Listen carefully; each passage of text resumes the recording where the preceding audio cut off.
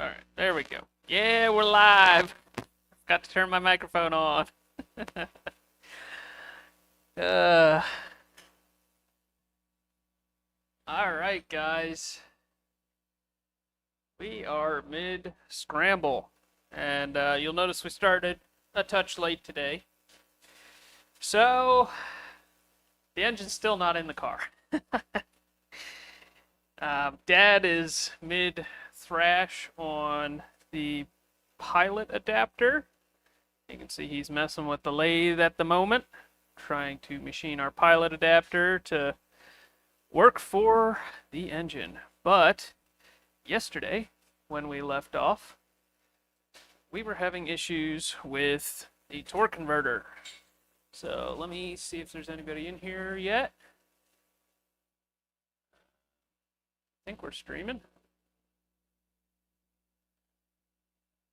Yep. All right, we got some people in here. Good. How's it going, everybody? All right. Let's get this back up. I got here as soon as I could. It's all good. We started a little bit late today, but all right, guys. Good morning from Gainesville. Hey, how's it going, Josh? It's been a while. Howdy. Yep, you're good. Okay. Cool.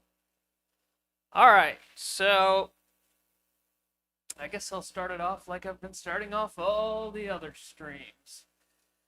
This is my 1981 Ford Fairmont Station Wagon, and we bought this car 6 years ago. We built it for the street race small block power adder class for Drag Week back in 2019. We made it to that event with a few transmission failures beforehand, and we tried to make a pass on the first day, went a 9.08 at 151, and unfortunately the engine started to make noise, so we didn't make it past day one. The car has had a series of transmission issues and other annoying issues while it had the LS in it. And at some point, I got tired of the LS and I decided to swap in a Vortec 4200 because we wanted to go participate at the Sick Week Freaks class. Now, if you're not familiar with that class, it's basically for guys who like to do stuff that's out of the ordinary. Kind of like 6-cylinder, 4-cylinder, 5-cylinder, or diesel or electric stuff. Rotaries are allowed as well.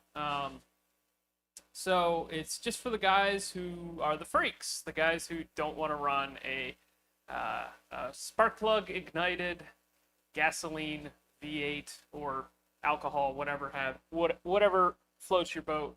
You can run a diesel V8, but not a gasoline V8. So it's for all the guys that are doing weird stuff. And I love the class, and we actually won the class earlier this year at Six Summer, and that was really, really cool. It's pretty much I've wanted to win a drag and drive class most of my life. My parents have been participating in Drag Week since 2011. And ever since they started doing that, I've wanted to do a drag and drive and win a class. So that's been about coming on 15 years that I've had that dream, and we were able to do it earlier this year. That was really cool. But there were a few people that didn't show up to the Sick Week Freaks class that if they would have, we would have been cooked. And so we decided that it's time to build something a little bit faster. And so we're building a red 1995 Camaro that will be much lighter and make a lot more horsepower than the Sunbird that we took to Sick Summer. So we're getting geared up on that project. The hope, I haven't really told anybody this, but I hope that car is ready for Sick Week 2026. I haven't even told my dad that, so keep an eye out for that one. So that brings us back to this car. Since we're building something really fast that's going to be 4200 powered, this car kind of has lost its purpose a little bit. What are we going to do with this thing? If I'm going to go participate on a drag and drive with a 6-cylinder car, I'm going to take my Camaro. Why would I take this? This is heavier, less aerodynamic, and doesn't make as much power. So why would I take this? So we decided recently that we were going to take the 4200 out and swap in a Vortec 3500, or its 5-cylinder little brother. So you guys have been watching us do that these past 8 days, and yesterday we ran into a pretty big hurdle. I guess I'll summarize the live streams. On Saturday, we got the 4200 out, put the 3500 in, built some engine mounts. On Sunday, we started to build the turbo manifold, and on Monday, we continued to build the turbo manifold. On Tuesday, we built this masterpiece over here, if I do say so myself. The heavyweight's being pulled by the guys over at MW Steel. Big thanks to them. This is a dual plenum style intake, and the reason that it has this shape to it is because it is inspired by what the guys do in rally car, which is they run this style of intake. It has 2 plenums. It has this first one here and the second one here. And the first plenum is designed to distribute air across the second plenum as evenly as possible, and it improves cylinder to cylinder distribution. So if you guys want to get a kit like that for your build, go check out the guys at MW Steel. They make a really, really nice kit. MW Steel. Go check them out. mwsteel.eu. They are based out of Finland, so you'll have to use the translate feature on your browser most likely. But after that, on Wednesday, we built a forged rod and piston 3500 that's sitting right here. It's a 3500 bottom end. Now, I've answered this question about 3,500 times. One for each cc that this engine displaces. No, not 3,500 times. But we've answered this question quite a few times.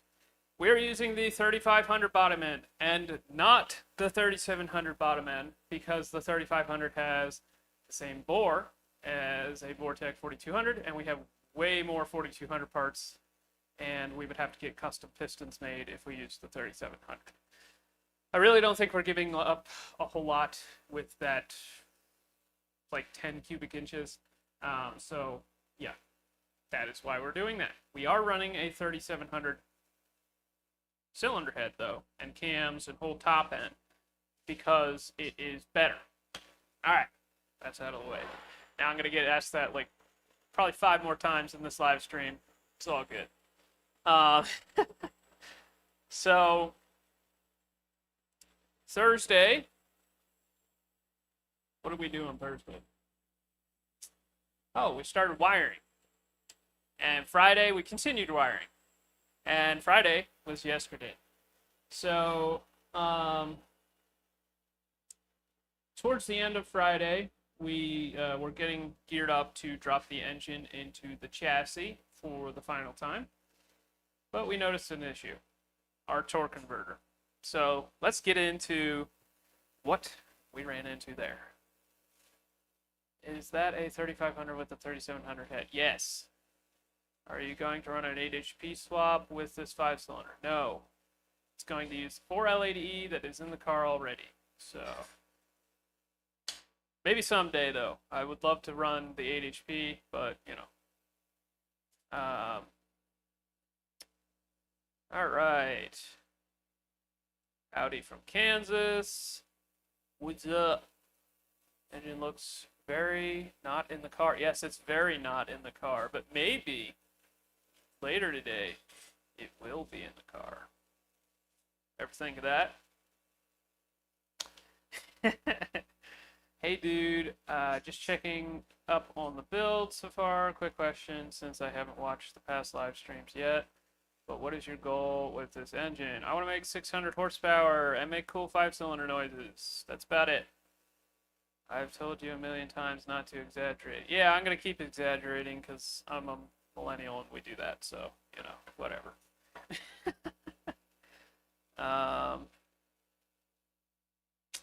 Yeah.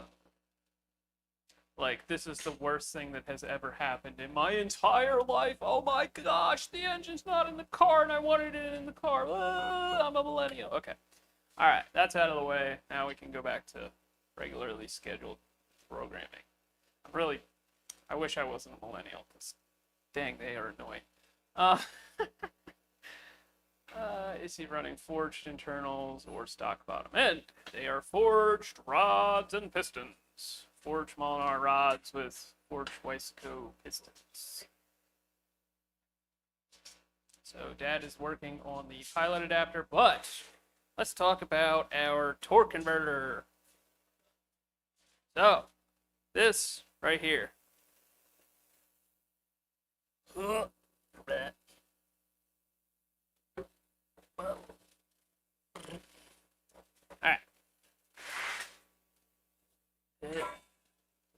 Get it in here close for you guys so you can see it.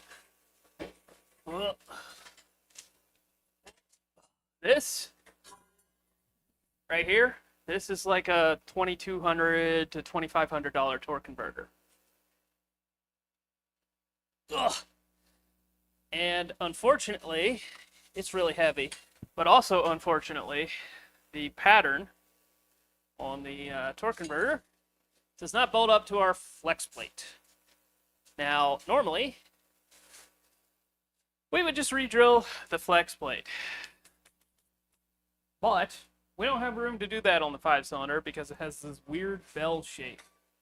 So, they made this super concave looking flex plate here to get around the balance shafts. Now,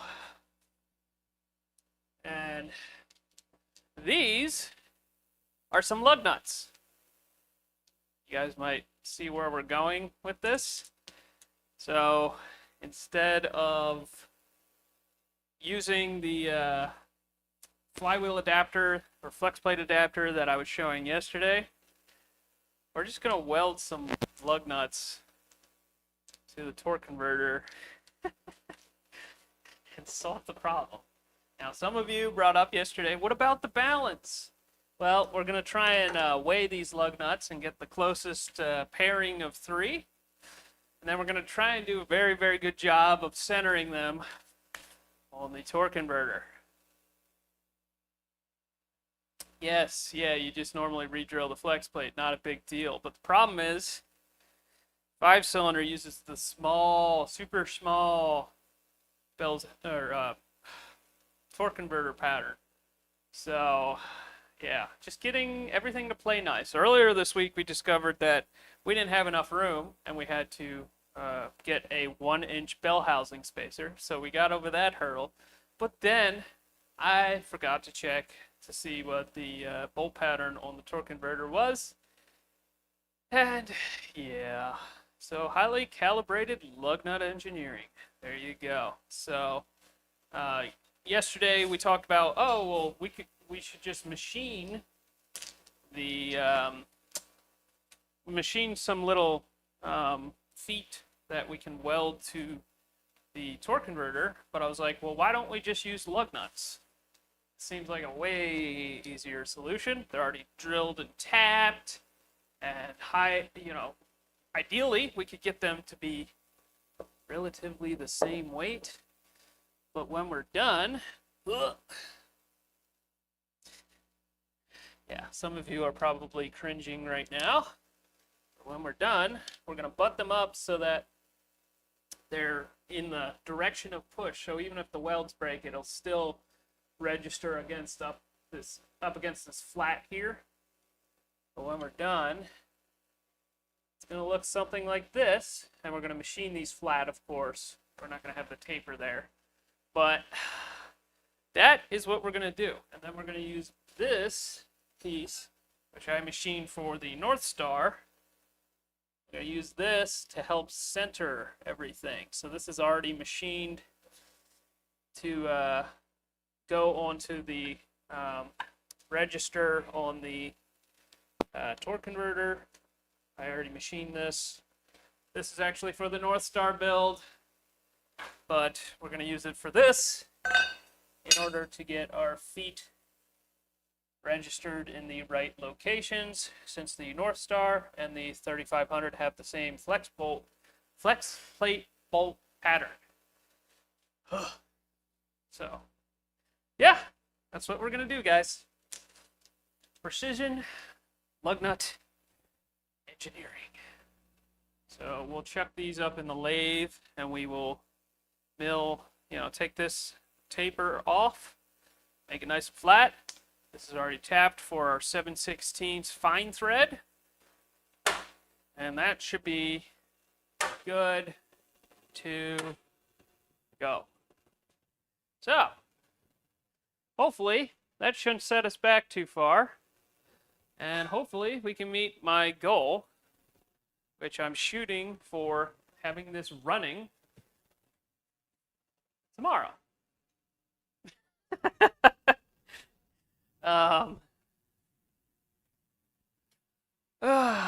Yeah. How far can I go with a stock bottom end? Don't know, but I would think 500 wheel horsepower would be a good stopping point. Do you have any mods for the F-body hood to clear the hood on the Camaro, or does it actually fit? It just fits. I don't even think I would have to run a hood scoop, but I do have a hood with a hood scoop, so I don't even have a stock hood that I could see if it does fit under the stock hood. So, yeah, I have a Sunoco scoop. It came with the car, which I actually don't really like the thing. I'd rather have a bolt-on hood than a pin-on hood, because I hate pin-on hoods. They suck. It turns a very easy, like, oh, you want to see under the hood? Here, let me show you. To like, hey, could you come over here and help me lift this hood off? It's just annoying. Any mods to the head? Yeah, it's ported. Did you? Okay, I already read that one. I already read that one. Highly calibrated lug nut engineering. Yes, sir. Yes, sir. I'm gonna close this door, because I hope you guys can't hear that squealing. Instead, working on the lathe.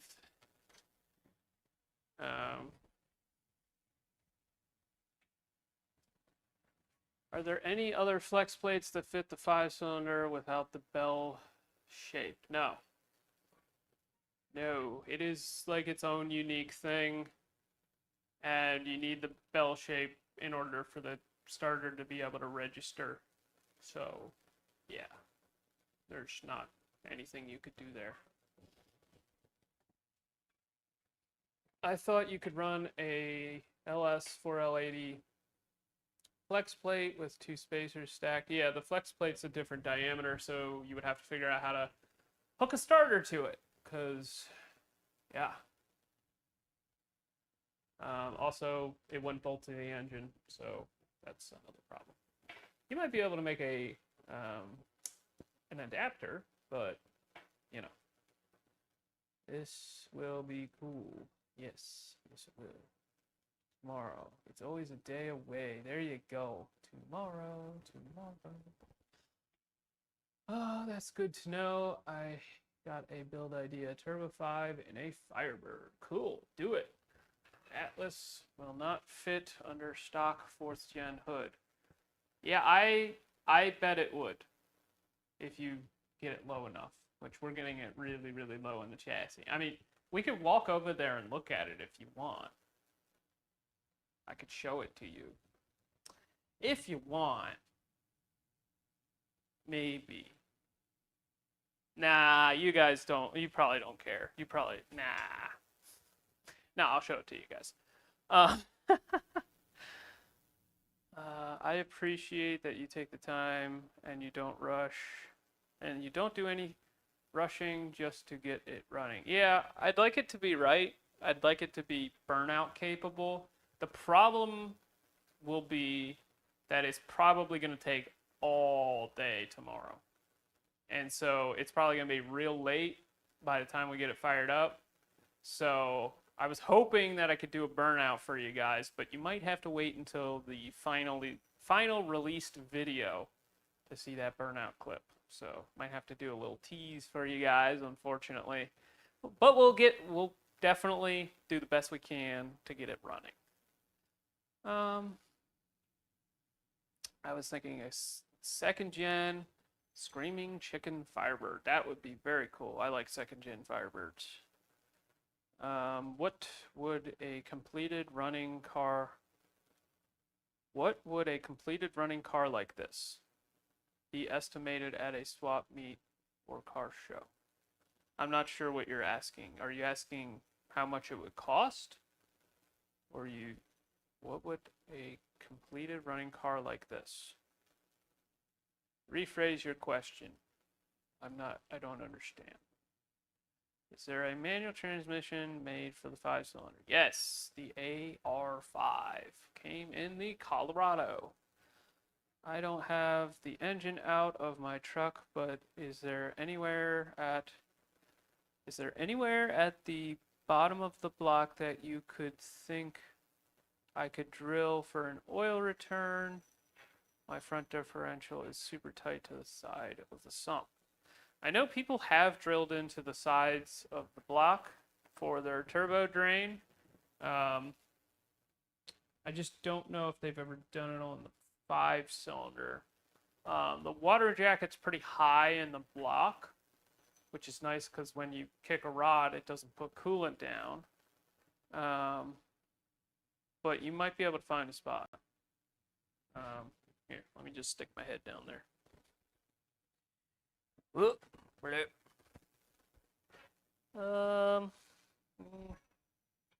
yeah, I don't know about that.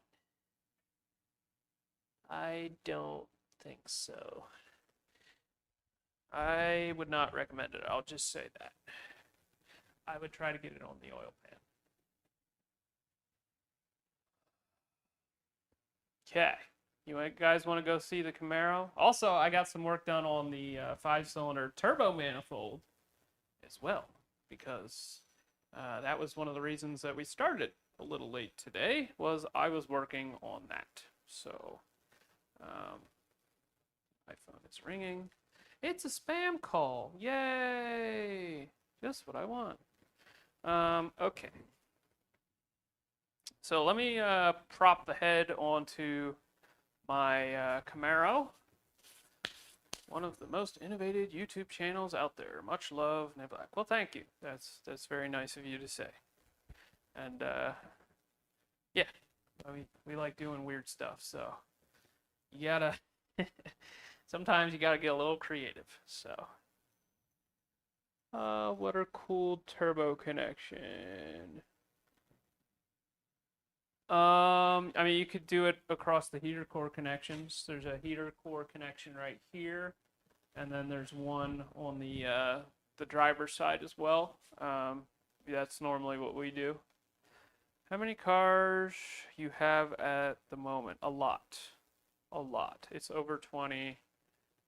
I don't know the answer to that. I would have to count them.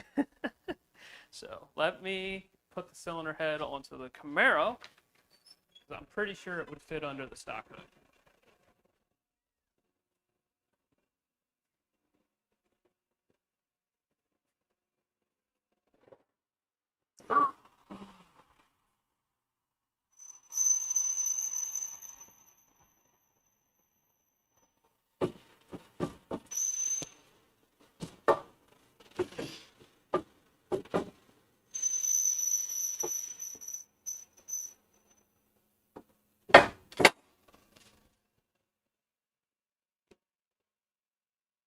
Yeah, I bet it would.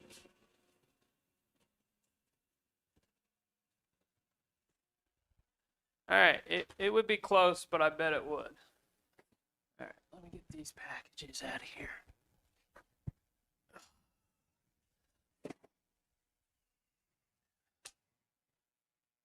Yeah, I mean, one of the keys is to get a very low profile oil pan. And yeah, one of the goals is to get a very low profile oil pan, or one of the best ways to get it to fit well is to get a low profile oil pan. And we got ours from Forever Fabrication. They make a really nice steel pan for these, and one of the keys. All right.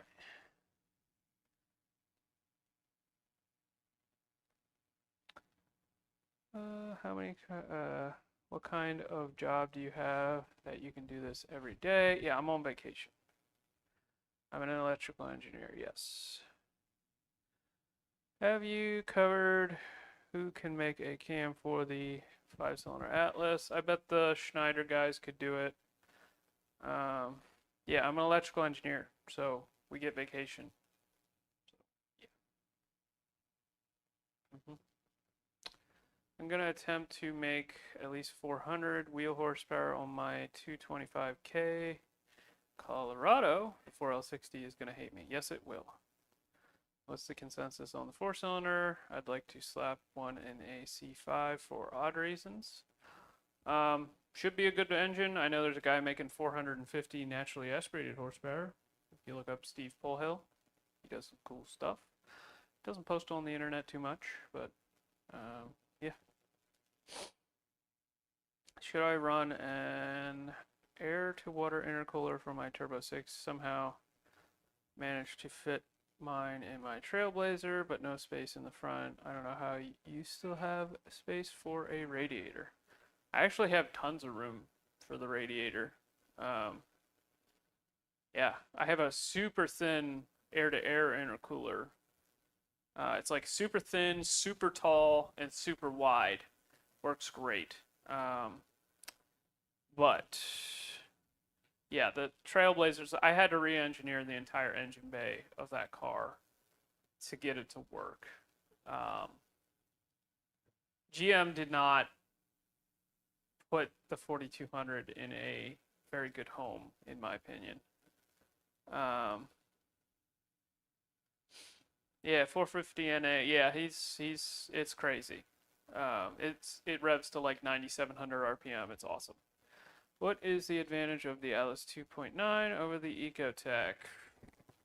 Cubic inch. It's better suited for a rear-wheel drive application, maybe. But they did offer Ecotecs in that, I guess. But I don't know. Displacement is what I would say. I bet the cylinder head's probably... I don't know. I don't have any experience with the Ecotec, so I don't know. Maybe the cylinder heads are good on those, too. But the cylinder heads on the Atlas stuff is pretty dang good. Alright, so let's hop over. I'm going to show you the turbo manifold. And I'm going to show you the Camaro. Because... yeah. Kiss my screen. Kiss. Okay. Beep. Burp. Alright. You guys ready to go see it? Let's get some hype. Hype, hype, hype. Ecotecs are fantastic little motors, but Atlas bigger. There you go. Alright. So let's go over to the Camaro. Alright. Got a lot of stuff rolling here. That's great.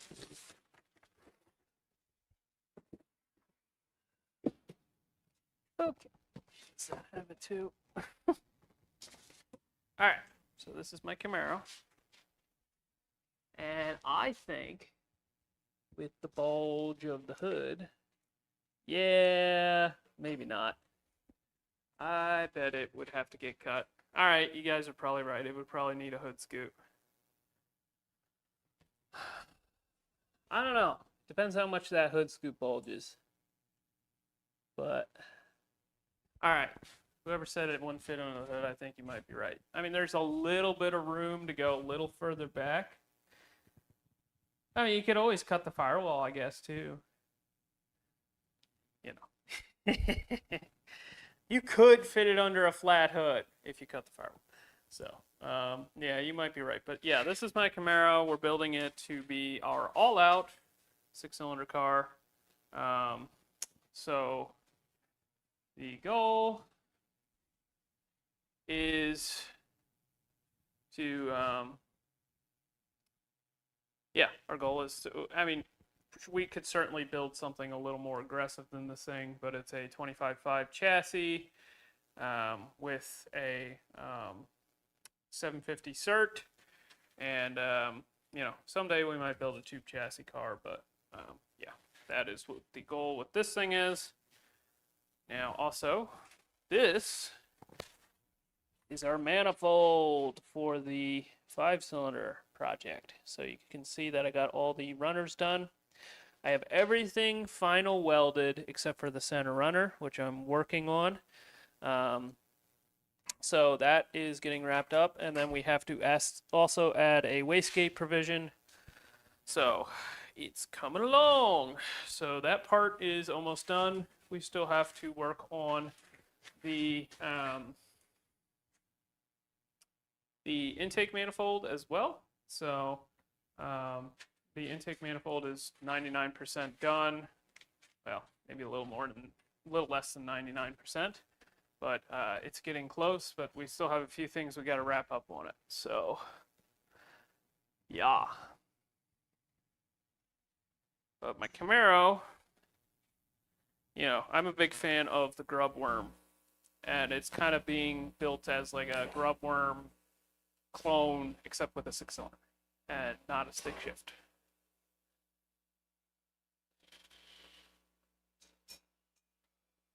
Lean, yeah. Only one way to find out, yeah. Camaros look good with hood scoops, so it's okay, yeah. Agreed. Calvin, when the Camaro's done, I think you should call out Cooper's 2J Camaro and see who wins.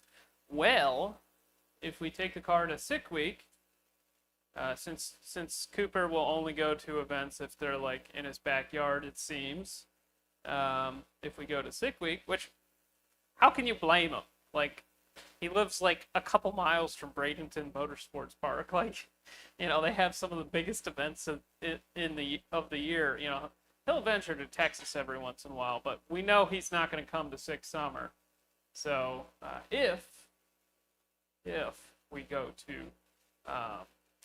Sick Week, and if Cooper does what he says that he is going to do, which is to bring his Camaro back to the Sick Week Freaks class at Sick Week 2026, because he said that he was going to.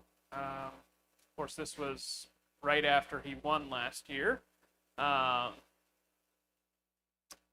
If that happens, then we could in all reality, we could see that matchup happen. And I wouldn't have to do any calling out at all. But yeah, I don't know. I'm not really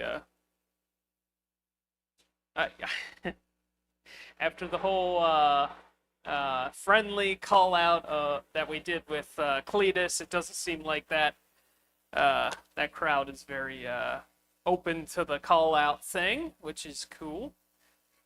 So I don't even know if that would register for him. So I might buy an Atlas 5 in the end of this bid. Okay, cool. What are the ET goals for the Camaro? Low 7s? No. No, it's a 750 cert. If we can break into the 7s and go 7s every day, that would be incredible. If we could go low 8s every day, that would be amazing. If we could go 8s, 8 anything every day, that would be pretty dang good. So my goal is to go faster than an 850 every single day. I'd like it to go high 7s. Low 7s, you're getting into big horsepower, big money type, type of performance. So, yeah, I realized that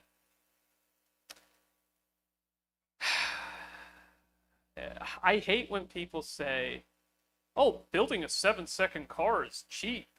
No, it's not. Like, for most people, that is not cheap. Like, you're talking about a $40,000 to $50,000 investment potentially. I mean, we're gonna try and do it for a heck of a lot less than that, but yeah.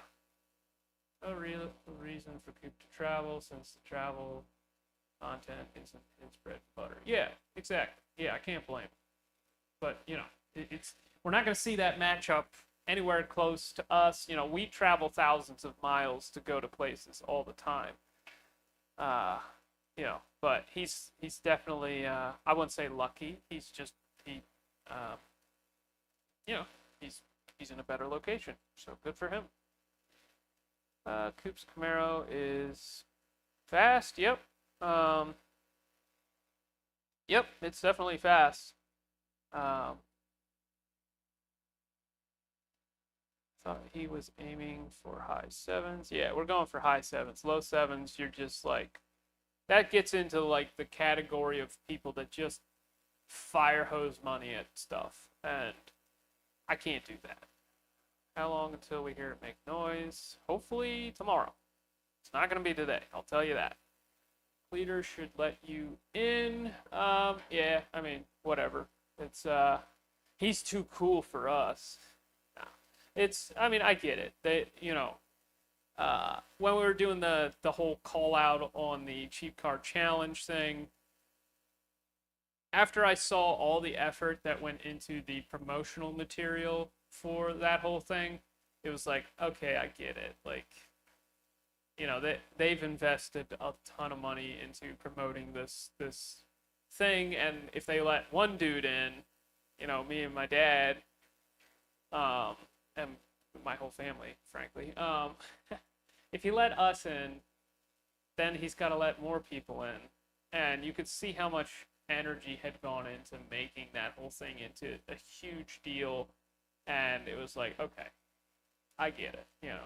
It doesn't make sense to have 5 cars, and also once you open it to one, you open it to a bunch. I would have liked a little nod of approval. That would have been cool. But yeah, they didn't talk to us at all the entire week. And whatever. What are the RPM limits of the 4200? Stock RPM limit is 7200, right? No. I remember you mentioning valve float once. Yeah, that was a long time ago that we were talking about valve float. Yeah, the stock RPM limit is 6100. And the comp eliminator guys take them 11,000 RPM. The highest we've ever taken one is 8200. Hopefully with the red car, it will be somewhere around 85. The RPM limit is mainly due to just how big the stroke is.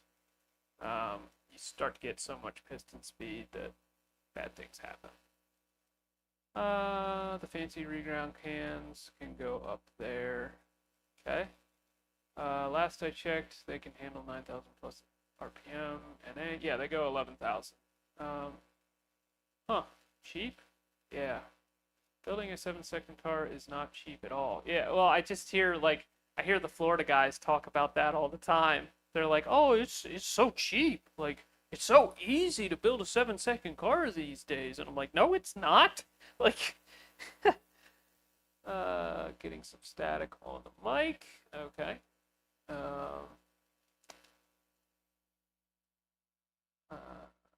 Wait. Sleeper Dude, hey, how's it going? Just wanted to let you know, you talked me into buying a pair of 7875 turbos to replace my GT45 on my big block Fairmont. I bet that will work out very well. Those GT45s, I'm sorry, they're really bad. Yeah, they're just old. So yeah. I they They're cheap. That's about all the good things that I can say about them. They're cheap. I know that Richard Holdner uses those turbos all the time, and he makes the big horsepower numbers, but you could do it so much easier with another turbo. It's just, we have fought our way into making those things work, but it just, yeah. Anyways, 9,000 RPM on stock internals? No, no. They have like aluminum rods and all kinds of fancy stuff. You might be able to do it with stock internals. We've never tried. We've never had a cam profile that would support 9,000 RPM. You know, there's no reason to rev it if you're not making power. I've spent over $15,000 just to get my 500 wheel horsepower reliable on my Turbo 6. Yep. Yeah, the price goes up exponentially. Exactly. Thinking about one of these i5s for my mini truck, just for making good noises. There you go. Cool. No, not on stock internals. I mean, I've heard of people doing some weird stuff with stock internals, but the comp eliminator guys are super tight-lipped. They will not share anything. And the two guys that knew the most died with all their secrets. Unfortunately, during COVID, they both passed away. So. Yeah, it might be sweat on the mic. Alright, you guys say it's a problem. Let me see if I can fix it. It's really loud. Yeah, it's real loud, huh? It's okay. Alright. Probably should have turned off my mic before I did that, huh? But, you know.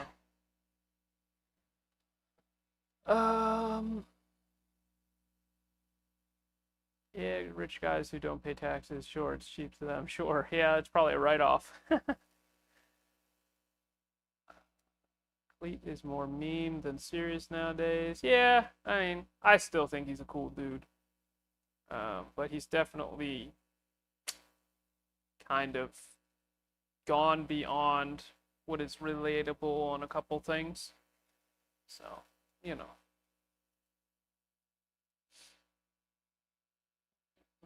The only person they let in was the creator of Sick Week. Yep, exactly.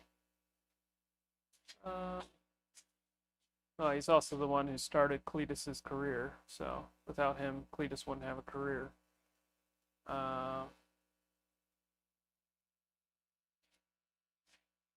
Okay.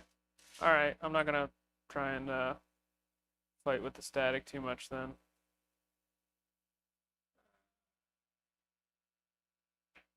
Surprised the state full of supercars thinks that making fast cars is cheap. There you go. What RPM are expecting it to get out of the 5-cylinder? We're probably going to stop around 7. Yeah, you can do a 7-second Corvette. So cheap, we bought a wrecked Corvette for $3,000. Paid $25,000 for a Texas Speed built LS, and a $3,000 turbo, and a $5,000 transaxle.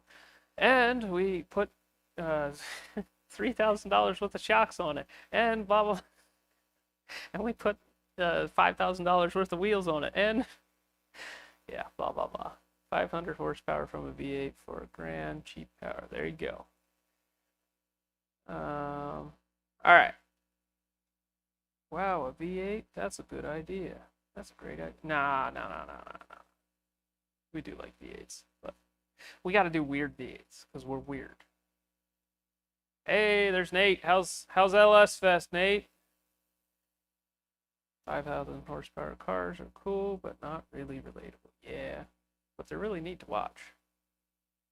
Even all used stuff from Marketplace, they're gonna spend 75 to 8,500 and go low 8s, high 7s, and that's if you already have a roller and it's light. Yeah, exactly. Where are we at this morning? Still getting those tabs fabricated and welded today? Nope. We're gonna use lug nuts. Yeah. All right. This right here. This is a 20 $200-ish torque converter. And these are some lug nuts. And today, they will become one. We will marry the two. You didn't know you were tuning into a wedding. We're gathered here today to celebrate the blah blah blah. I don't even know what they say at a wedding.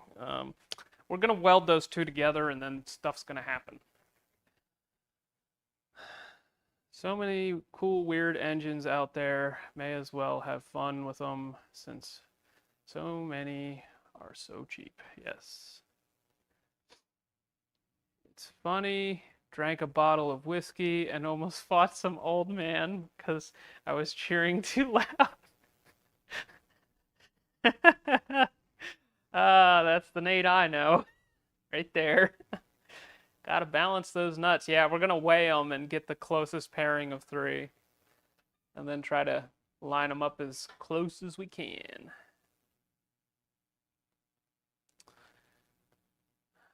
Will be a $2,210 torque converter now. Yeah, there you go. Yeah, it almost hurts me a little. Almost hurts me a little to be doing it to that nice of a torque converter, but yeah. But, you know, 5-cylinder noises, right, guys? Right? Right? Right? Niphack 57.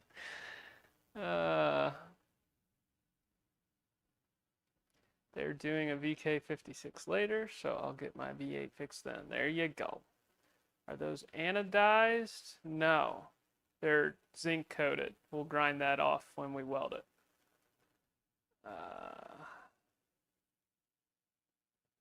I guess for your father, do you have more fun racing in the early days or hot rodding in today's modern world? Okay, I will ask him that when he frees up. Are you going to do cams, regrinds? No, not right now. Maybe later. You got this. Rally car noises intensify. Exactly. Weld that lug nut to that really expensive torque converter.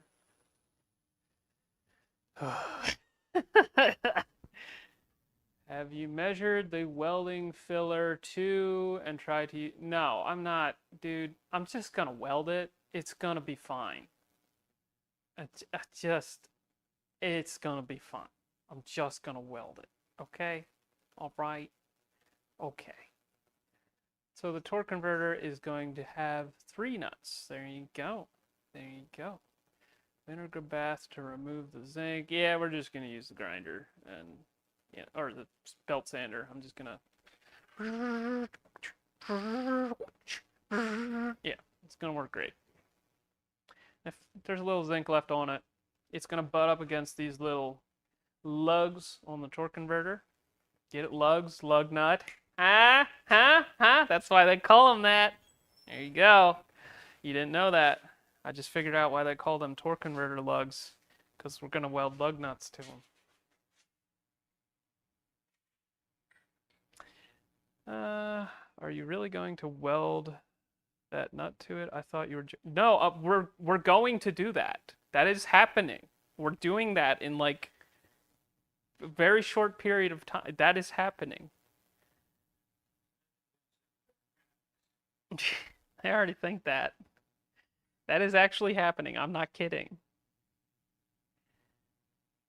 So you're going to use lugs nuts as spacers? No, those are the lugs that will attach the torque converter to the flex plate.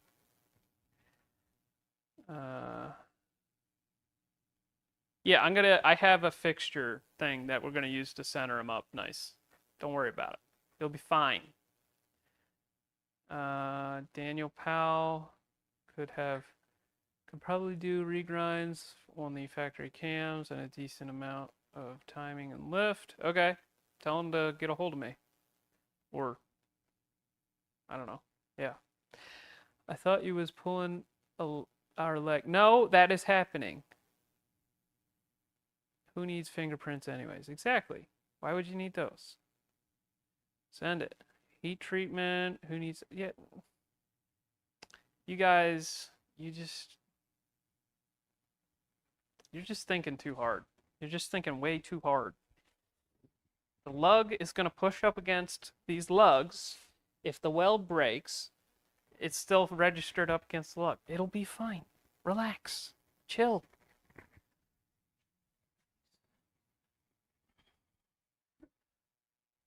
Have to JB weld them. No, no, no, no. We're going to use a real welder.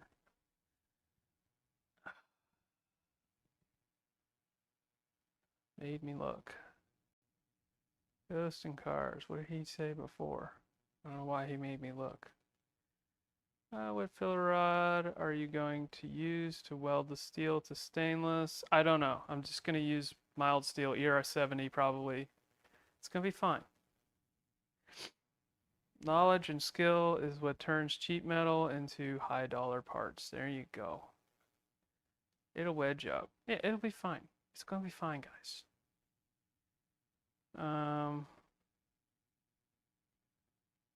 Okay, cool.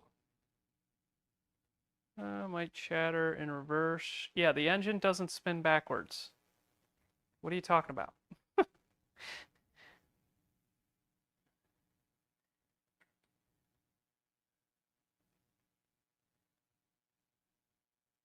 It's gonna be fine, guys. Relax. Just take it down. It's gonna be okay.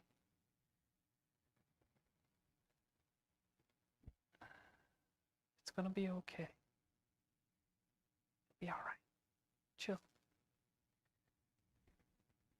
Yes, it's fine. It'll be fine. We're gonna take these lug nuts.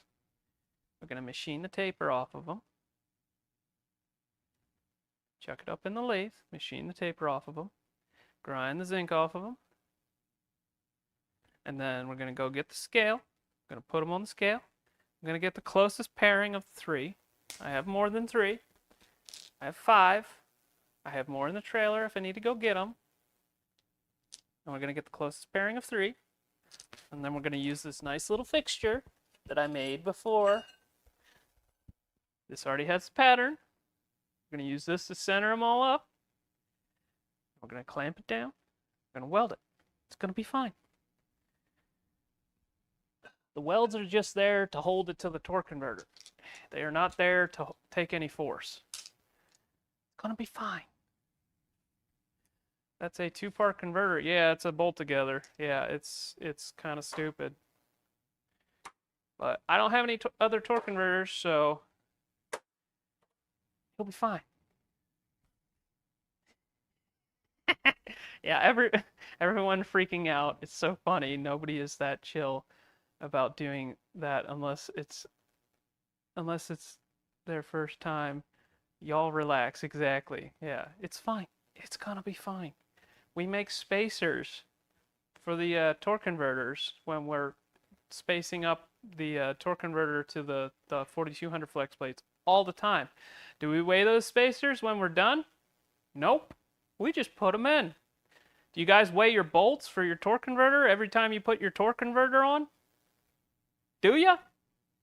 Do you get 10 bolts and get the closest pairing of 3, or do you just bolt it up? It'll be fine.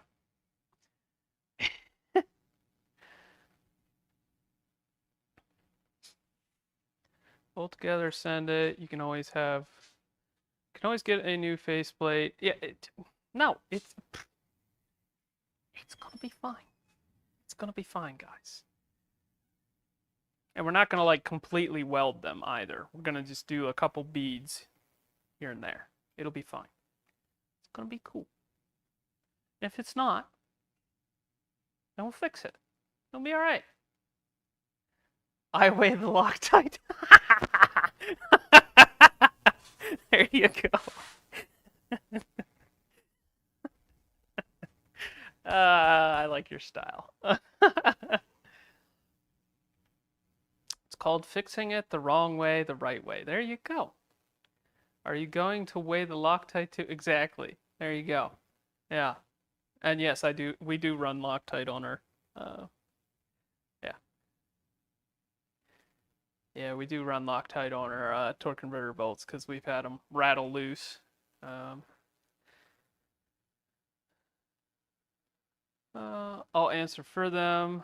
No, they do not. And anyone who says they do is a liar, LMAO. Exactly. Exactly. You don't do it. I know you don't. Yeah, that's what I was saying. It'll be fine. It will be fine. It'll be fine. It's fine. All right. So, Dad is using the lathe again. He's trying to get the hub adapter to get, he wants to get that fit up nice. So he's working on that, so he's using the lathe. So, all right, what can I work on? What can I work on?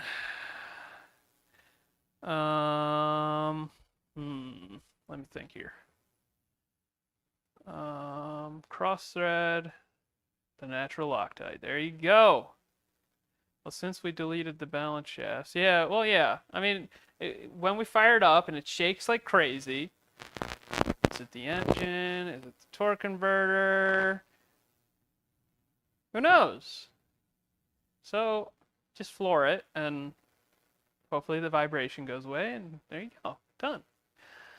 It's only 3 nuts going to 7,000 RPM. Yeah, no big deal. It's not a big deal. Just chill. We use spacers all the time. We don't weigh them. It's fine. You see this really cool ballistic shield that we put on our transmissions? That'll protect us. It'll be all right. Nice little ballistic shield. It's gonna be okay.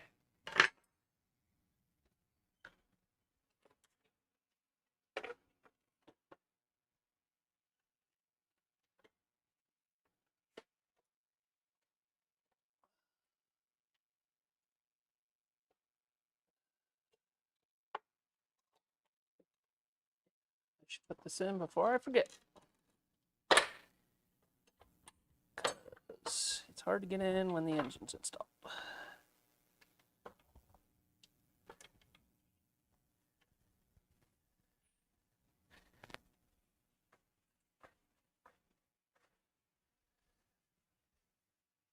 Alright.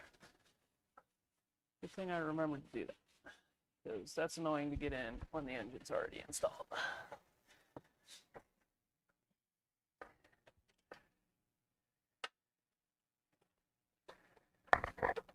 Oh, nice with the promise. Okay.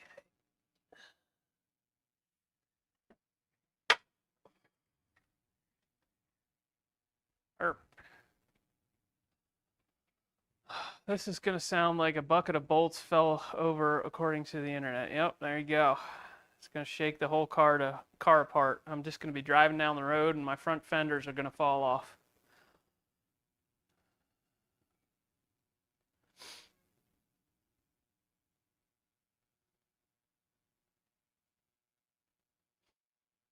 As long as everything vibrates at the same speed, it should be fine. Yep. Yeah, it's if they vibrate, but they vibrate equal and opposite of one another, then you got yourself some balance shafts right there. Yep, it's gonna be fine. As long as the crankshaft is not made at some plant, at the same plant as the Duramax, I'm sure it'll be fine. Yeah, those Duramaxes are weird. They have that like giant like offset torque or harmonic damper thing. Active weight reduction via vibration. There you go. Like driving one of those vibrating motel mattresses. There you go. All the vibrations will cancel each other out and it'll be fine. Exactly. I see a new t-shirt slogan coming to life. Yes, it'll be fine. It'll be fine. Machine shop that knows 5 cylinders well can balance the crankshaft so it idles silky smooth. Okay. It would help if the pinned crank, it would help if the pinned cranks on the if they pin the cranks on the Duramax. Okay. Audi. It'll be fine. If it isn't, you'll find out, and then you'll fix it, and it'll be done, and then it'll be fine. Exactly. Somebody gets it. All right. So, I guess I'm going to start machining these lug nuts. Because, yes, that's actually happening. Some of y'all never watch Roadkill. That was loud. Some of you never watch Roadkill on the shows. Exactly. Exactly. Yeah, I got the 3 shiniest lug nuts. I have more if I need them. All right, you still working on that? Okay. All right. Okay.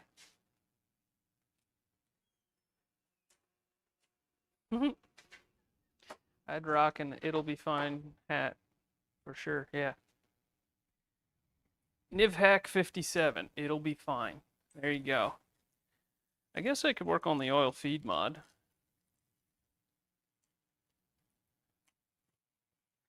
So, yeah, let's work on that. All right, so there's a dude, Lunar's Outlaw Garage. He's been in the chat a few times. He just developed this nice little piece of kit right here. This is set up with the M16 by 2.0 thread that is in the front here, and what this is for is what is called the oil feed mod. Yes, yeah, we'll come out with a Nivhack 57 shirt for sure. Alright, so these engines tend to overfeed the front main bearing and the VVT system, because this was the very first engine that GM did variable valve timing with. So they were a little overcautious, I think, with feeding the variable valve timing. So there's a very simple mod that we can do to make it so that it reprioritizes the oiling system so that it's feeding, you know, stuff that I think is a little more important, like, you know, the rest of the engine. So basically how this works is we have this little banjo fitting. We're going to kind of combine 2 kits into one. So if you guys go over to Atlas Industries, you can buy an entire kit that just drops right onto this engine and works. But today we are going to be combining 2 of them. So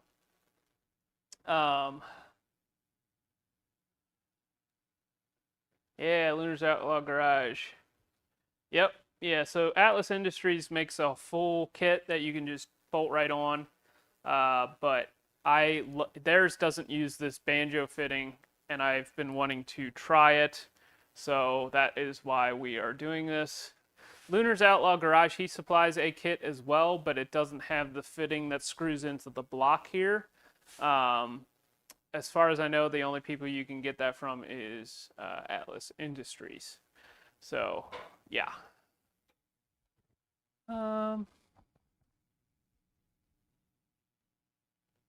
There you go. If it's out of balance, then we just weld more lugs on it. There you go. Or we send it back to Circle D and have them rebalance it for us.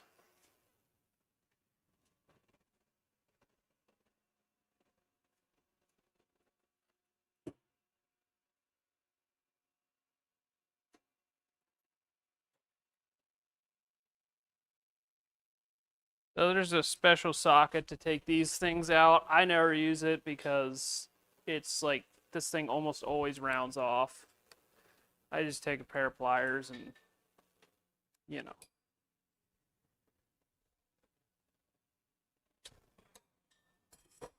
Pair of channel locks, I should say. Okay, Badlands Industry, you make one as well? Okay. Alright,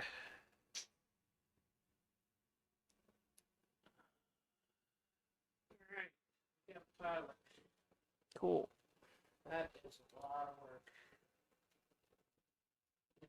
Double check all my dimensions and then you can have the lathe. Okay. Or do you want me to do the lathe? Oh, you can do it. That's fine.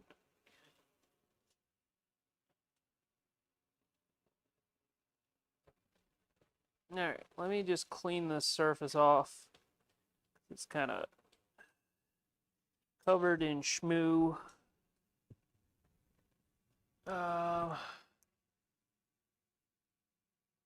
Have you considered balancing the head journals as well?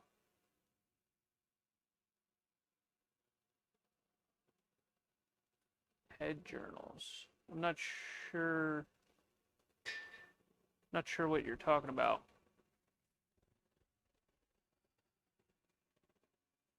Love to see more and more parts becoming available for these engines. Yeah, it's pretty cool.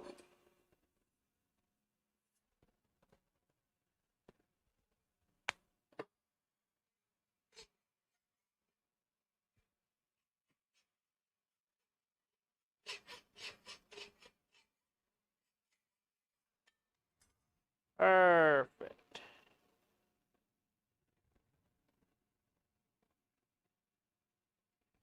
Beautiful. It's a beautiful thing.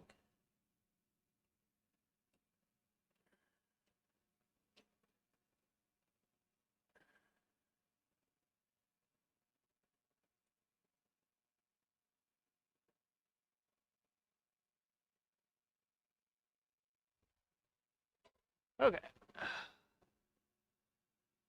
Our oil feed kits has a balance line for the head as well. 2 plugs on the back of the head. Okay. I'd be interesting to try that, actually.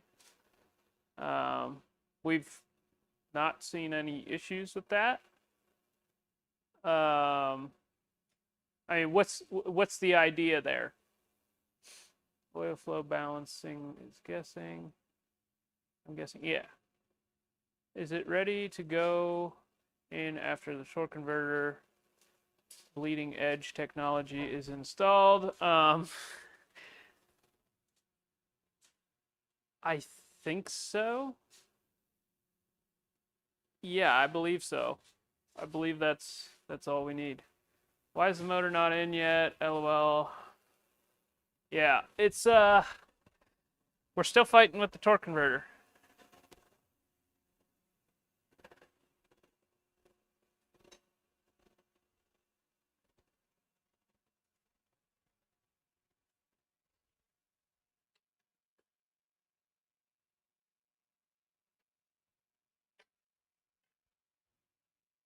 All right, I think we're good. Okay. You can double check. So.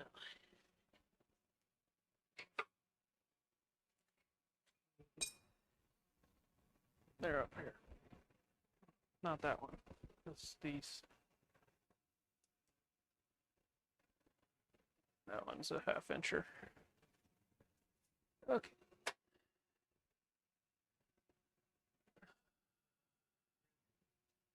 No, but they should be. Here. Yeah.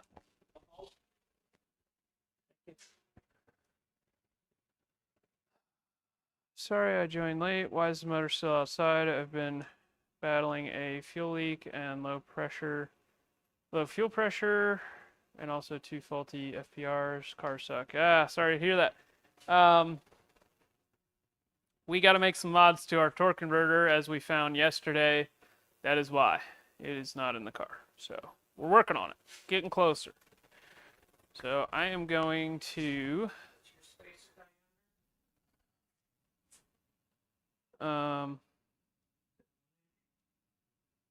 yeah, that's what I was planning. Okay. All right. So this is the fitting that screws into the block. And why can't you see it? Here, let me hold it up against my shirt. There we go. This is the fitting that screws into the block from the guys over at Atlas Industries. So that is what you need, an extended length M10 by, I think, no, M12. Yeah, I think it's M16, I think. M16 by 1.5, I believe. And then it goes to 8AN So that screws into the block right here. Now, I need to go find a washer to work with this because otherwise it won't seal. And I normally put thread tape on the threads because the factory has some sort of goop that they put on the threads as well. So, and then we need to get our line to go from the front to the back. Yeah. All right, I'm going to be right back, guys.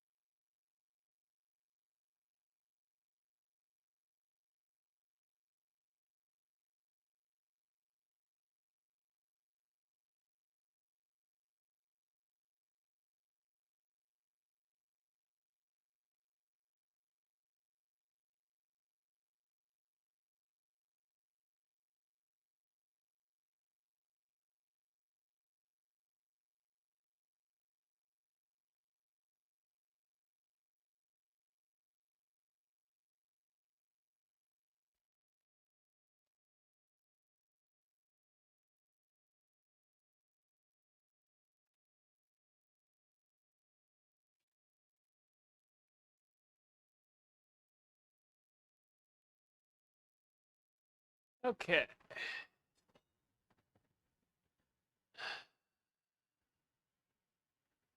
No deadheading and even flow to all the lifters. Okay. Well, hey, Badlands, if you're willing to work with us, I'd love to run one of your kits on the red car. If yeah, we can talk. Uh, I'm pretty sure it's ready to go in after the torque converter's modded. The mods are done to the torque converter. Artec makes a great intake manifold for the 4.2. Wish they would make one for the 3.5. Actually, the intake manifold they made for the 4.2, I don't think ever got released. Why is the motor not in yet? Oh, yeah, I already answered that.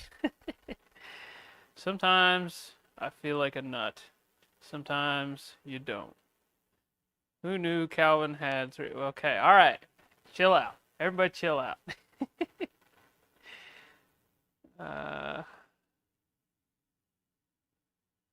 There you go. Okay, cool. Thanks, Badland.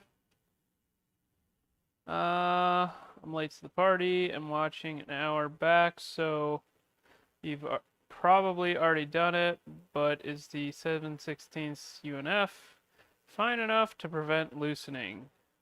Yeah, I mean, that's what Circle D has in the converter already, so I would think so.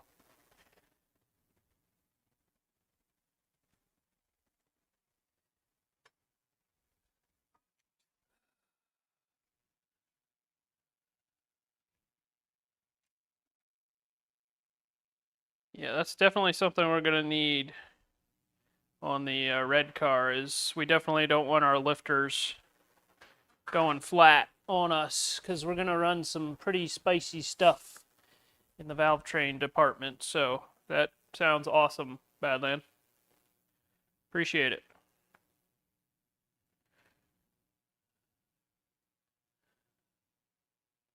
I'm late to the party and watching. Oh, I already read that. Killer build. Can't wait for the test run. Me too. I'm looking forward to that.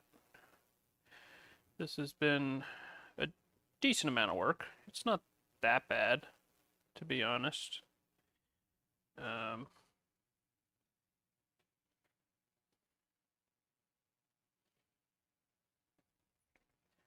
Definitely turbo and supercharging. Okay. Yeah, I mean, maybe we're gonna have to try that someday. There's enough people that have brought it up. You know, one of the struggles of YouTube is you're trying to do stuff that's either has the potential to be popular or, you know, is already popular, but maybe you can find a new spin on it that people find interesting. And there's a lot of people that ask about turbo and supercharge. So, I don't know, maybe someday. Even though the lifters are pretty tight tolerance, there's just a ton of opportunity for the rear lifters to see low flow. Okay. That makes a lot of sense. Yeah, that's a yeah. I like it.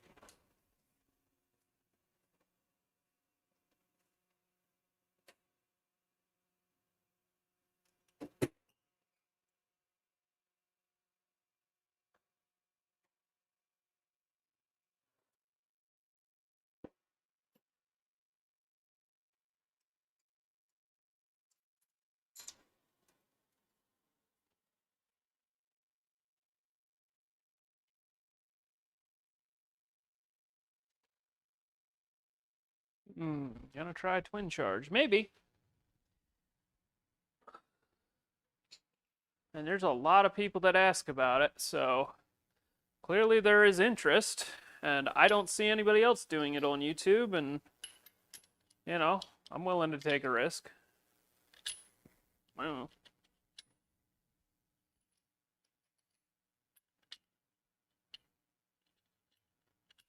Yeah, it's really not that hard. Not that crazy a fabrication.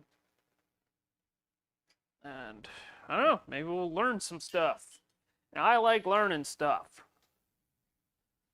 I thought this was day 7. I can't lie. Yeah. Oh, we've been at it for over a week.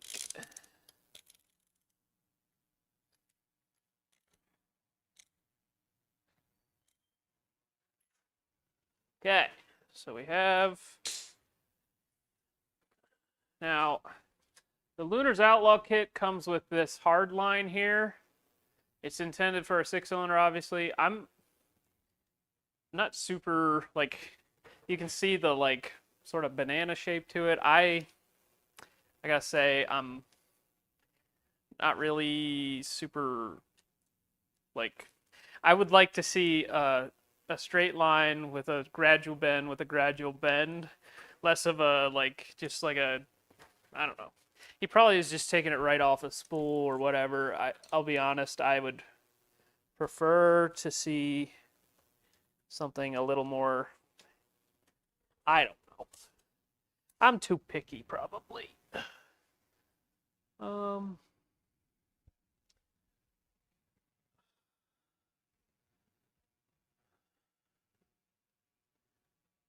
Why doesn't anyone make a standalone electric oil pump setup for turbo? Turbo seems like it would have been done by now. Yeah, that's a great question. I mean, we've used scavenge pumps to like run oil through oil coolers. That way you're not running all your oil through an oil cooler and creating that restriction in the system. But I've never, I suppose you could use it for a turbo maybe. I don't see why that wouldn't work. I mean, I would, you know, turbos get pretty dang hot. And it would be neat if somebody made like a standalone, like totally separate from the main oil system for like a turbo. I think that would be kind of cool. Actually, no, this has to be down here because that's where our alternator is going to be. Yeah, I've heard of people trying to do that or doing that because it would be nice if the heat of the turbo didn't get essentially injected into the main oiling system and get your oil all hot. I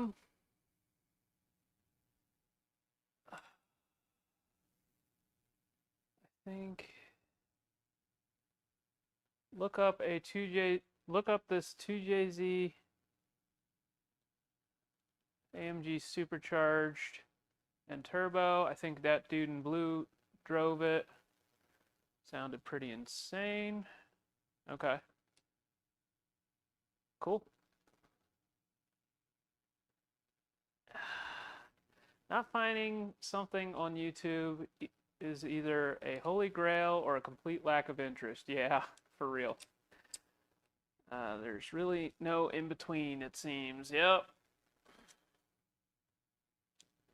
You could have the most unique idea ever, but nobody would could watch it. Yeah, there's this dude building this, I don't even remember what his name is, but he posts on the Sloppy Mechanics Facebook page every once in a while. He's building like this Factory 5 kit car. And he's doing like all this custom composite work. And like the dude is like a master at what he's doing. And he does not get any views on his stuff. And it's like, bro, like, what do you do?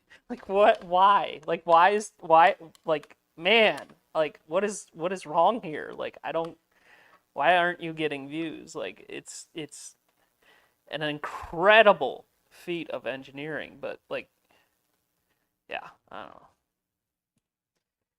All right. We might need to lose some length. Yeah, we do. All right. Ooh, love Factory 5. Yeah, I forget what his channel name is. Um,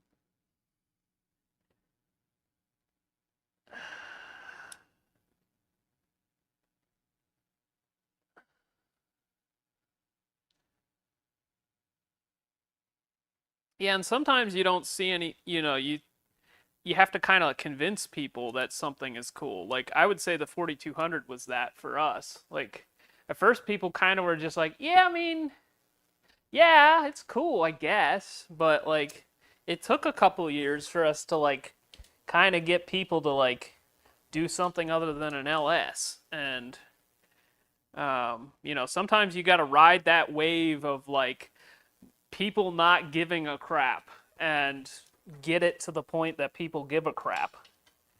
And some people are not willing to ride that wave. They give up way too soon. They're like, well, I guess just nobody cares. And then they give up. It's like, no, you just need to keep pushing. Sometimes people, you got to convince people. I don't know if this is the right way to do this. I'm going to be honest. I've never used aluminum hardline. Just trying not to kink it, to be honest. I have no idea if this is the right way to be doing this, so. Yeah.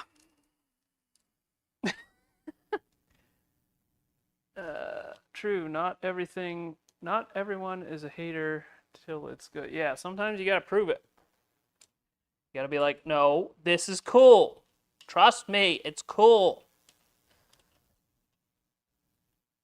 And you just have to keep riding the wave. And eventually, if you're diligent and lucky and, just persistent, all that stuff. Words. If you're lucky, it pays off.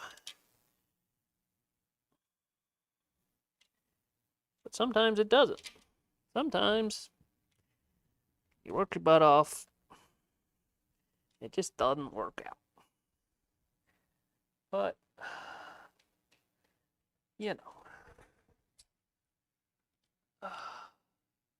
looks good for my house. Thanks. Everyone here went to his channel and subscribe. He would get pushed to the front page, probably. Yep.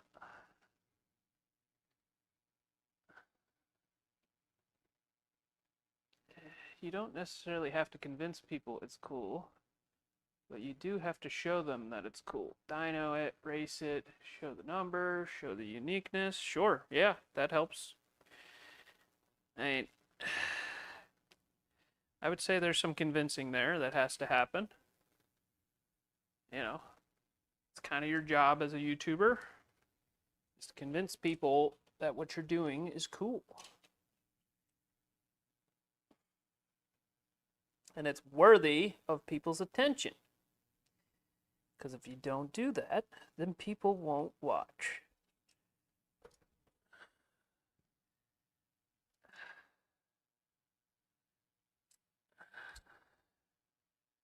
But it takes a lot of work, and a lot of time, and a lot of planning.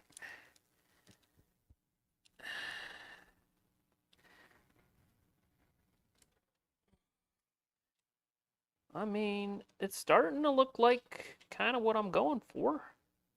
Yeah. I mean, I don't know if you guys can see that, but I mean, there's a line there that goes from point A to point B, and it's almost the shape that I want it to be.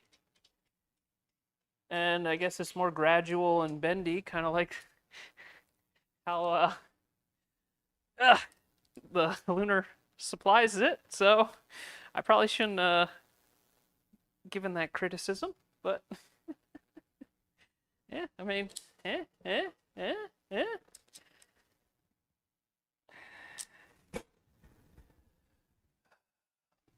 5-cylinder noises will help. I hope so. The All-American Supra is what finally got me convinced on the 4200. Well, there you go. See? I had to convince you.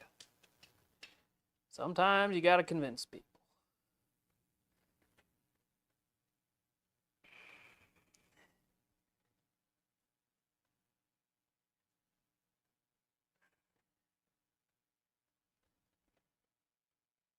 Yeah, I'll take it. I'll take it.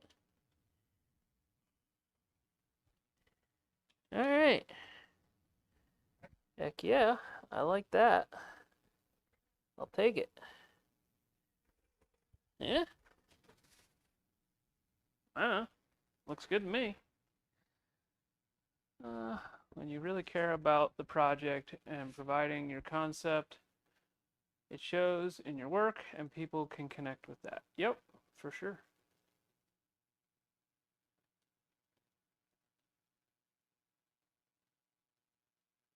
Okay, once you get it fit, leave it. Aluminum lines bend like once. Yeah. Yeah. Yeah. I believe that's called work hardening. Yeah.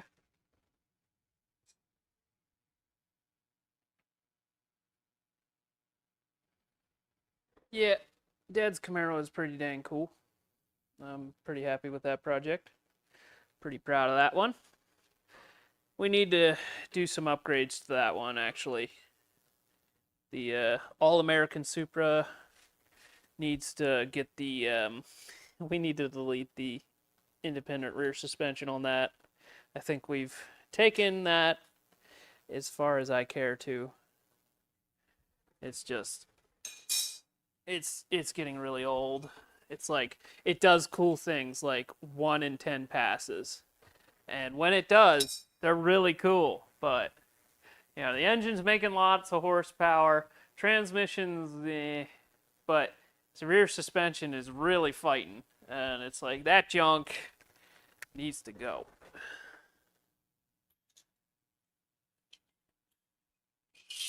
Alright, so we got our oil feed mod done.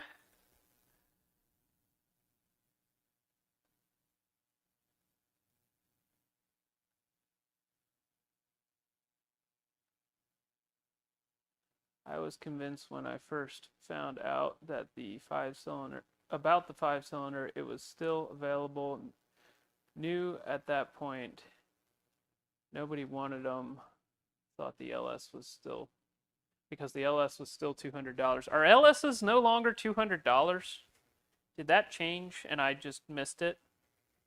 Because I have not looked at buying an LS in a real long time.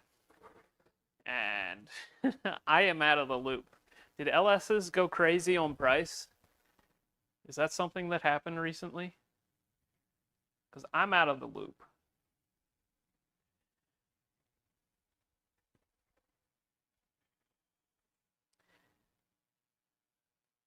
We might need to start cashing in, it sounds like.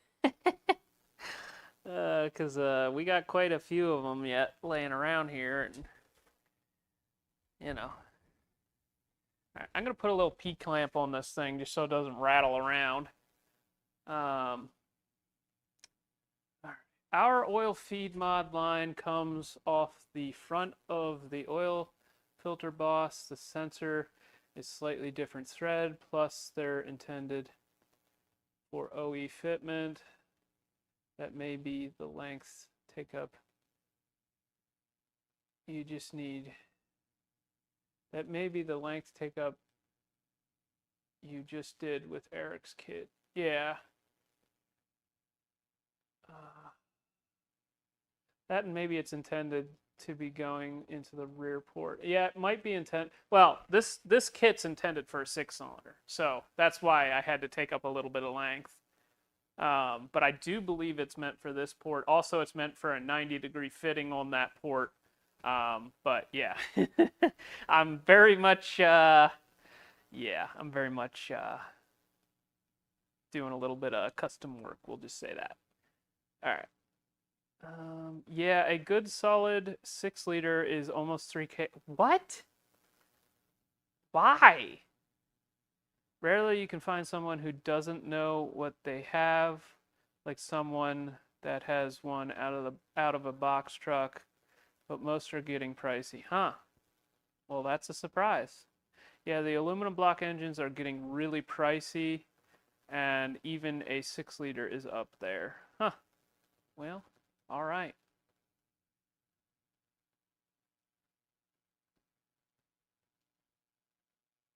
In my area, if you see a 5.3 for under 500 bucks, you buy it. Really? We used to pick them up for like 150 bucks. That's crazy.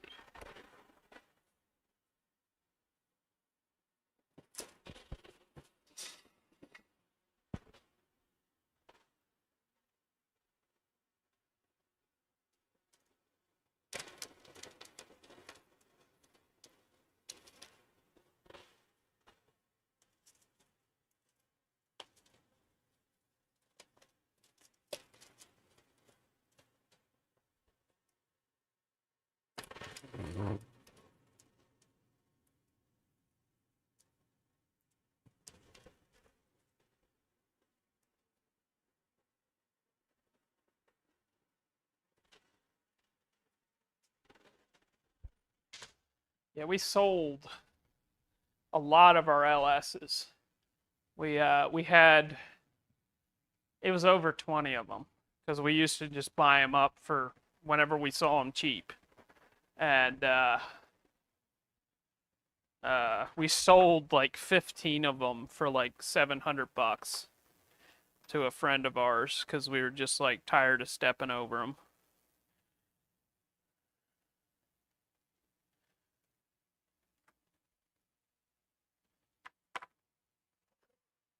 So we probably gave them away, but you know, it was to a friend, so you know.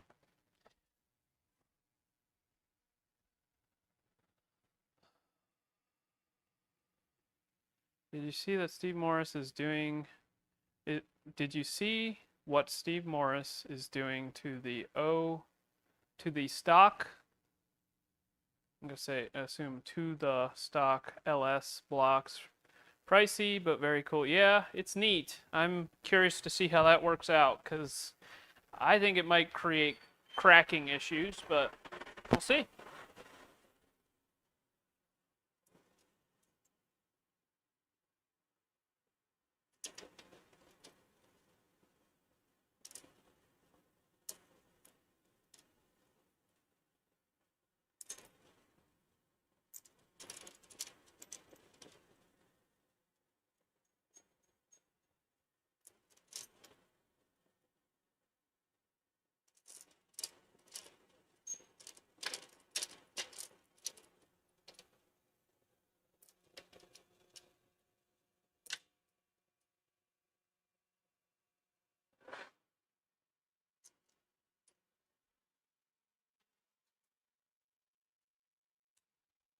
Friends don't let friends buy overpriced used engines. Exactly.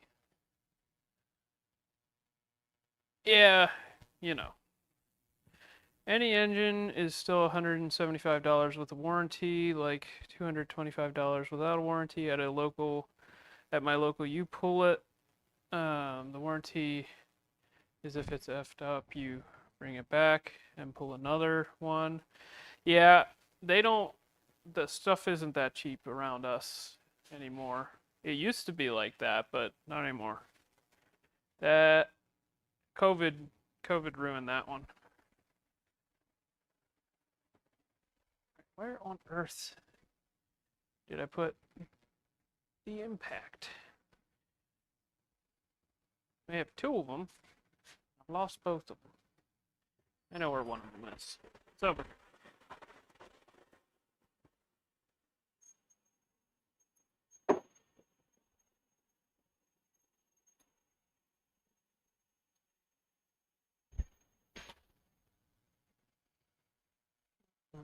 I finally have a garage and almost done building my workbench, 12-foot long by 30 inches deep. This will be the best workplace I've ever had. Maybe now I can make some horsepower, win some races. Cool! Congratulations! Oh, that's a lot of flat surface. Yeah. Yeah, I'd fill that up pretty quick. You know what they say about horizontal surfaces. Alright, so I'm going to put a little P-clamp around this hard line, just to keep it from rattling around. We're just going to self-tapper it right into the engine mount here. Now, next, I'm going to find out, yep, well, I have room. No, I don't. Yep, of course I don't have room to, alright, I'm going to lift the engine up just slightly, so that I can run that sucker in there.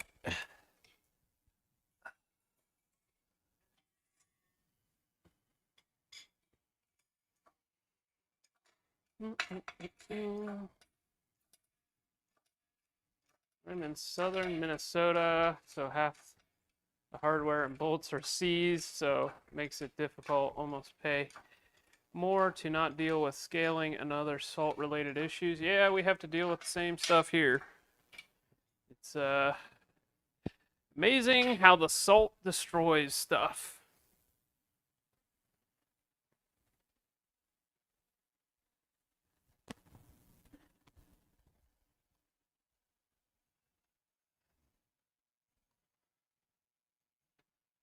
Alright, so I'm going to stick a block under the front of the engine and then lower it back down.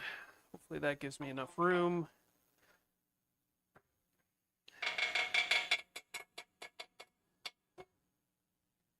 Yep, okay.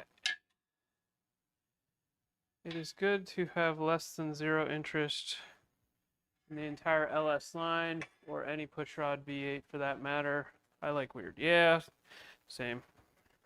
I mean, the LT stuff I think is where it's at. If you're going to be building an LS, stop. Do an LT. They have bigger head bolts from the factory. And the webbing in the deck surface is far superior. Just run an LT. Please stop. Please stop spending so much money. And then blowing head gaskets constantly. Like, GM came out with a better engine.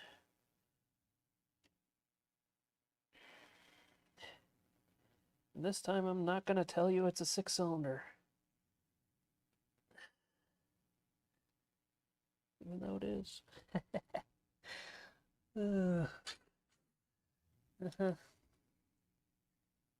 Yeah, I'm alright. Chill.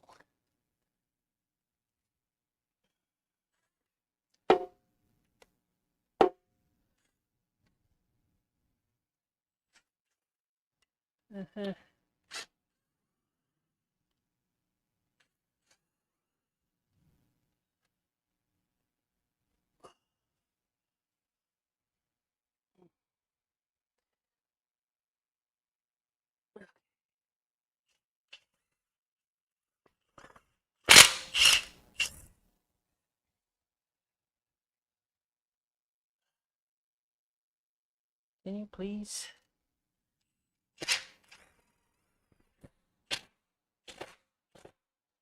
Perfect.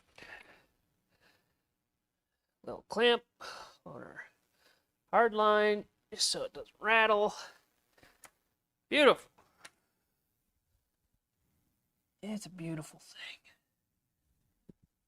Beautiful. I like it.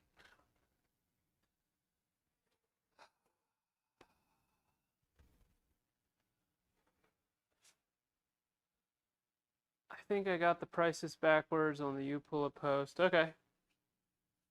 No worries. It's a good thing that, yep, okay. The gold was definitely the right choice on the valve cover. Yeah, I think it came out good. Thanks for helping me out with that, guys.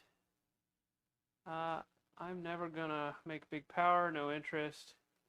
That's for the guys like you. I'll take interesting over fast for my personal stuff. Hey, that's no, I mean, you're probably going to have a lot less failure, a lot less, you know, broken stuff because of it. So more power to you, or less power to you.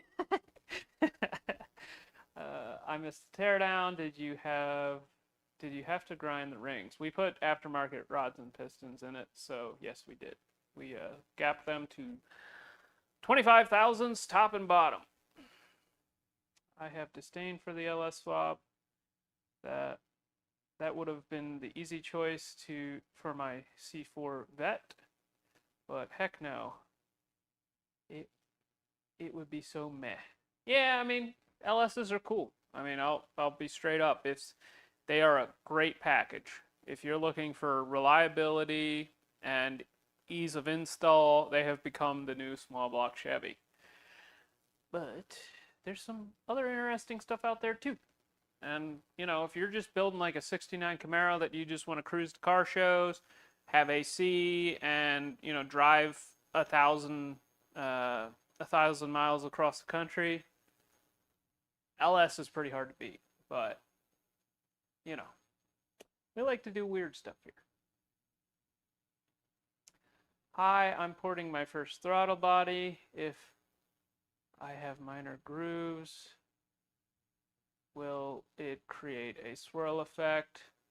I don't know much about that. I've always heard that porting throttle bodies is kind of a waste of time, but I suppose on a naturally aspirated effort, maybe it would make a difference.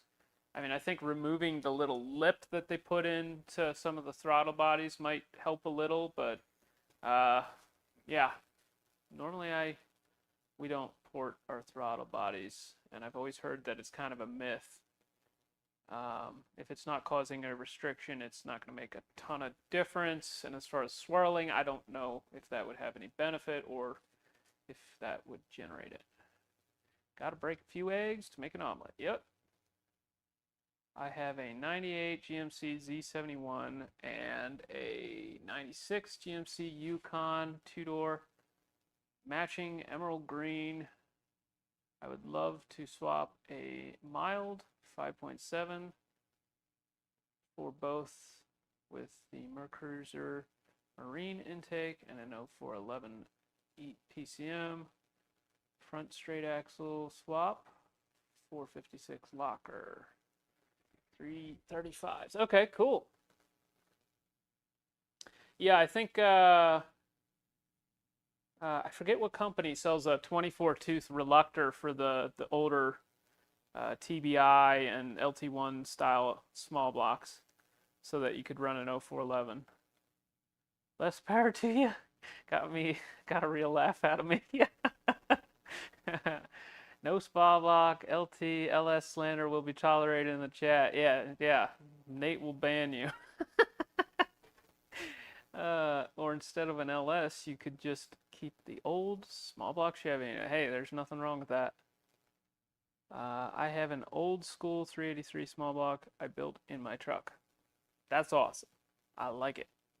I've been wanting to do an old school small block Chevy just because now they've become like kind of hipster, and I love what Jonathan Atkins is doing with his grub worm, and I do agree with what he's saying. More head bolts is better. So I've often thought about doing a twin turbo small block Chevy and make it. This is something I've been wanting to do for a while, and we might do it with a big block Chevy instead. But I've wanted to. Okay, so the LS is so good. Everybody loves the LS so much because you can make ridiculous amounts of horsepower with stock internals. But I would beg, or I would be willing to bet that the old school small block Chevy has better components in it from the factory than what came in the LS. And the only reason that the LS is able to make the crazy horsepowers that it does is because of better engine control. So I have always wanted to take a relatively stock-ish old school engine and put modern electronics on it and see what it could do. I know that Eric Weingartner, I believe, did something very similar to that. He did a supercharged small block Chevy with stock rods and pistons, I believe, and he was making over 1,000 crankshaft horsepower, and the thing didn't blow up. And I've always wanted to kind of do the same, but actually put it in a car. Um,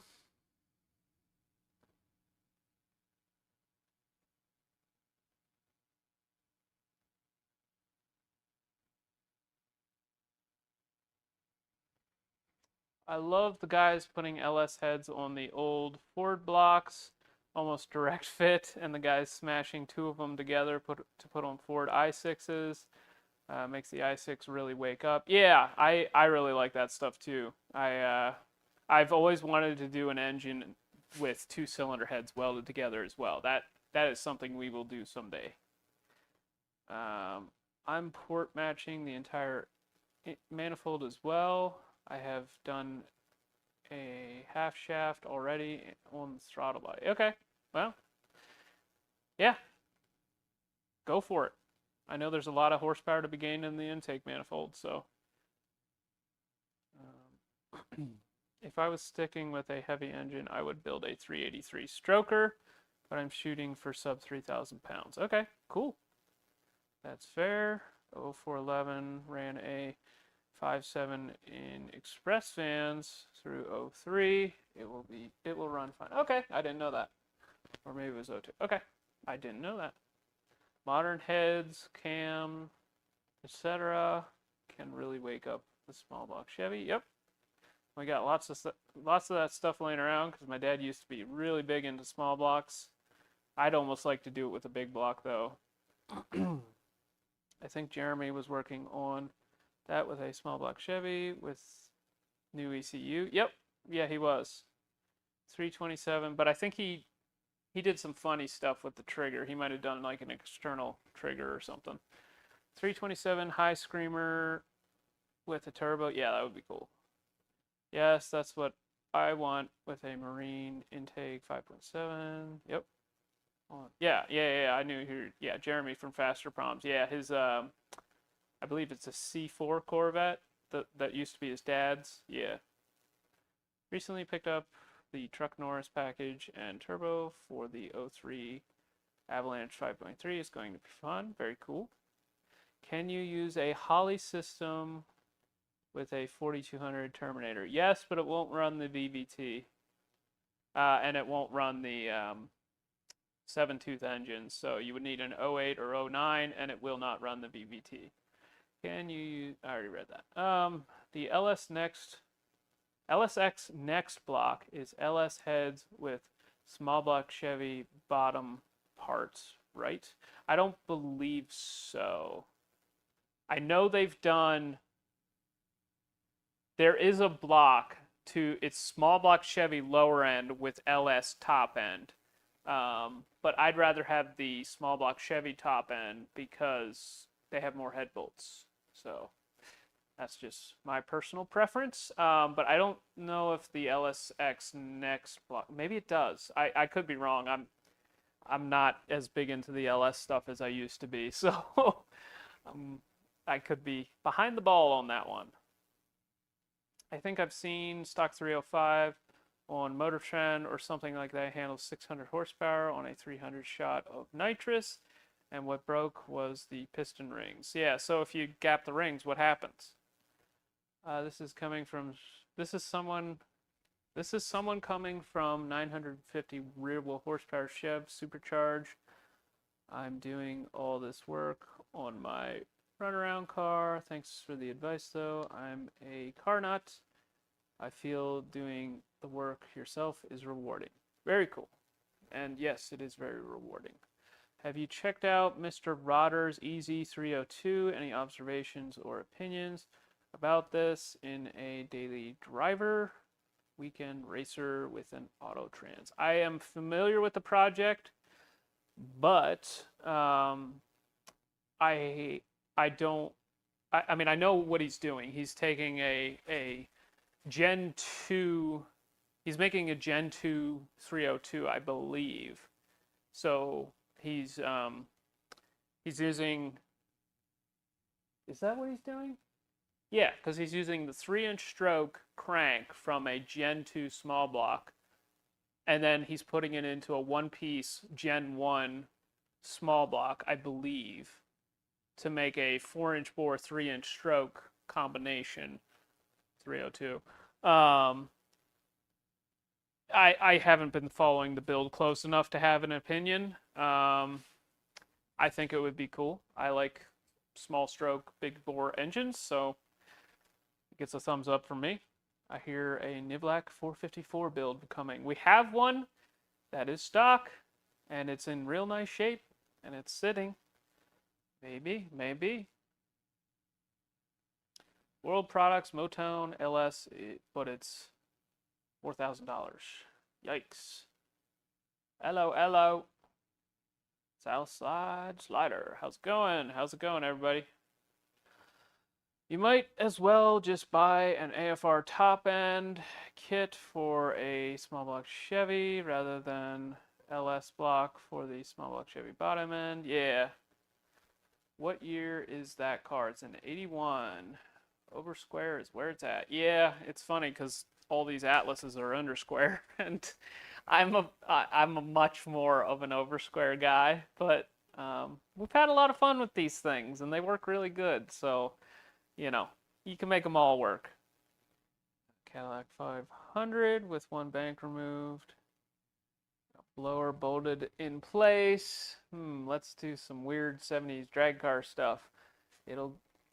I'll get the hydrazine. There you go. Feeling great. I'm doing all right. I'm doing all right. My dad is working on the converter feet adapter while I chat with you guys. I got the oil feed mod installed. I need to double check that this 8th NPT fitting here is tight because I don't want that to leak. I would like to pre-lube the engine, but we might wait until it's in the car for that. I need to track down one of these fittings that block this guy off here. This is the heater core fitting. I need to track one of them down so we can block it off. Have you seen the thing with the new LT heads on the Ford 302? Yeah, I have. I think that's really cool. Oddly enough, that was done in about 10 minutes from me. The 200-mile-per-hour hydrazine run. Okay, cool. I have 6 LS engines, 4.8 LR4, 2 LQ4, or 2 LQ9s, and 2 5.3 LM7s. My favorite LS engine is the 4.8. I love 4.8s. They're the best. I love over square stuff with all the revs, exactly. Have you ever messed with Volvo red blocks? No. But I've been exposed to it because a friend of ours messes with them a lot. He put a 24 valve head on his Volvo red block. So I've been exposed to it, but never messed with one. So, yeah. All right. So, okay. So we're good. I think we're good there. I'm gonna go. Well, let's get this situated. I'm going to convert 4.8 to 5.3. Yeah, I like 4.8s. They're better. They're not. I mean, it's questionable. You getting it figured out?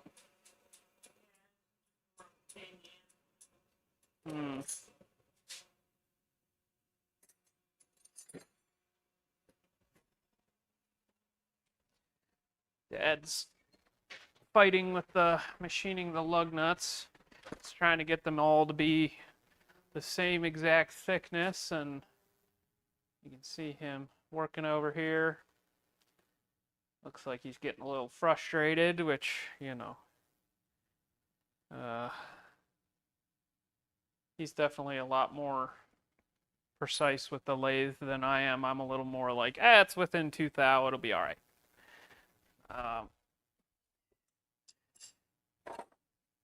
Probably better that he's doing this job than me, because I would be done already and probably a couple thou off.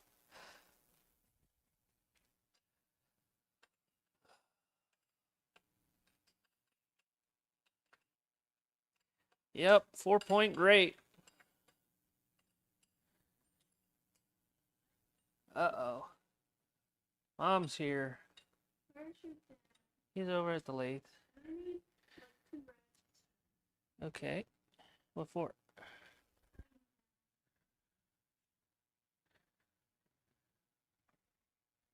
Mattresses.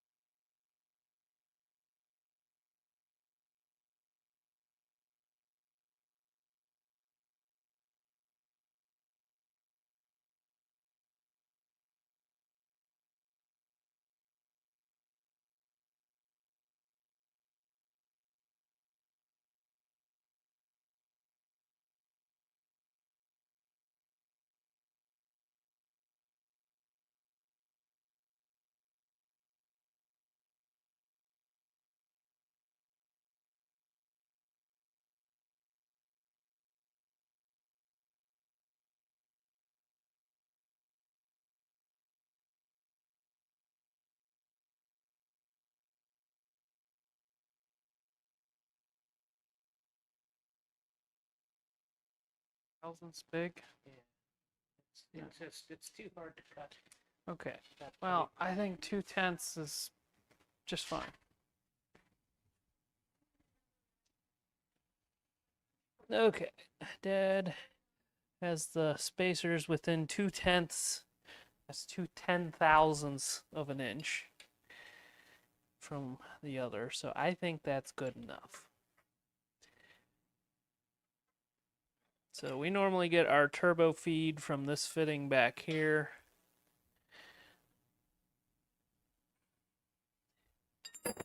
Okay. Definitely missed a few comments. Sorry about that, guys. How much is the weight, body weight on the wagon? Was it 3,100 pounds or 3,180 or something? What's that? This with the six. That, I'm trying to remember. The latest it's been with the LS, it was 3350-ish. I thought it was like. Got it down to 3250 with one combo, and then I think the last combo was 3280. Okay. Had 3 combinations, and they were within 70-ish pounds from high to low. Okay. Yeah, what's a couple thousandths between trends exactly? All right, should I get the scale so we can weigh them for them and? Really? All right, you guys want Go us to for it. weigh the spacers just so you can yell at me when they're off by a gram? All right, I'm gonna go get the scale. I'll be right back, guys.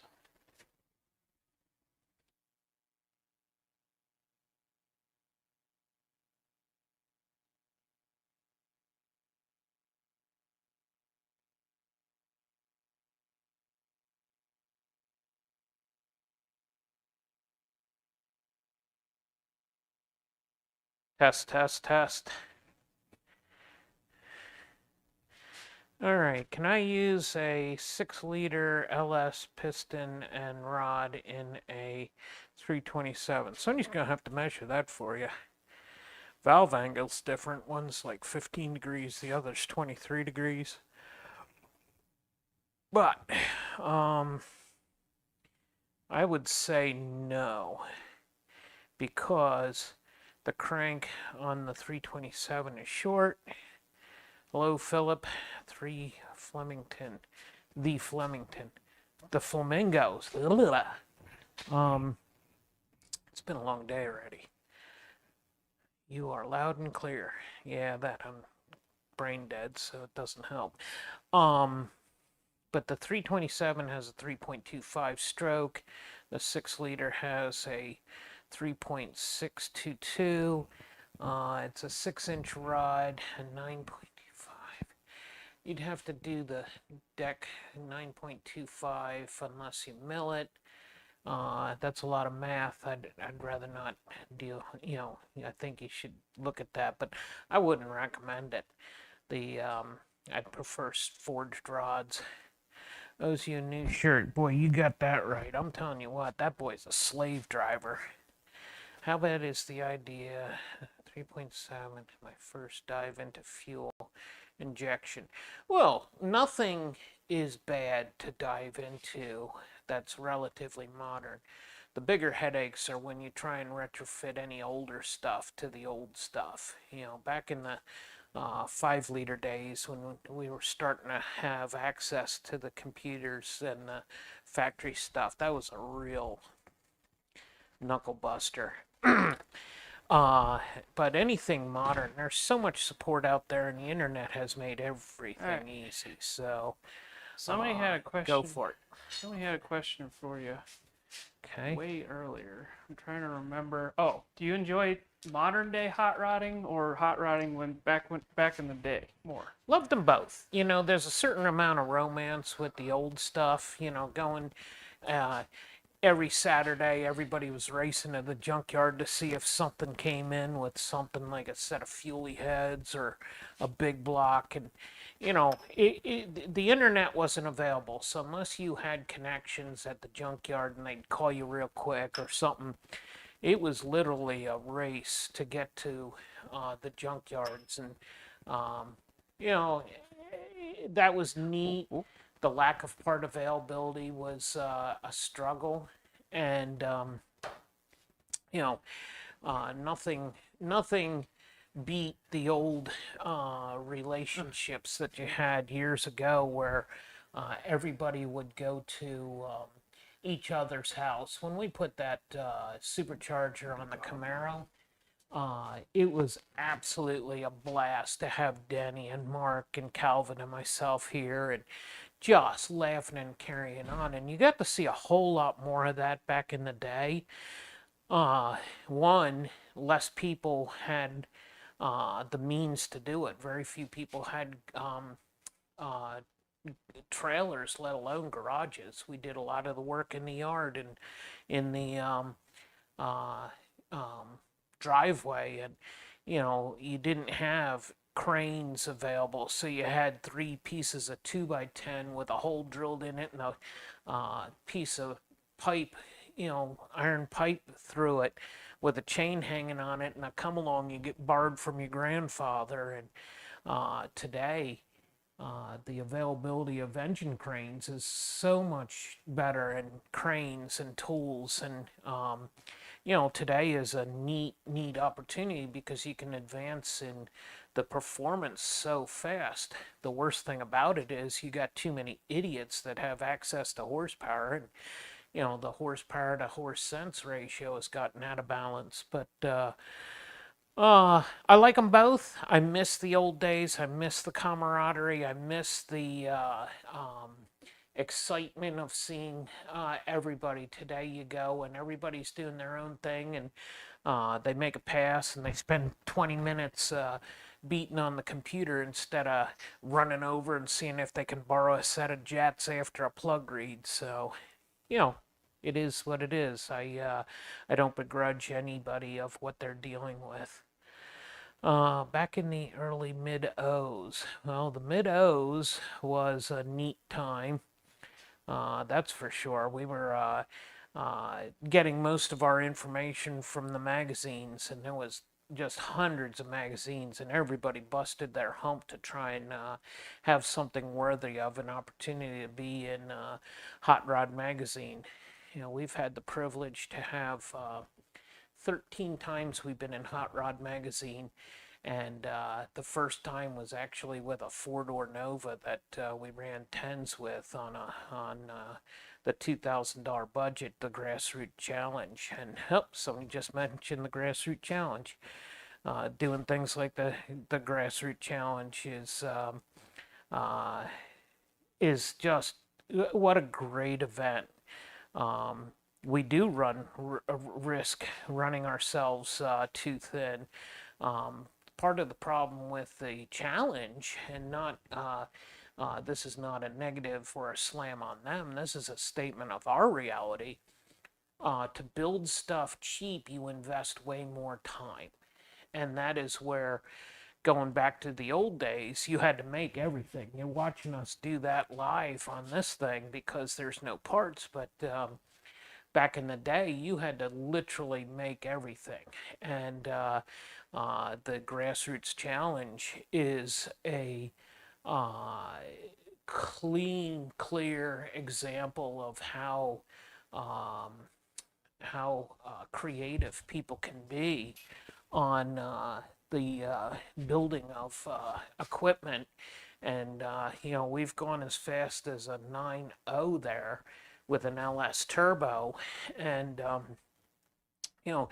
when we first hit the track in the early 2000s, we went, it was funny, I met my friend Sean, very good dear friend, and I was raised on Long Island, and a big part of my growing up was Mrs. Green, my second grade teacher, would take the time to have everybody's talk about what their dad was doing on building the World Trade Center, because a lot of the fathers of the kids I grew up with were tradesmen who worked in there. So the whole time that was being built, we talked about, how it was going to change the world. And it was, 20, 30 minutes a day was spent just talking about those kind of things.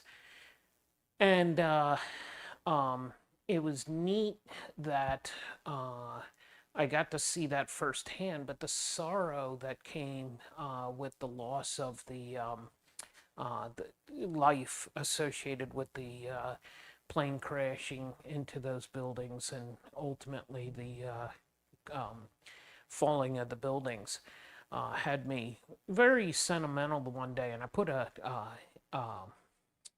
post out.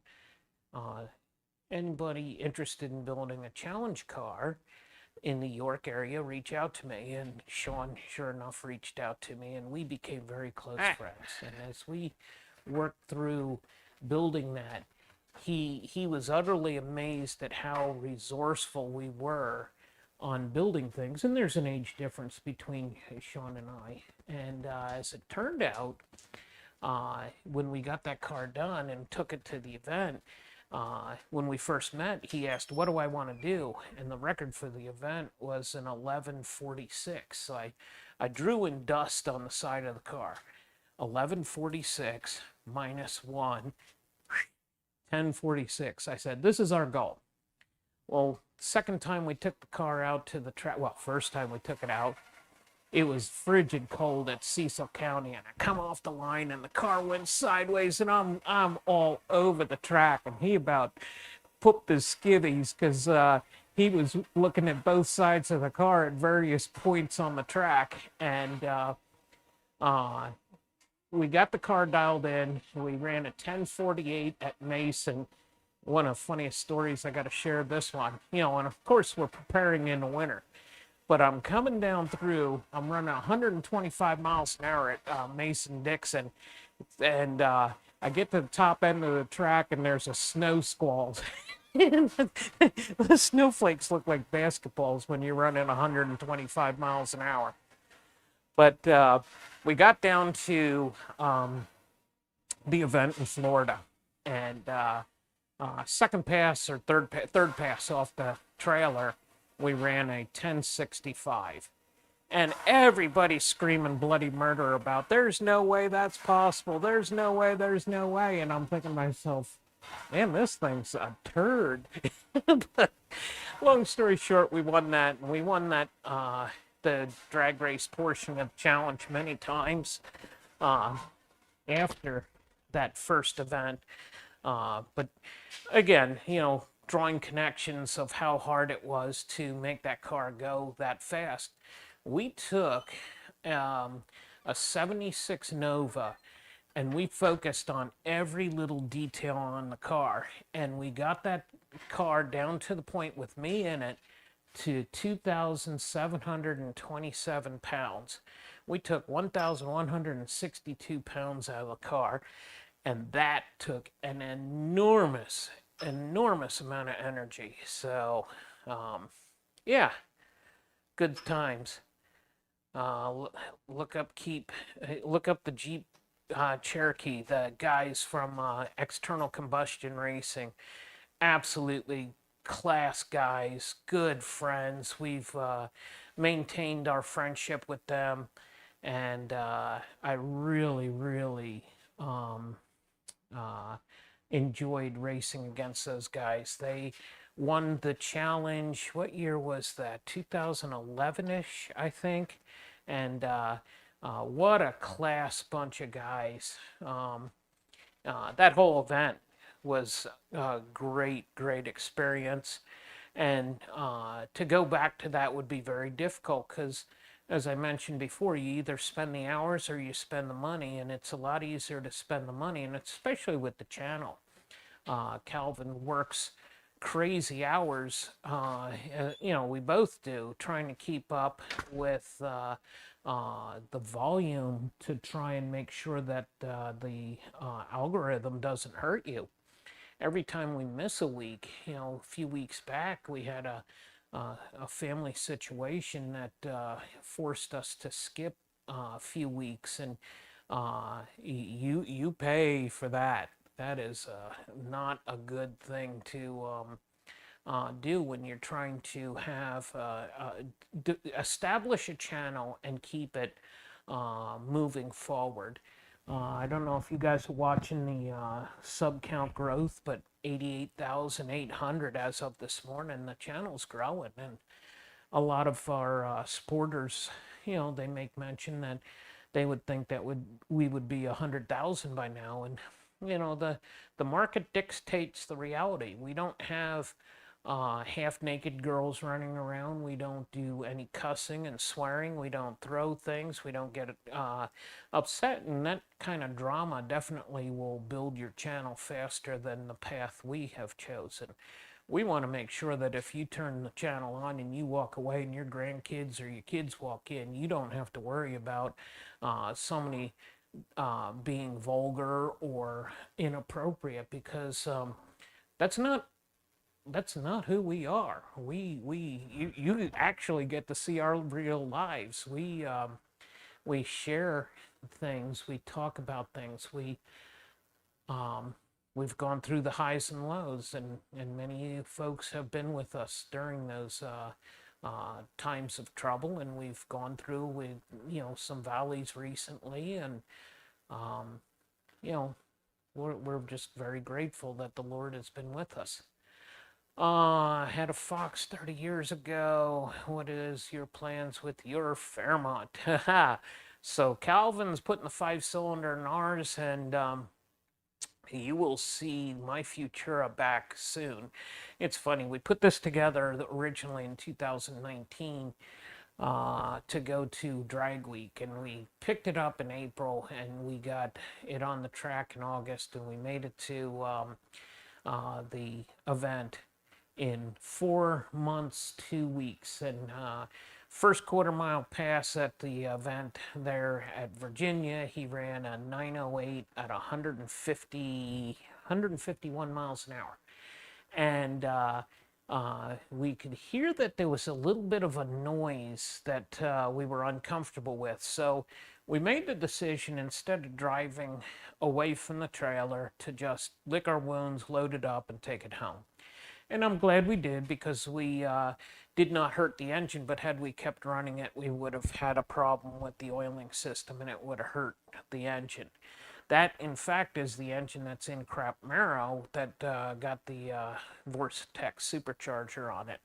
So, again, we're conservative. We don't want to break things, and you guys get to see us, go to the track and make one pass and call it a day, because we recognize problems and don't want to hurt ourselves financially by being reckless. And that's a challenge. So I'm seeing lots of comments. I'm not keeping up with the comments, but if you have questions, I'm looking for questions. Let's see. My dad and his fourth gen bird in a magazine turbocharged a small black Chevy and ran methanol back in the early 2000s. That's cool. You know, it's today, with the access of information on the internet, the magazines are losing their standing very quickly. You know, Grassroots has been a rock solid magazine for a lot of years. I actually used to get it when it was called Auto X before it became Grassroots, and those magazine companies are struggling. You look at Hot Rod Magazine, it's a quarterly magazine now, and I've been a subscriber to Hot Rod since 1978 or 77. I'd have to look, but yeah, 1978. I was working, $1.25 an hour, so buying a subscription for a yearly subscription was a little painful back then. But you look at how many magazines have closed up, and following that trend, you know, look at what happened to Motor Trend and other companies that created the YouTube. They paid higher rates, and then once it was well established, they cut those rates. So every channel that is trying to succeed, you know, you get half a penny per view.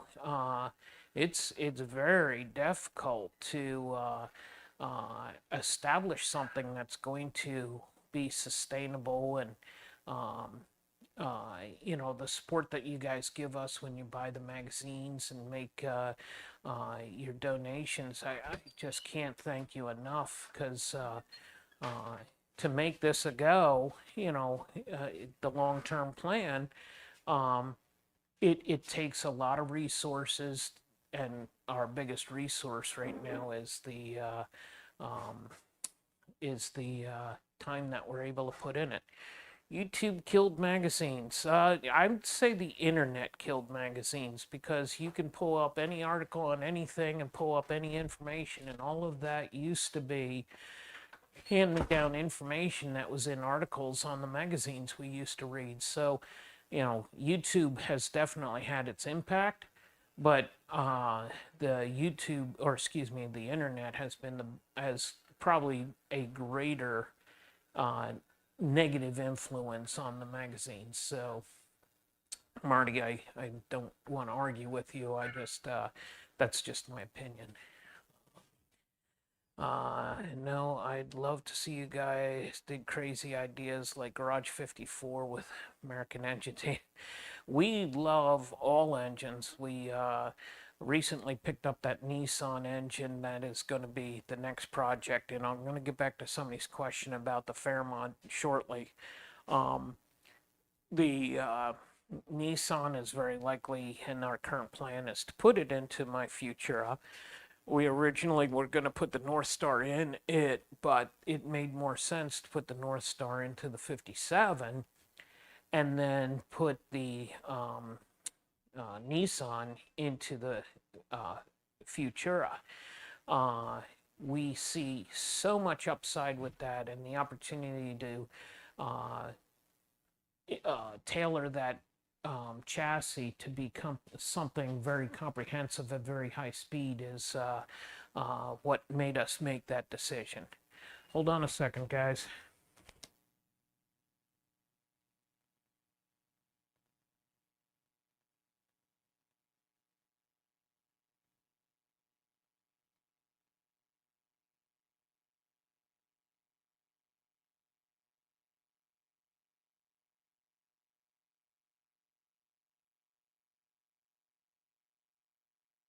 I'm back. The crazy lady, I mean, Mama Bear is kneading tools. All right. I'm seriously looking forward to seeing that VK build. We are very excited about that one.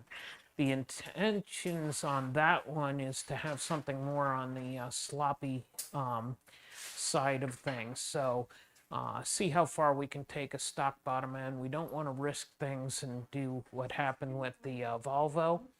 Yeah, and the blade's good, so you be careful.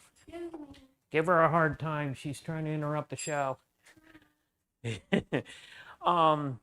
But let's see, I saw something on the North Star. North Star isn't it problematic engine.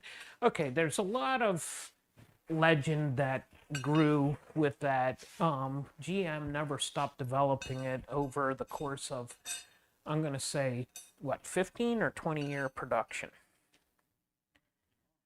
Might have been longer. Okay. Over the course of time of its production, it was constantly upgraded from head bolts to VVT. There was a supercharged version with a closed deck. So yes, the early ones were very problematic. The later ones were definitely not problematic or as problematic. So that's a loaded question, and I'm not going to say that we're not going to have problems, but Calvin's done everything he can, from putting in the big head bolts, head studs, the dual diameter head studs, to opening up the ring gap. And you know, the beauty of what we're doing is we have learned so much on how to run stock bottom end LSs that you know, we'll be able to put a conservative tune in it. And if that car runs, you know, 9s, it's going to be glorious. If it runs 8s, it's going to be more so. But we're not going to push, you know, 1,000, 1,200 horsepower through it. That car's going to be built, you know, for smiles. You know, smiles to the gallon are going to be a very important part of its reality.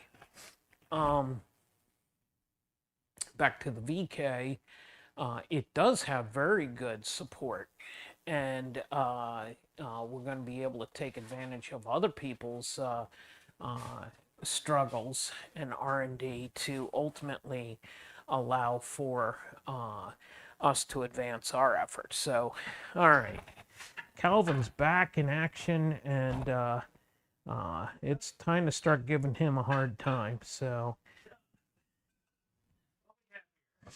you want me to I'm going to interrupt you. Do you want me to wire brush that a while? Yeah. All right. All right, what we have here is a plate that I made for the North Star to adapt from a more typical, like, Turbo 400 flex plate pattern to the North Star pattern. But when I was making this thing, I accidentally drilled, well, I just hadn't considered. So if you have a torque converter and it's bolting up to this here, normally the torque converter pad sort of covers this area, and I was worried that if I had a bolt that was a little too long, it would hit the torque converter. So I originally drilled the holes for the adapter here, but I was like, you know what, I should offset it a little bit and leave myself a little bit of room so that the bolt can protrude a little bit and not hit the torque converter. Well, these bolts are actually going to, these holes here are actually going to help us a lot today, because these 3500s have the same flex plate pattern as the North Star. So we're actually going to be able to use this as a jig to hold our lug nuts in the correct orientation, and with a little spacer here, and we can screw our lug nut on. I did weigh the lug nuts. 2 of them were 47 grams, 1 of them was 48. It'll be fine. So we can use this as an alignment jig. This is already set up for a the diameter on the LS small block, big block. It's already set up for the 1.700 crankshaft register. So this will register on the crank pilot for the torque converter that we have. and then this will help us to center everything up, and then we'll butt it up against the lugs that are already on the torque converter. So if we have issue with a weld cracking or anything like that, it'll still be butted up against, and then we're going to weld it to it. It's going to be fine. Those nuts are rated for 10,000 RPM. No, I think they'll go 7, so we'll have to limit the RPM a little bit for this one. 1 gram heavier, start over. Yeah, I know. So would free caddies be worth it for North Star? Calvin measuring the lug nuts, thinking, in a game of cubic inches and quarter miles, grams matter. Yep. I mean, think about how small a gram is. It's just, yeah. Grind that gram off easy. Nah. We're sending it. So it's kind of funny. Like, it's almost like, this is kind of like a God moment, like right here, like that I accidentally drilled these holes in the wrong location because these are threaded for 7/16 fine thread. To me, it's like the fact that I made a mistake is now making it so that this is a tool that we can use on the 5-cylinder. It's kind of like, I don't know, the stars have definitely aligned a little bit there, and, it's like, I made that mistake for a reason. I just didn't know what it was. So, all right. So now we are going to hop over to the other shop. Dad is working on getting the torque converter cleaned up so that we can weld it. So we're going to use this as our jig, and we are going to... How close were they in weight? It's 47, 47, 48. Close enough. 1 gram. Yeah. Close enough. 1. Okay. All right. That's probably one that's 2 10,000ths too thick. I wasn't going to cut it. What about Saab engines? Yep. Speaking of stars aligning, what about the starter issue? The starter issue is on the North Star. We don't have that on this one. Okay. Thank the interrupt Lord. So you're going to want to leave this loose until you get that Right. to register against it. Yeah. The one is going to get welded over the serial number that's stenciled in, so you're going to want to get a picture Sure. of that. Yeah. Don't you just sure me? Yeah, I noticed that as well, and Okay. I was like, whatever. We're gonna have to weld over the serial number on the torque converter, so That way, don't tell Uncle Sam. Don't tell Uncle Pete. Yeah. All right. All right. Let's see. Any cantle, bat wing. Oh, that's just the M10 by 1.5. That's telling you what size bolts, which is not M10 by 1.5 actually. It's 7/16 fine thread. So yeah, we're just gonna weld right over that. That's not a serial number.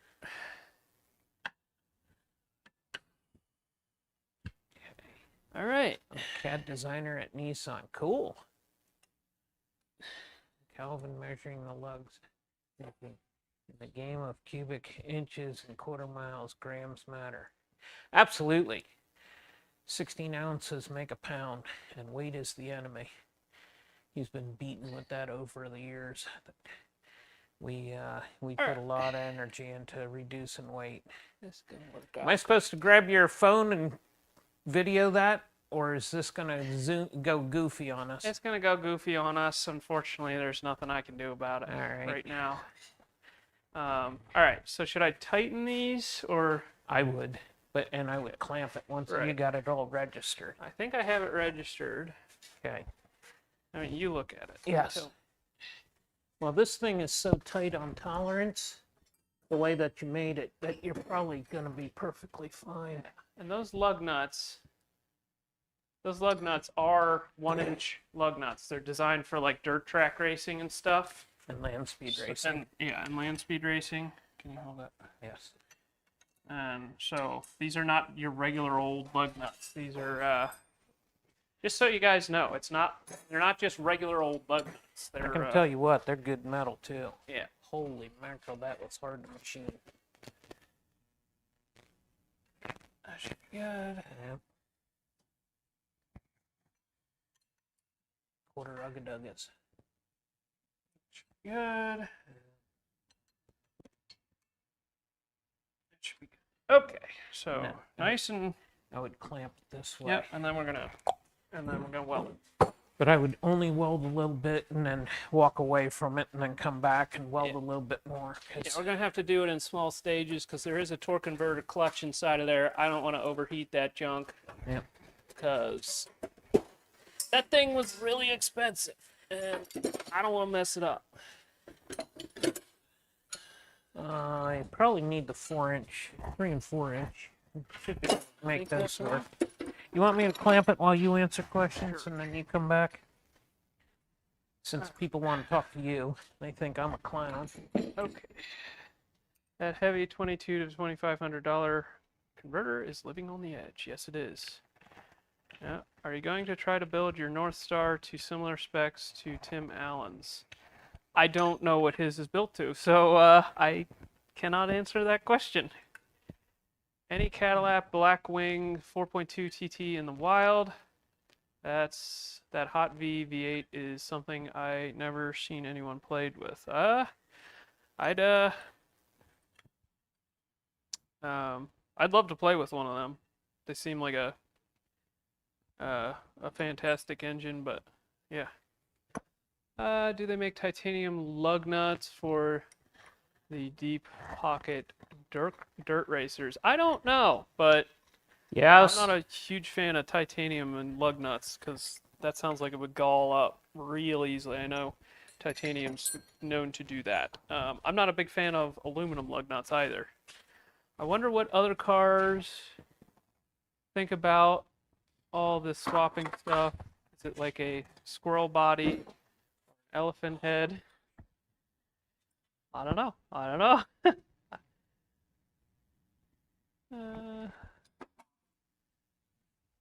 Niblack, we love you both. Well, thank you. And I'm sure my dad appreciates that. Can you slip a wet rag in there to keep things cool? It'll be fine. Just do small bits at a time. It'll be all right. An obsessive compulsive builder would grind off that gram. Well, you're not going to find that here. Sorry, guys. All right. Yeah, Jack Stoll. I believe that's yeah, you message me on Instagram all the time. He's got some pretty cool projects too.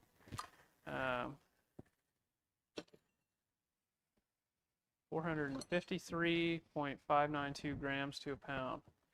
Sheesh. Yeah. Yeah.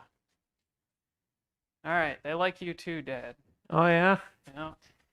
I figured I was the clown in the show. Uh-huh.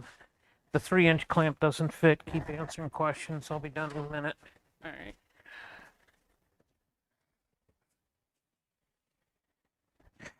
So stuff yet to do on the car. Obviously, we got to get the engine in. We got to finish up the turbo manifold, which involves welding the final runner and fabricating the wastegate tube. Got to finish up the wiring. We need to finish up the intake manifold and get the charge pipe hooked up to it.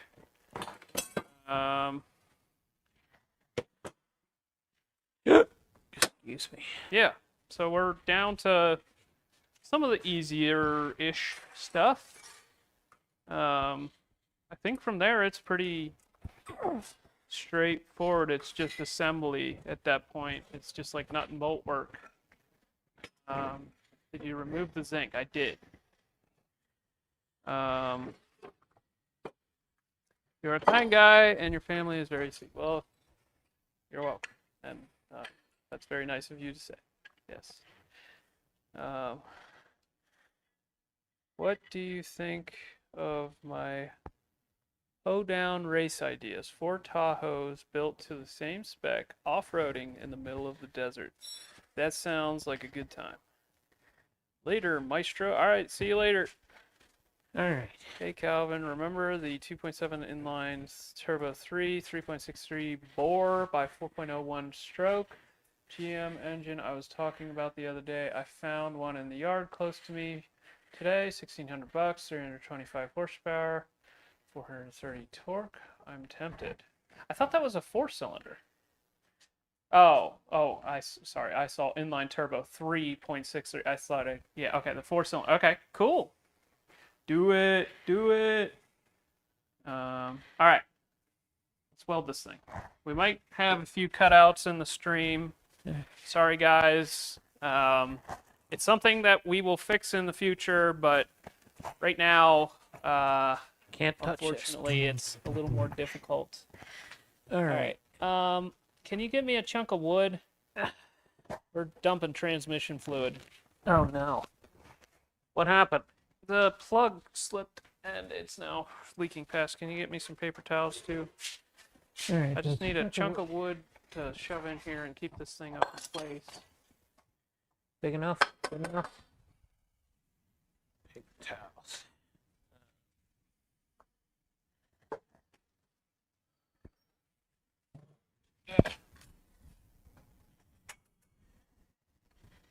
That stupid thing's way heavier than you would think. I know. It's like 50 pounds. It's crazy. Wow. No wonder the car's so slow. Yeah, 8-second station is slow. Yep. Somebody's got to pick on you. Guys. 8-second station wagon is slow. All right. I don't know what people can see, so... Oh, they've got you on. Yeah. Okay. Yeah, I got it pointed over towards... So how many people flamed you for talking about the lug nut idea? A bunch. But they probably just didn't understand what we were doing, so... So it's within 1 gram. Yeah. And 5 inches. And engines are balanced at what, ounce inches, not gram A inches? couple grams. I mean, if you can get within 5 grams, they call that good. So. Within 5 grams is good, huh? Yeah. A post-it note is 5 grams. Yeah. Like, it's fine. Thank you for welding up the cross member.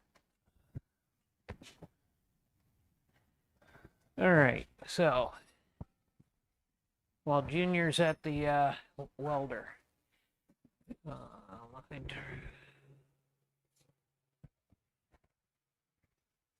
okay, 2.7 inline turbo. Alright. Sure. Not sure what that is, but it sounds like an interesting piece. That's a big. You old honking recommend I strip. weld the entire thing, or do you think I should only weld certain parts? Yeah, the zinc. Yeah, I would just do a pattern, do all 3 each time, like 1 flat at a time. Okay, so do the whole thing. Yeah, I would do the whole thing, Okay. but right now, you know, just weld that and then move. Okay. Weld that and then walk away until it's cold. Yep.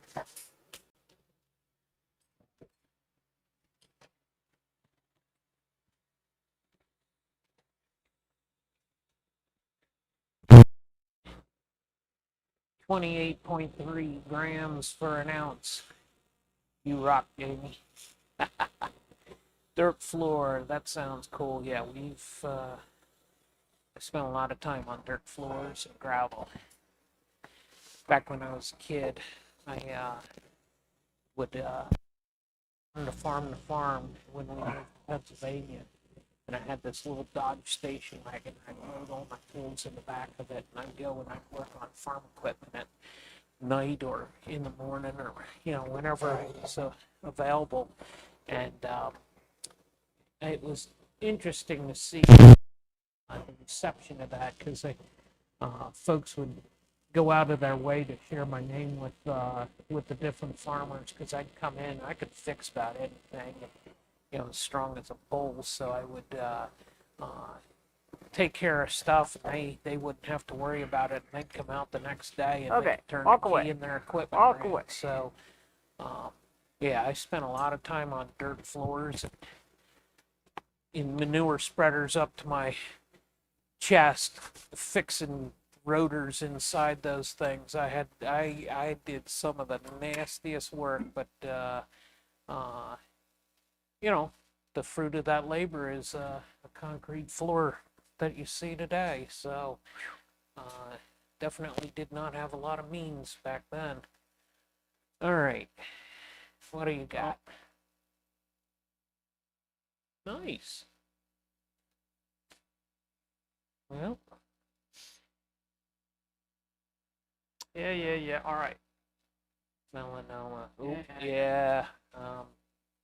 Let me put it on. Yep. You're right. You're right. Thank you, guys. All right. Let me put it on. Dad's advice only goes so far. See, guys, it's within spec. Yes, it is. But free. Wait a minute. Yes, but free. What's yes, but free all about? Late 90s, yeah. Late 90s to 2000s, yep. There. Happy? Happy? Eh? Okay. Sorry. You're right. I don't think it went rainbow, did it?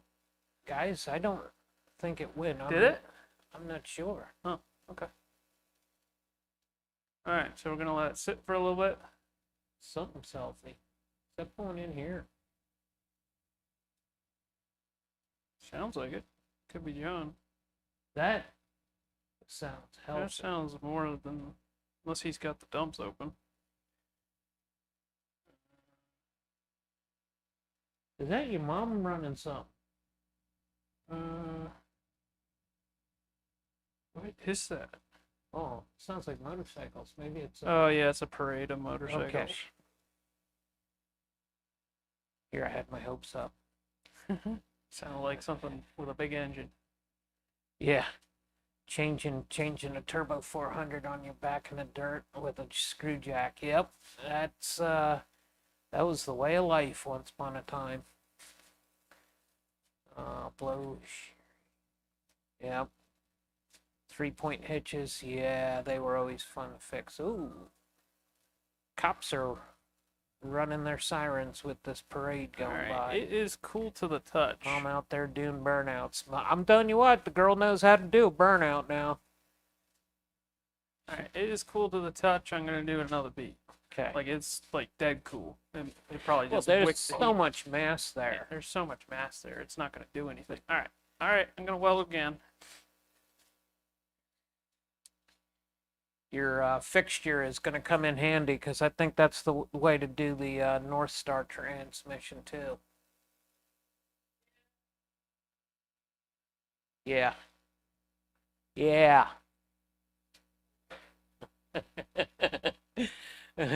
Couple of elbows. Okay. Muffler bearings. Yeah. Blinker fluid. All right, you guys are talking about something that I don't know. Shake hands with danger. I'll let you know.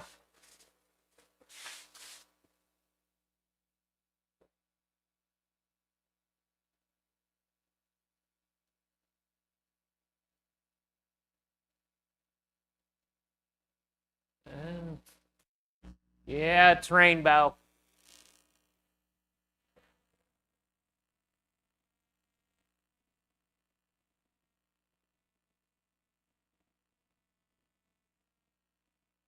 Are they able to hear me when it's rainbow or oh no, it's back. It's only when you light off that it goes rainbow, it looks like.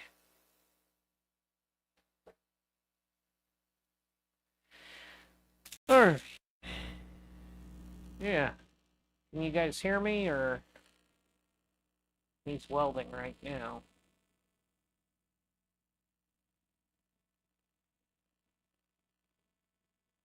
Still in there.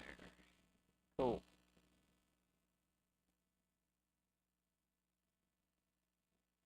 Probably from the high frequency start. That is what it appears to be because it's only on for about 1.5 to 2 seconds. Saab powered E30 drift car. That's pretty quick. That's cool. As you can tell, we like everything. You know, we stick with certain flavors because of wanting to maintain the volume.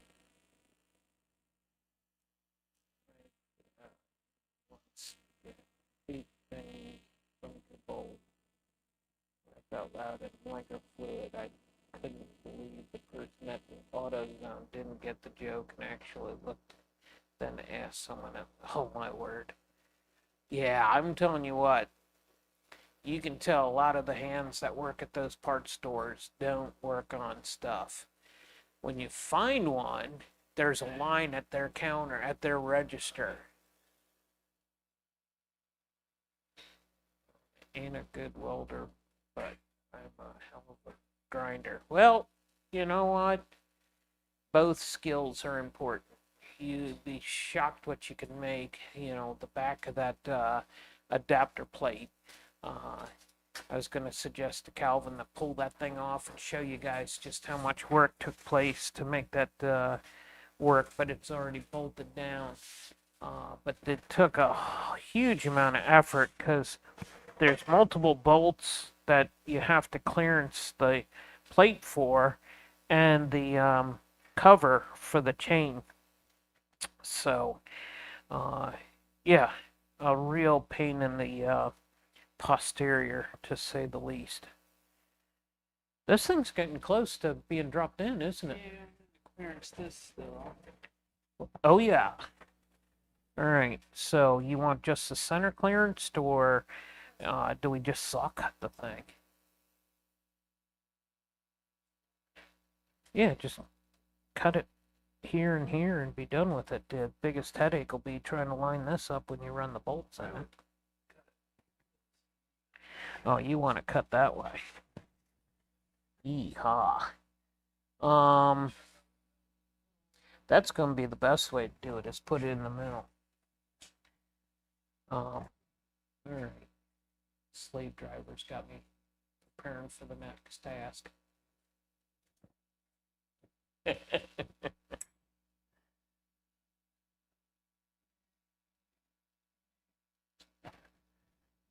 See how far the start. Yep. You got it?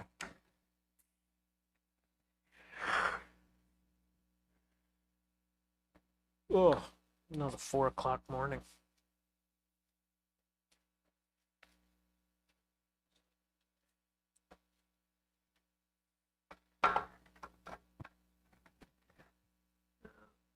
Okay, so pull the thing out from here, and I'll measure from that surface to know how deep to plunge the mill.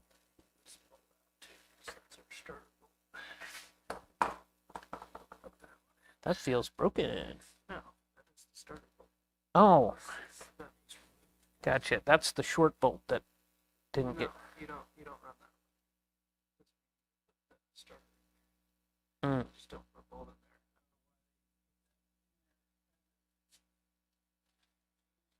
in there. Interesting.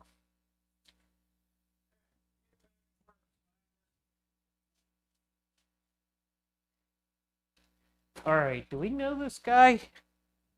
Mark Tilley.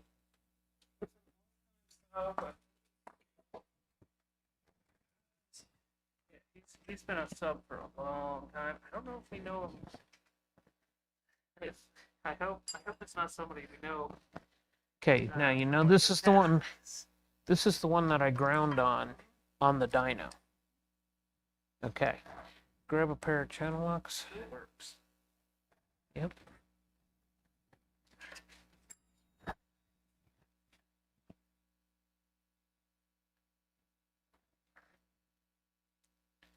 Sloppy. It is Matt. How's it going? Still fighting. Engine's not in the car. Other side. Other side. He's got a comment. Like, share, subscribe, join, send. Yep. Thank you, Matt. Yep. Appreciate it, Matt. Okay, we don't actually know each other. Driver for a moment. Okay, did you get the channel lock? And a small screwdriver. I have the small screwdriver and grab a channel lock.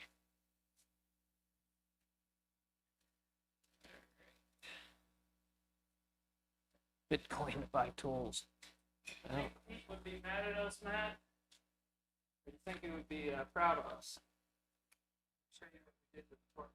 Okay, so measure from this surface to the end.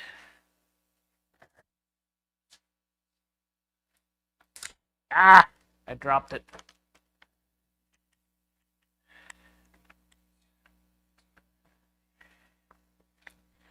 All right, you think Pete Pull it. would be? Hang on, Matt. I'll show you what we did. This way. There you go.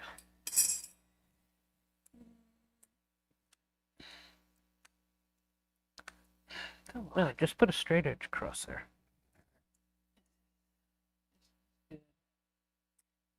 Okay, 665 Plus,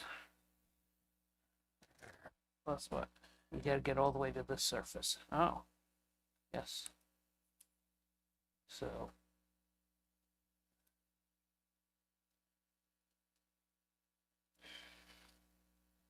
980, 980. 665. So that's 1 inch, 645. Right, and then measure the thickness of this.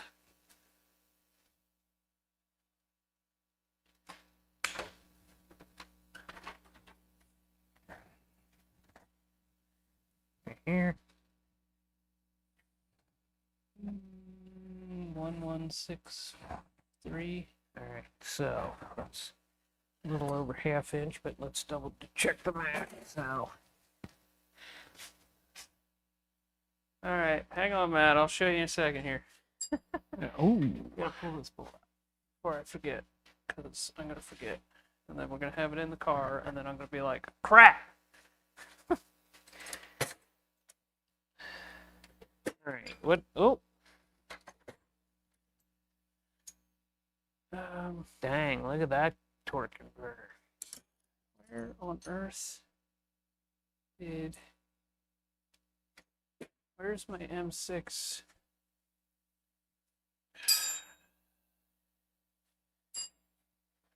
All right, I think they're sitting on 980 it.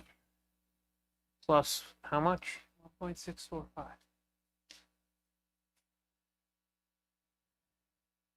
0.645. Okay, clear. 1.645 minus. How thick was All right, that? let me show Matt.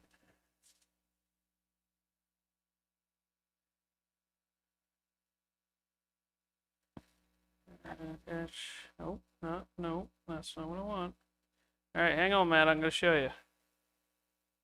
Here we go. Doink. All right. So to fix our torque converter issue, we welded lug nuts to the torque converter right here. This is a lug nut. Think Pete would be mad at us?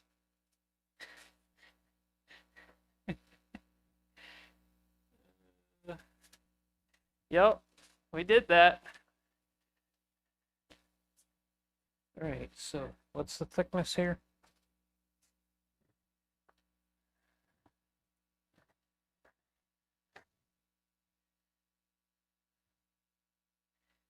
Okay, what? Yeah, 985 or 9. What did I say? 9 something. You said 1.645. And I Yeah, need that's to, the oh, there distance it is. from that face to Right. the back of the. This is 1.160. Okay, so yeah, He would love it. Cool. I need. Yep. All right. 6. Oh, okay. It's To not the mill, Batman. Where did it go? All right, I'll go get my backup one because I'm constantly losing this thing. Are you being a drama queen or what? I'm just trying to find my M6. Yeah. There it is. I got my other one. When in doubt, just get the other one. Real man of genius. There you go.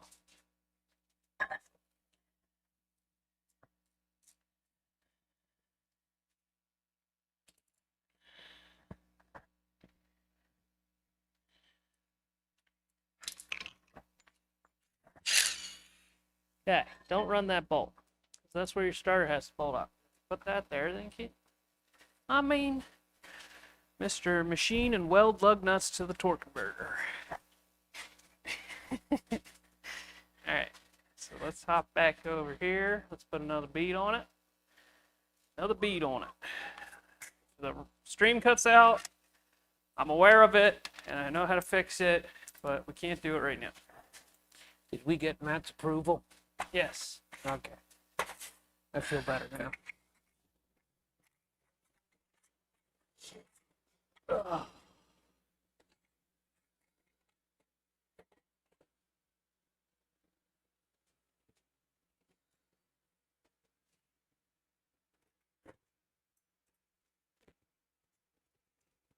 Yeah, I'll turn my mic off.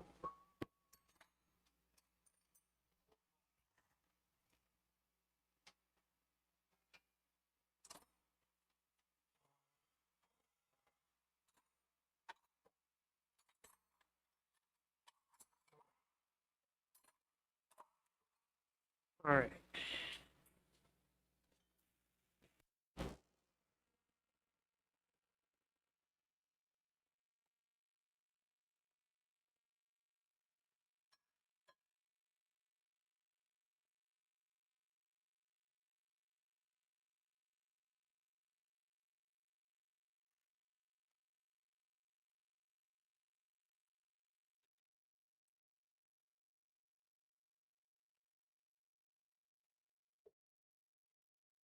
I wonder what the funniest part of this whole expedition has been for everybody.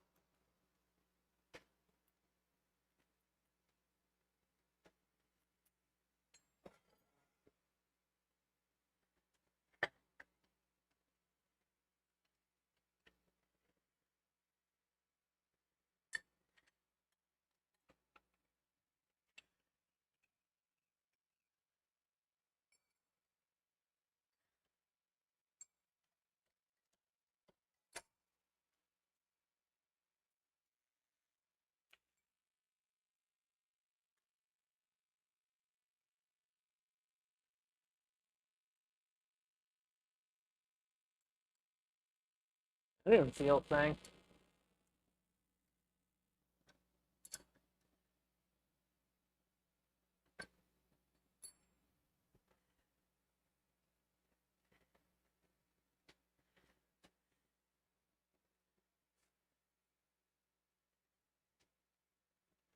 All right, in all seriousness,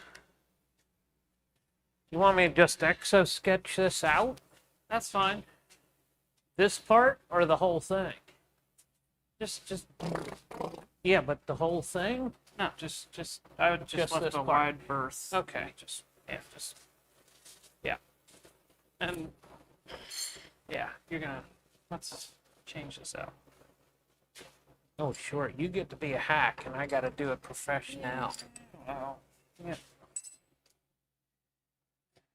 Let's Nah. make the machinist not completely lose us. Just the collar. Yeah. There we go. Every chance of every sponsor that we once had is now gone. Yeah. These people are animals. Just give that a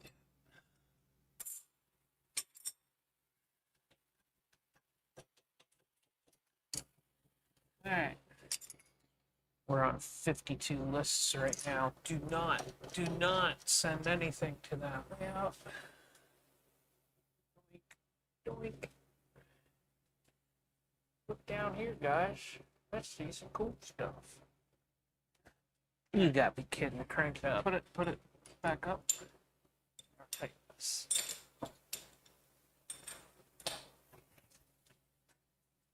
Okay.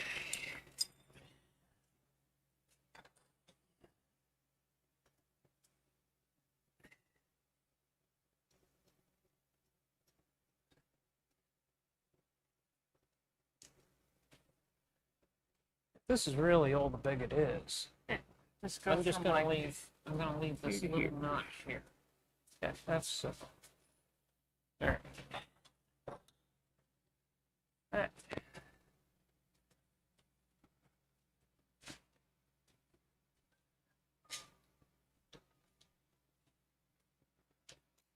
So that's our 0. Yep. Alright, so Sorry, but you remind me of a minion with that hood on. LOL, but it's probably much more comfortable. I'm fine with that. uh,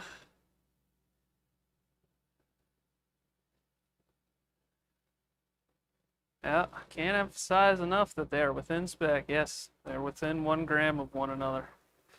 South Bend Lathe has rescinded their offer. Ah, no!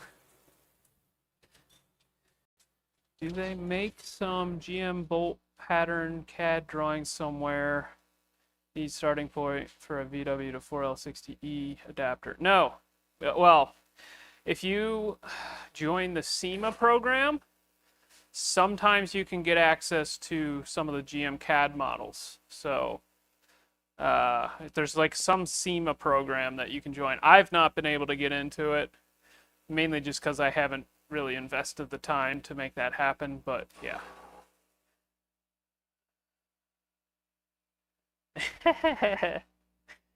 Pops, oh sure, you get to be a hack and I have to be all professional, yeah. Uh-huh. What kind of phase converter are you using for the Bridgeport? It's a Phoenix phase converter. Goes from 240 volt to 240 volt 3-phase. It's 2025. A lug nut can identify as a converter tab. There you go. Yeah, get with the times. Open your eyes. Become woke. Oh boy.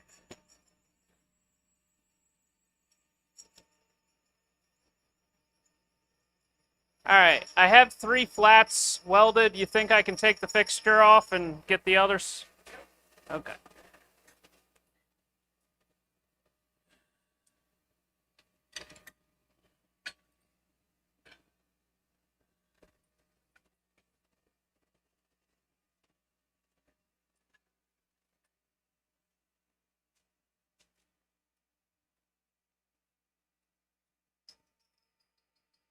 Hi all from Spain. Hello! Good Saturday. Anything but a spacer, exactly. I have used regular nuts as spacers before, you know. But not lug nuts.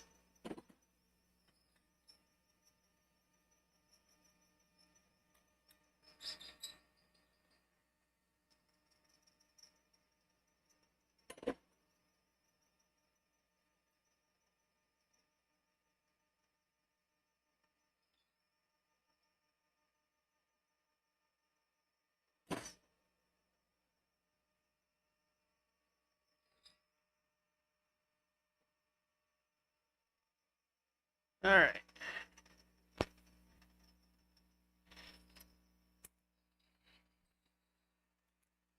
Is your phase converter a rotary?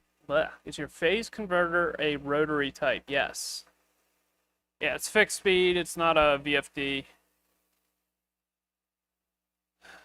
Since the engine isn't in yet, I do not believe this means it wants to live in my Volvo 242 here in Norway. Okay. Well, maybe when it's in, you will.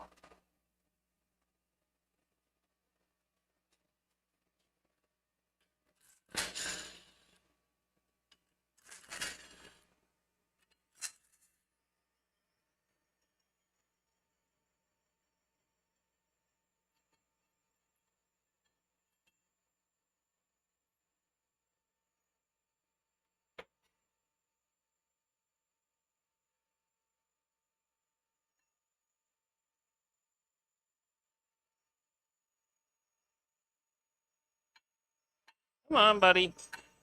Come off. Thank you. Okay. Boink, boink. Yep, we just did that, guys. We just did that.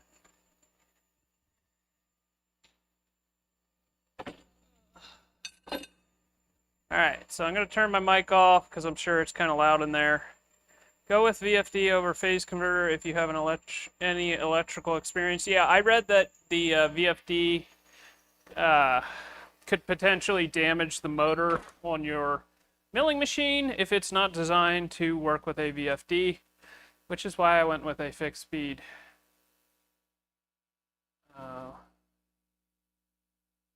Yeah, it would be powering multiple motors though. I think VFD powers one at a time. Yeah. All right. All right, I'm gonna go weld the rest of this.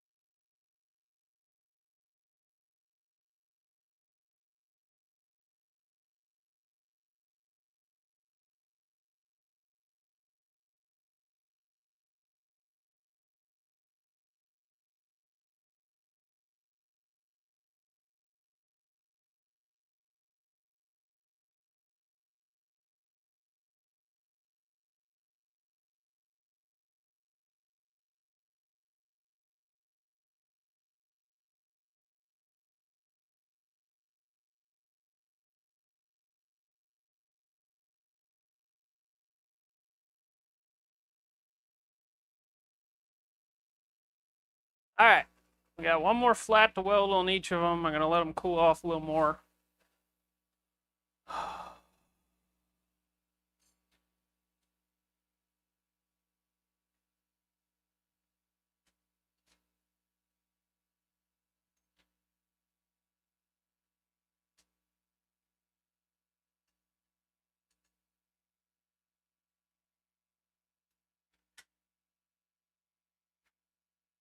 All right.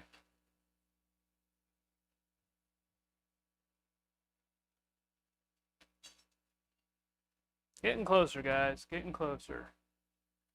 Right off, right off to a family party. Don't get it running without me. I don't think we're gonna have it running today, but hey, there's Pro Charge Mopar.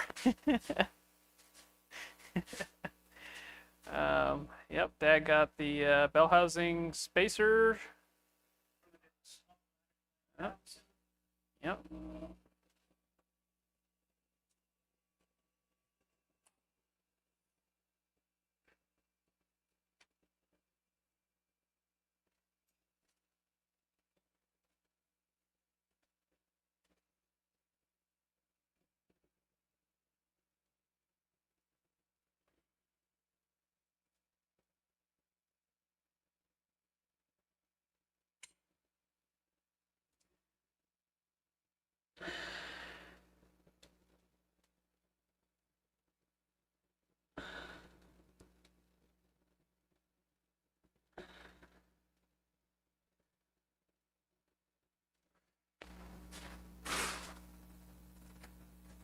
All right, gonna do the last flat. Here we go. Yeah, just turn it on.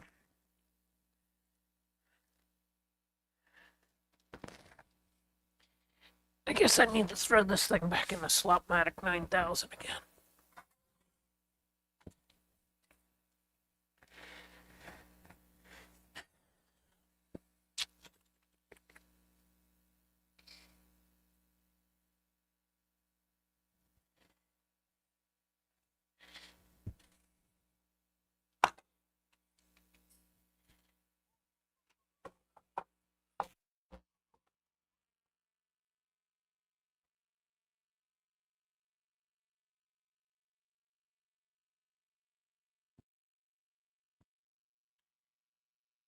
Good that way.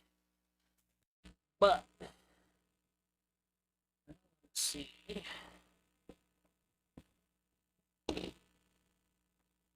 That looks like.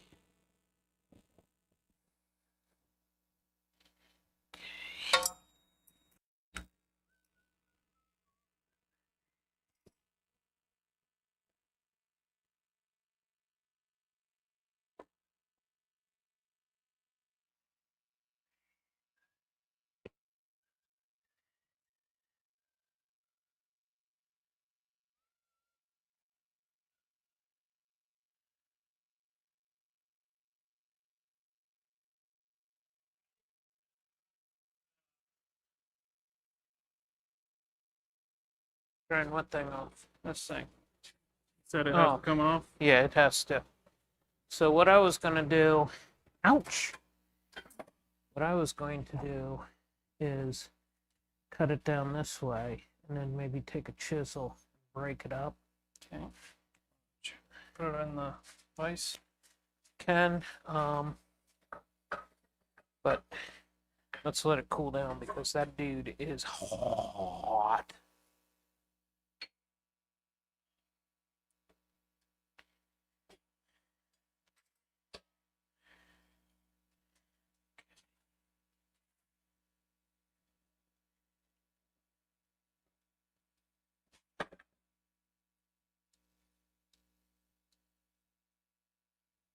Yeah. All right, I'm gonna let that cool down. Yep. It's not hot. All right. All right. Help. Help. Help. Help. It just flung off.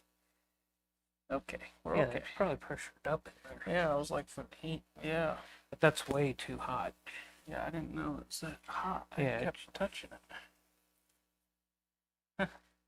Okay, well, I'm sure it gets way hotter than that when it's running. That's like maybe 200, 250 degrees maybe. Yeah, it's more. Yeah. It's warm Too to warm. touch. Yeah, I kept touching it, but it didn't seem that warm. All right, There I we are. want to. Oh, do you know where the crow's feet are? Should be in the They drawer used to be right here. there. One up, one drawer up. Bada bing. Okay. Right, so I need your just help. got back from eating lunch. What? Is that one of the 1-inch spacers you ordered the other day? Is it steel or alloy? It's aluminum, actually. And yes, it is. It's the spacer that we ordered the other day. And I was surprised when it showed up. I had the package in my hand and I was like, uh-oh. I'm not done with I that. don't think I got the right one, because I figured a 1-inch steel spacer would not be that light. And turns out it was aluminum, so I was pretty happy about that. We need to figure out a way to throw something under there to hold that out.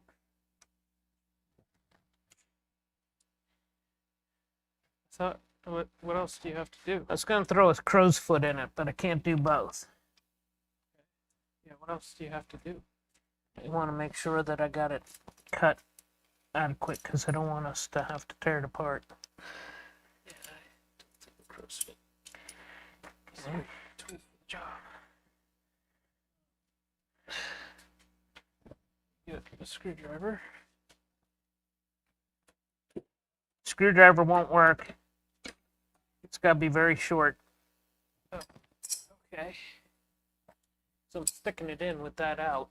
Oh, So a little piece of metal would work. Has to be less than 1/8 of an inch. So like a piece of 090 or 060 sheet metal.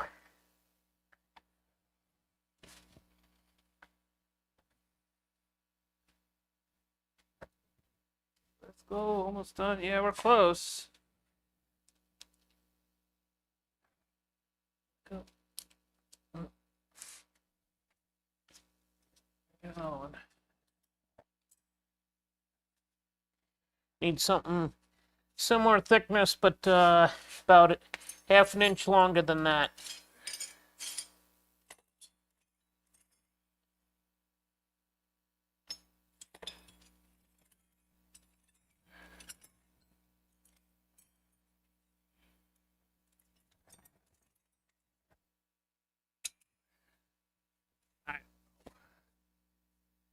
Almost done.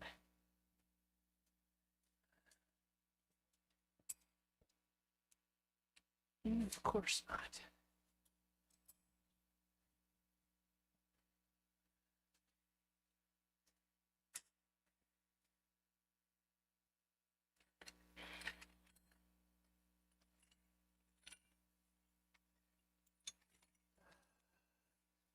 Find a little chunk of metal. All this metal, can't find a little chunk of metal. My goodness.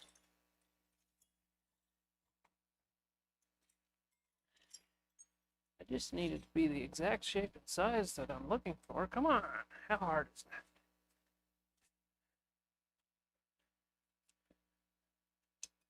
Beautiful. Thank you. Okay, wait, did I miss yesterday? Was it not day 6 yesterday? No, it was day 7 yesterday. I just labeled the video wrong.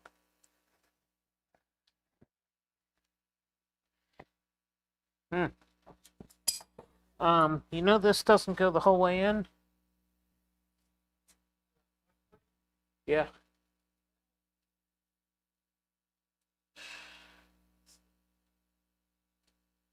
This is one of the ones that doesn't have the shim capacity. Shims would make it worse. No, you need to take the shim out. See, I wanted to make sure this was deep enough and that the top was clearanced enough. And see, your adapter works better.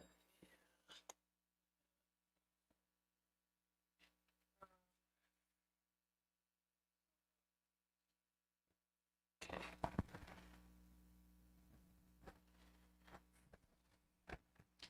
Are the 5-cylinder and 6-cylinder starters different?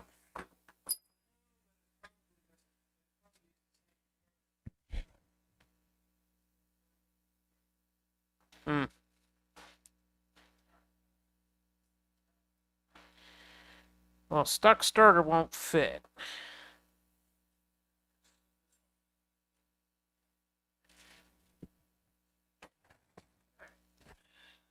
You got it? Alright. I'm gonna make silly statements while you're out making noise. Can't hear me.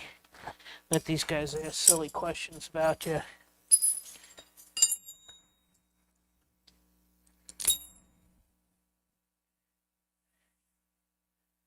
You figure out a way to reuse the metal scrap from the machining process. Nope. That would be neat to have a small foundry, but yeah, that goes right into the recyclable bin. Wait, did I miss Matt yesterday? No, I think he mislabeled it. Okay. Philip the Flamingo. Laugh out loud. Alright, I missed something.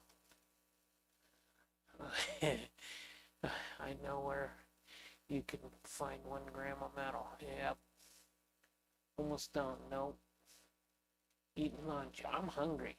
Ooh. I wonder if Mama's listening in. Mama. Papa's hungry. Mama. Papa's hungry. We'll find out if she heard. Alright.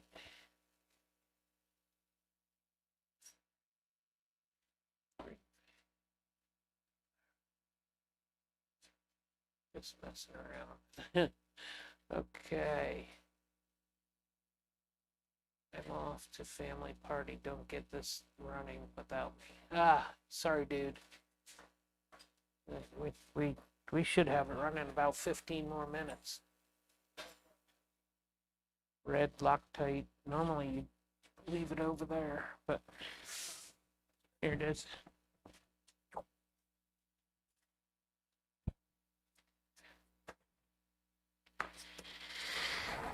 Alright. When you come to a hurdle, jump it. Oh yeah. Well, we have a lot of good habits. You know, one of the things that we always focus on is do what you want to do the least first, because the tireder you get, then you're working on stuff you want to work on. If you leave the stuff that you don't want to work on to the end, as you start getting tired, you run out of energy, and then you get discouraged because all you got to work on is the stuff you don't want to. So when you list out your list of tasks, a lot of times I'll ask Calvin what he wants to do the least, and then I'll go and work on it. And not that I relish the thought of working on stuff I don't want to work on, but it has worked for us. Just use some self-tappers on the starter? No.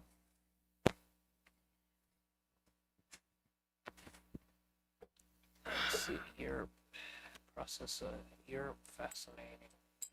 Find the yeah. There's some challenges that are being created. Has similar laws as well. No. All right, I missed something. A 1500 wheel in his blue F-150. Is that recent? That's very cool. Have fun. See a woman about a haircut. Yep, that's always a good thing. Mama does our haircuts. We take a stool out to the side yard, and she gets the dog shears out, and off it comes. So, being that we're fashion statements in the industry, it's important that we are well groomed. Self-tappers for the 6.5 of them. Make sure one has been, yeah, giddy up. About the, okay. He just made a video. So the blue F-150, Cletus's blue F-150 made 1,500 horsepower.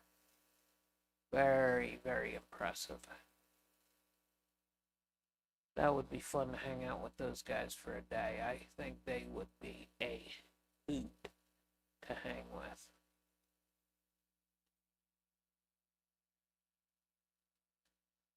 They know who we are. We've seen them at a significant number of the Dragon Drives that we go to. They're very busy keeping that program rolling. Cletus does a lot of the editing himself, Garrett, and very, very impressive effort that they have put in on making that channel a success. We got to enjoy being around them when we were in the stage in my sixth summer, and yeah, that's a great channel. We enjoy them. Cheaper stuff apparently though. Okay. Yeah, I don't doubt that. Ended up at Tony Angelo's place yet? No, not yet. We will probably see Tony. No, Tony will still be on Drag Week, I think, when we are at. No, Drag Week will be over, but it doesn't sound like he's going to go to the Race for Ronald's House. That's something we're committed to. That is a charity event that helps the Ronald McDonald House that we've been involved with for years. And if you are available on September 21st to go to Maple Grove, we will be there. And that is a charity that we strongly endorse and have appreciated the efforts that have been made by many people over the years to make that event a success. You know, Tony has been part of that event. His family has had the misfortune of having a child with health issues, and he has shared that publicly, and it's been neat to see him at the event, and we really appreciate him and his wife and his family. So we hope to someday have an opportunity to collaborate with Tony, and that would be a good thing. I'll hold this if you want to check it out. That's as good as we're gonna get. Continue. Okay. That's as good as we're gonna get. Yeah. Okay. But that one's deeper. Yes. That's. Yes. Okay. Coolness. And then my biggest concern was that it wasn't going to hit the adapter. And I feel comfortable that we are in a good place. So, all right. That's been clearance. That's been made. Those have been made. Yep. Okay. All right. Did you pull that bolt out? Okay. You got to get a converter in there. Yeah, all right, I'll work on that if you want to entertain the crowd. Okay. Mic off, and then Yeah, I don't know how Tony does it. He goes 110% all the time. He's full of energy, and yeah, yep. Well, he's like a lot of people, you know, hard work and, yep, hard work. Yep. All right. I am off.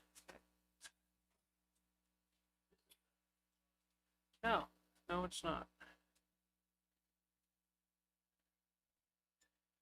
All right, last thing we got to modify on the crank or the torque converter is the snout is extended on it to suit a Vortec 4200, but problem is we're not running a Vortec 4200 anymore, and we need it to be a little shorter, so we got to take the extender off.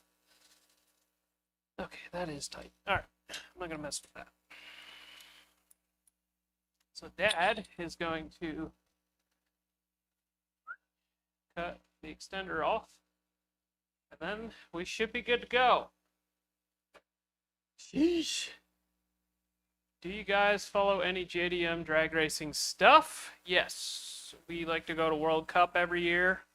World Cup finals held at MIR Dragway or Budds Creek. We like to follow that. Next year,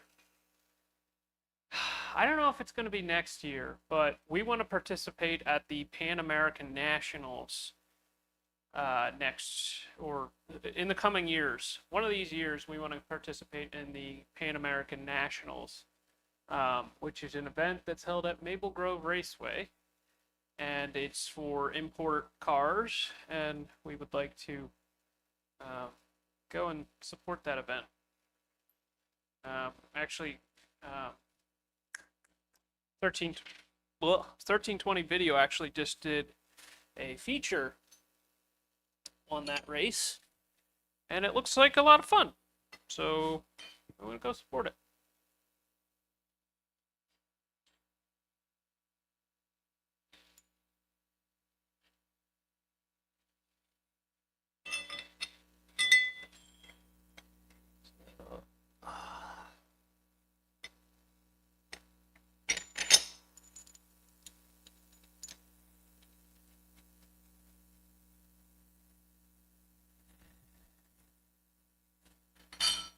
Shout out to MIR.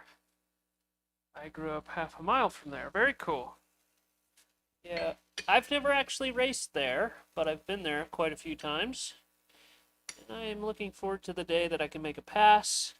It looks like one heck of a facility. But never got to make a pass there yet.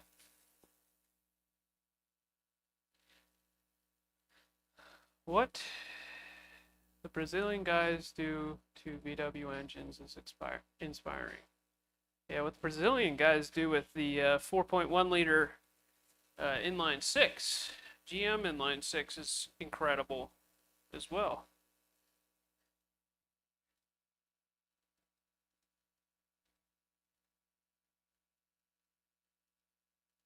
Got like something poking my arm.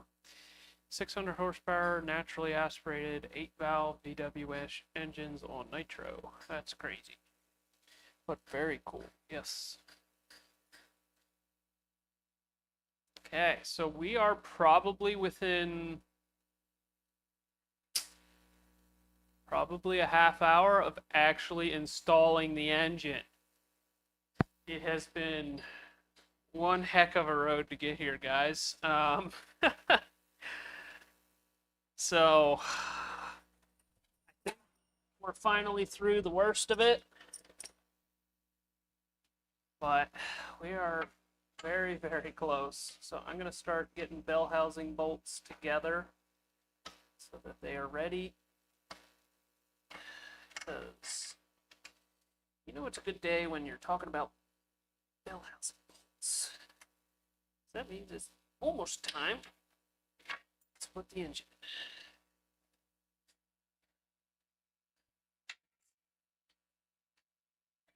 in.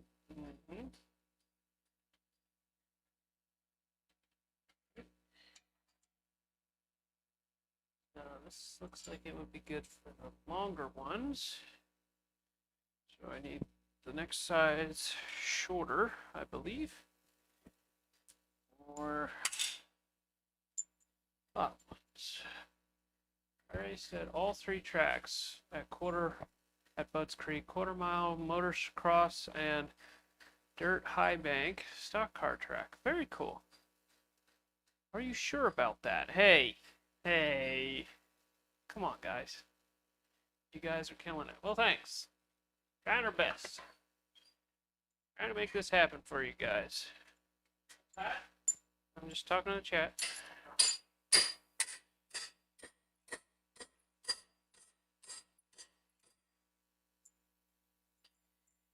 Okay. Alright. If that'll work. Just gotta clean these threads up or just get another bolt.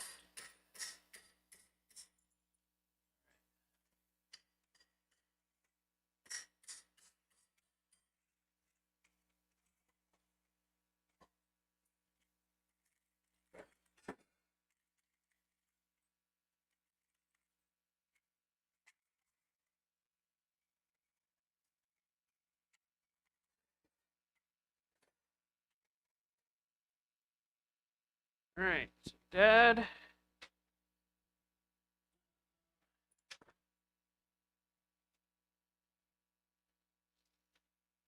Dad's still working on the torque converter.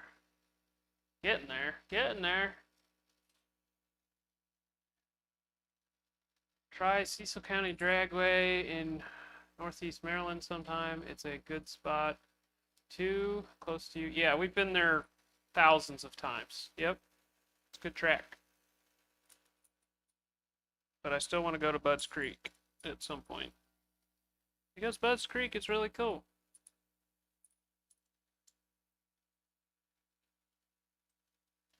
Are you using the same coils and adapters like the yellow Camaro for this build? Yes.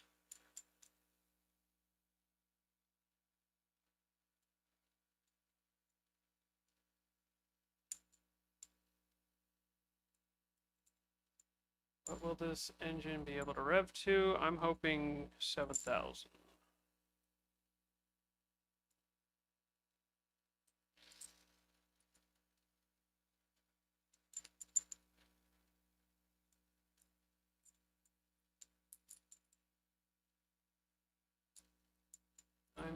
I miss going to E-Town. I've never been to E-Town. What ECU? Max ECU Street.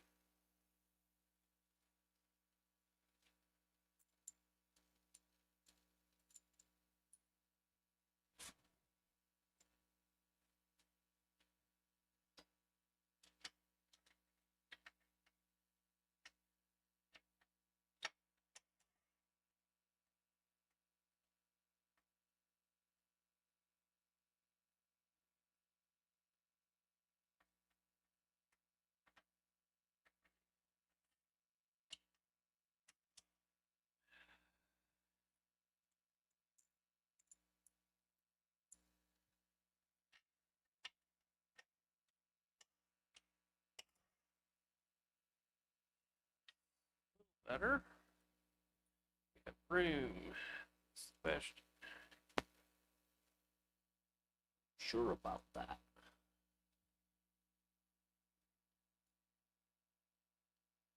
It'll do 10K easy if you remove the extra gram. Nope. Still not gonna do it.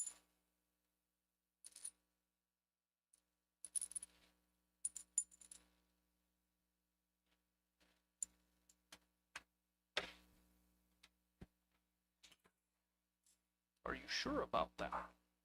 Why are there so many dry erase markers on the car? Who put these here? Oh, Dad did.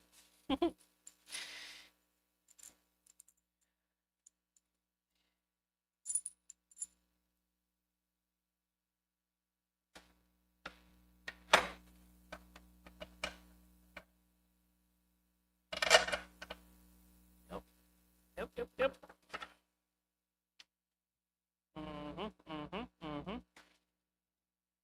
Please let us know when you are heading to Budds Creek. I'll meet you there. Yeah,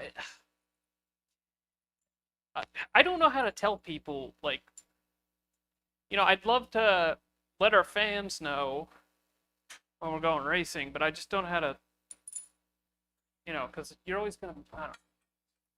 I'll post it on social media, maybe. Maybe I'll start doing that. Like, when we go to a track, like, I don't know. In some ways, it's like, I want to, like, get more gate in at the door and that kind of stuff. I just don't know how to, like, share that information effectively sometimes. Somebody said, tell us when you're going to this track. And I'm like, well, I don't know how to share that information effectively sometimes, but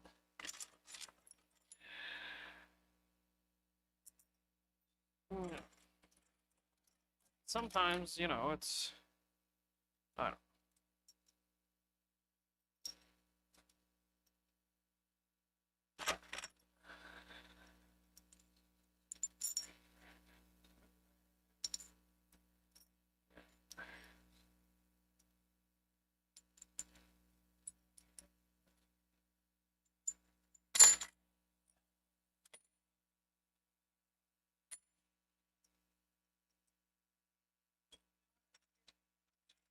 I'd like to, but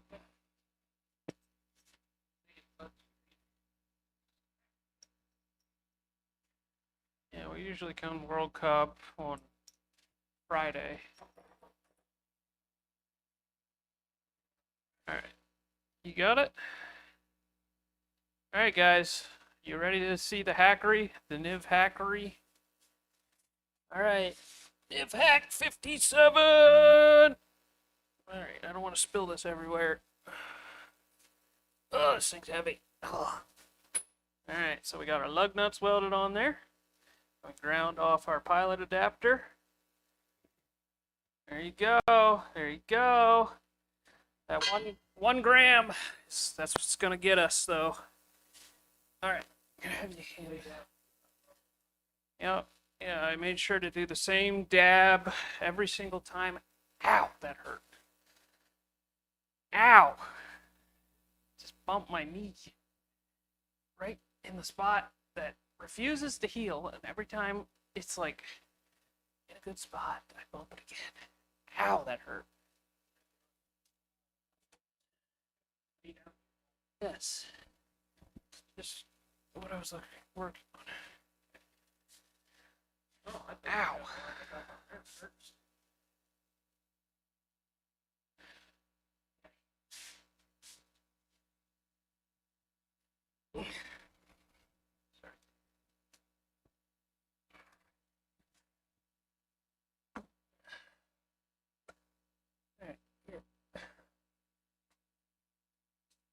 Here we go. Don't make a mess. You got paper towels down there? No. Okay.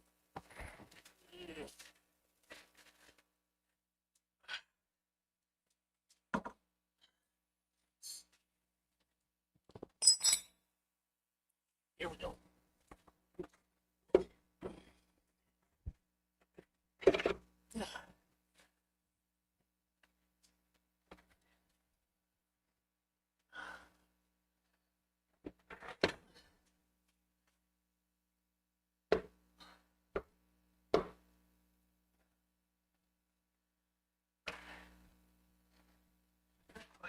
Not quite.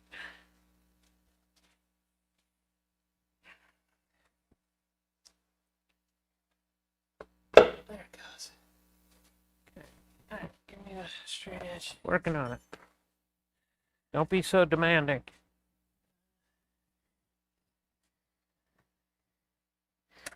You stole them all.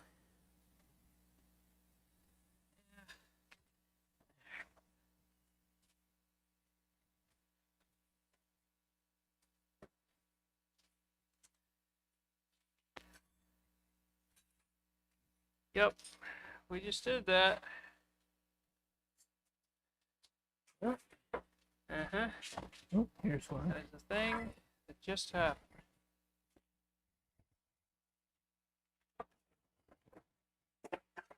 This thing.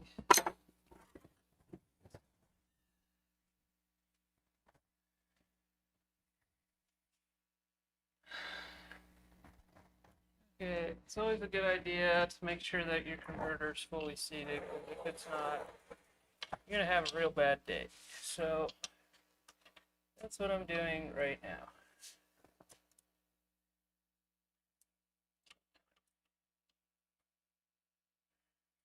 Can you just give me a regular ruler?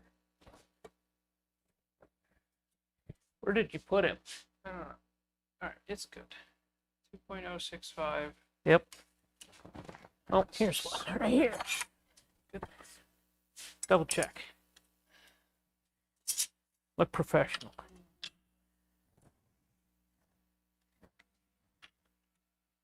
Look at that. It's just over an inch and 16. Okay. Good enough. Well, I did all the machining based on it being 1.06, so it's going to be off by a few thousandths. That gives us extra room, right? Yeah. All right. I'm hungry. Yep.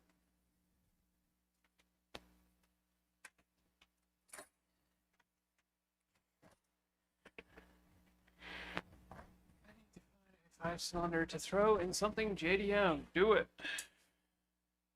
All right, guys. Here we go. Hold on. You got all the bolts, or just two?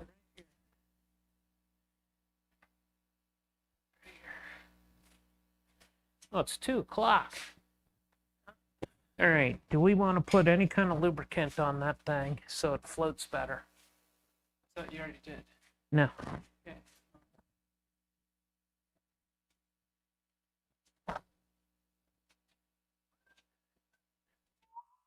Use the YouTube shorts to post a day or two ahead of time when you're going to do a track day. Yeah, I don't like the YouTube shorts. It's just, I don't know.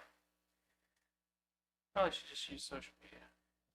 Well, just post it on, just post it as a picture. Yeah, I'll just post it as like a community post. Yeah. Just turn on your notifications to the channel. Come on, guys, ring the bell. And then when I make a community post, you'll get a notification. There you go. I hope you told them to like and subscribe. Yeah, like and subscribe, ring the bell, all that stuff. Now you start to sound like Tony.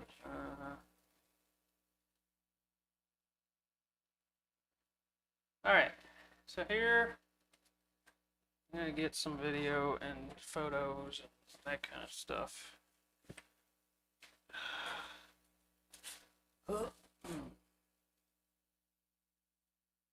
Makes it airtight. That's Yeah. fun. Now it's turned into an air spring. Yep. Alright. Yeah, I actually thought about drilling a hole in there. Yeah, Dad's turned it into an air spring.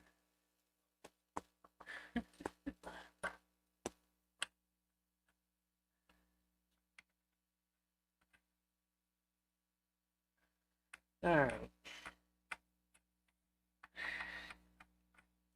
Yeah, over 100 people watching and only 18 likes. I mean, come on, guys. 18 likes, that's it. Come on. They probably What's took going on here? their likes away when they destroyed a $2,500 converter. Yeah, probably. Yeah. For science. Or something, right? Yeah. Alright, serious question. Should I ever include that thing?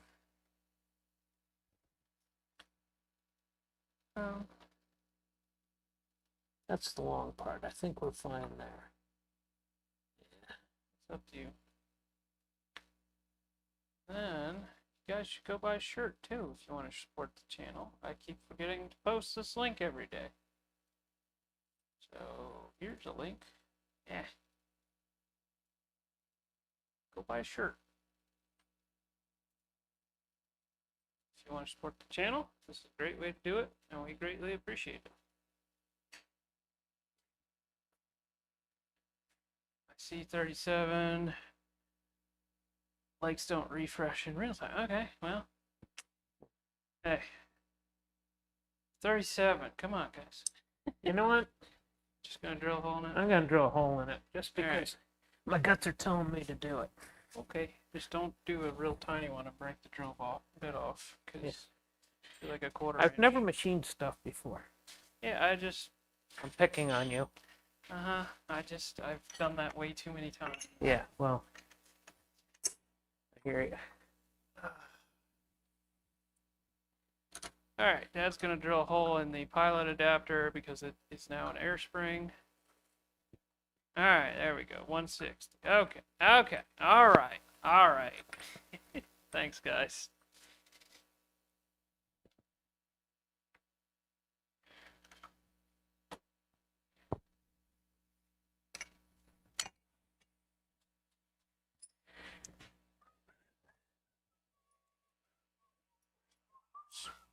Mouse.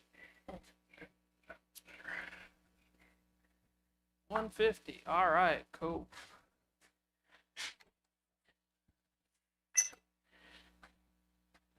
Pop is getting angry. Yeah. Stop at some point to get some food. I'm hungry too, but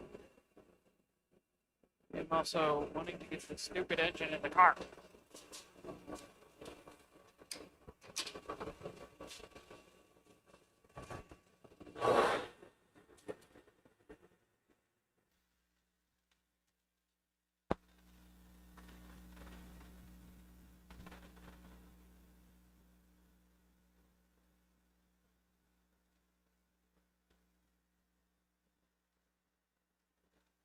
All right, we are painfully close to dropping the engine into the car.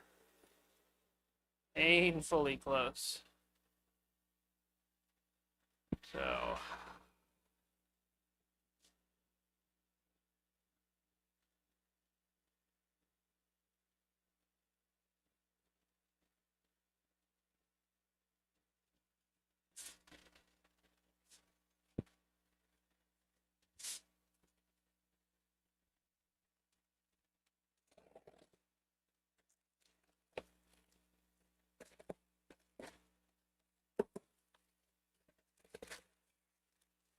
all right.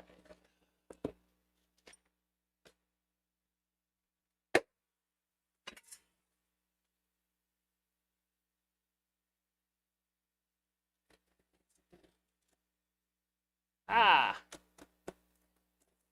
okay. Sick. Look at this, guys. Look at this.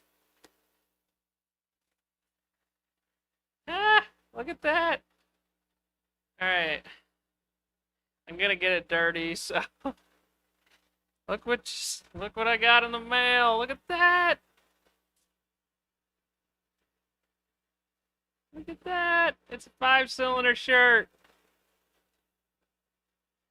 Go support these guys. Look at that. All right. So I'm gonna wear this shirt tomorrow. I'll wear this shirt tomorrow.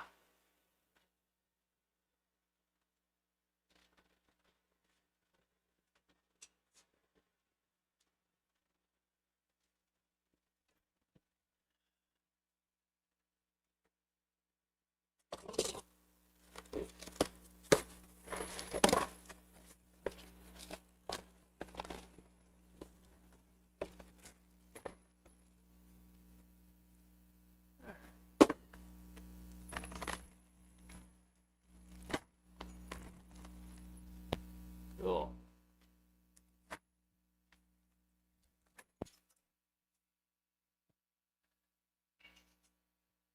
And it is a 5-cylinder block, by the way, so it's very appropriate.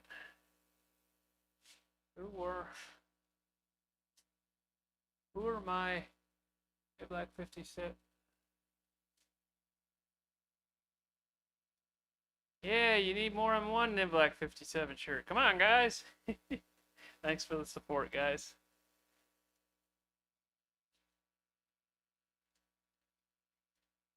What is the current hurdle? We are had to drill a hole in our pilot adapter because it was turning into an air spring, and we need to have it sit in the engine and not fall out when we're trying to put this engine in.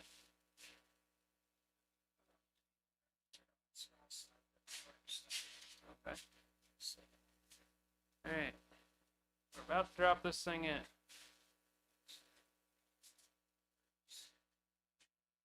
Hi, Mom. What? She's in the chat. No. Did you tell her we're hungry? Yeah, we're hungry, Mom. We need food. Yeah. Still have meat.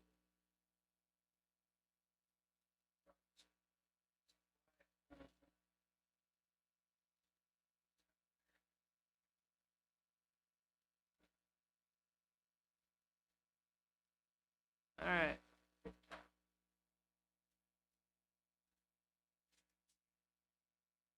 Okay. Ready?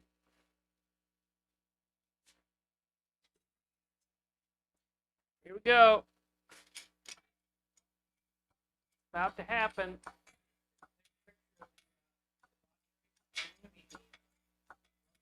Yes, the expert precision engineering. And 1 gram, guys.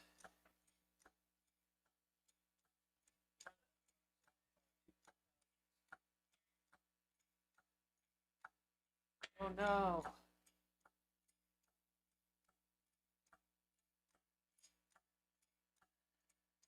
I think Mom's at cameras. think Mom is at cameras.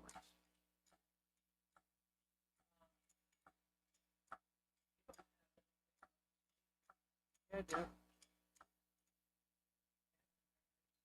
That's not on the screen. That's just a web page. That's up. Minimize. Okay, what's up?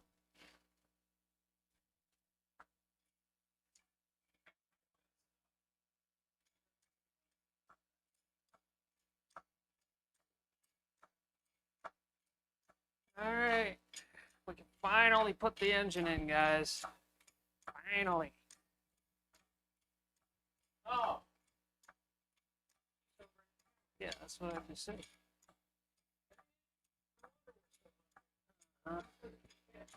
Too bad I'm at your brother's house. You guys are on your own for lunch. Oh. Ridiculous. Ridiculous.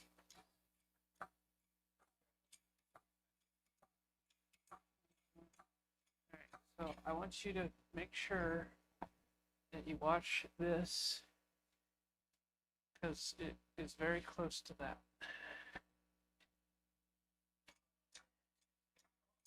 Nope, I can't get it in. It's in there. No, I don't feel like re-engineering my airbox. If I have to do that in the future, it's going to be a fight, but I'm not dealing with it now. I don't have time to deal with it now. Yeah, that would be cool.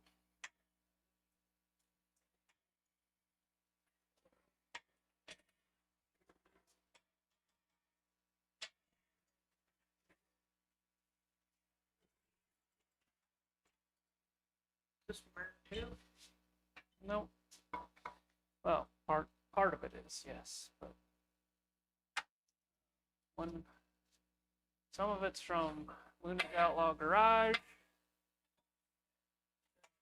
You are up against the jack stick. All right, coming down. Yep.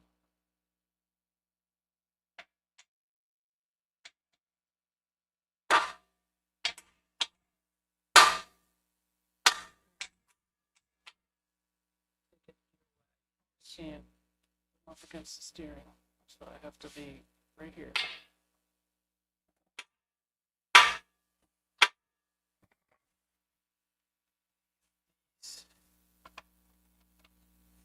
Oh, a little. Here. Pull that bolt out. Getting close, guys. Yeah.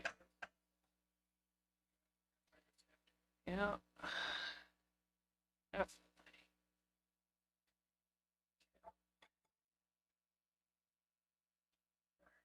Own it.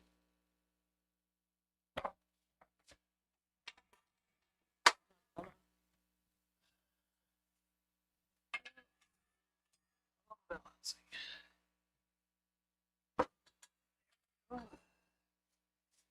Okay. Coming down.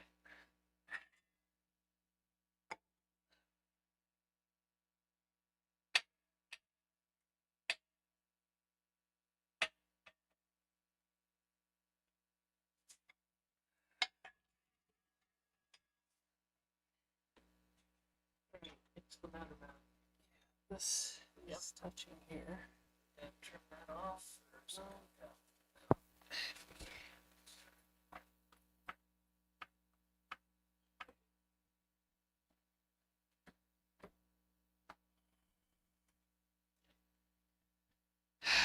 All right. Yep. We got to trim the K member a little bit because the oil pan is touching it. Plenty of room for our turbo drain, so that's good. I was worried about that. But, all right, we gotta trim the K member just a slight amount. This is pretty normal. I mean, it looks pretty slight to me, unless you think it's major.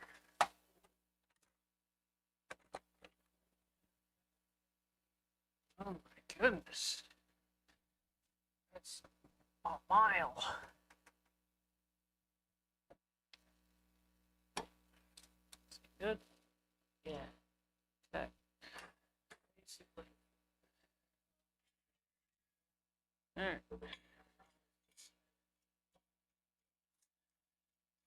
Gotta come back out.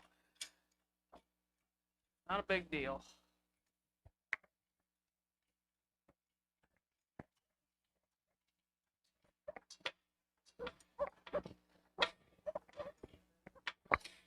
Up against the steering.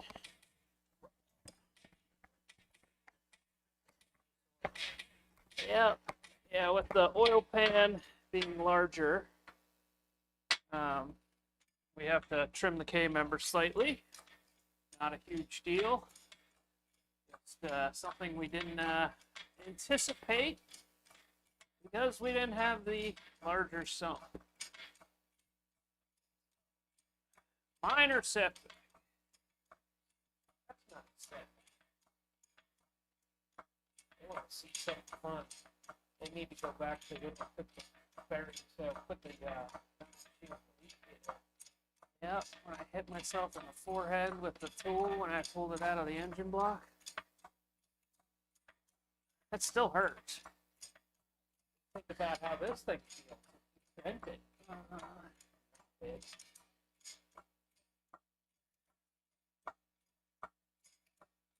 Alright. Minor trim, minor trim.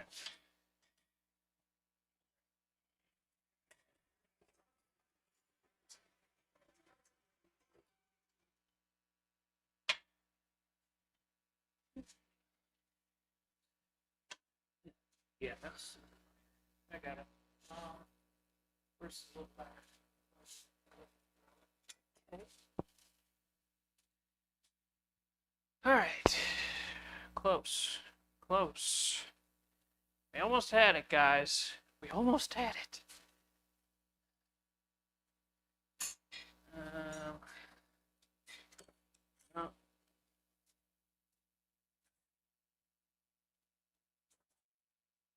Find out guys what their favorite part of this build is. Yeah, what's your favorite part of this build? What has it been? What's been the most comical part? It's right there.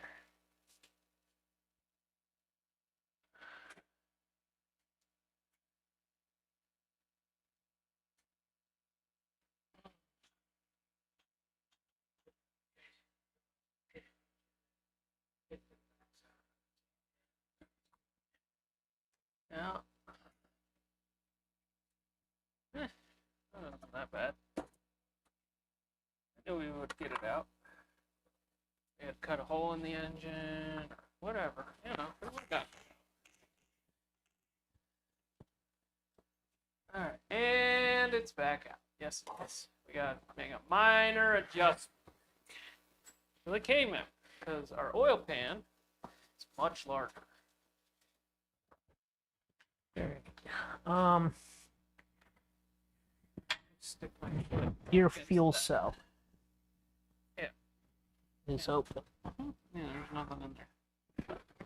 It's full of crap. Right. Okay. To really clean it out someday. Use it. So. Alright.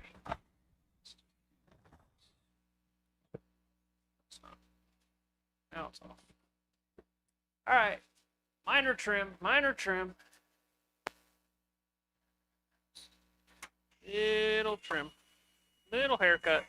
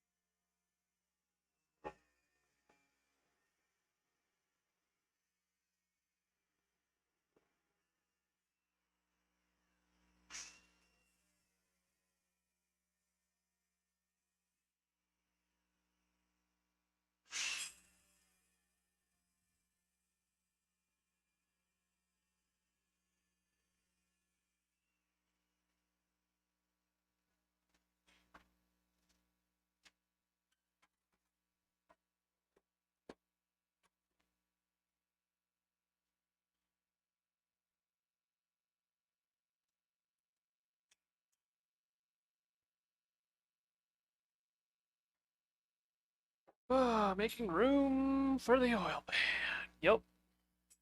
Yeah, it's just the sump. Like if the motor mount's coming down like this, it's hitting right here. So we just trim that out a little bit. Did you? What'd you do with the one you had?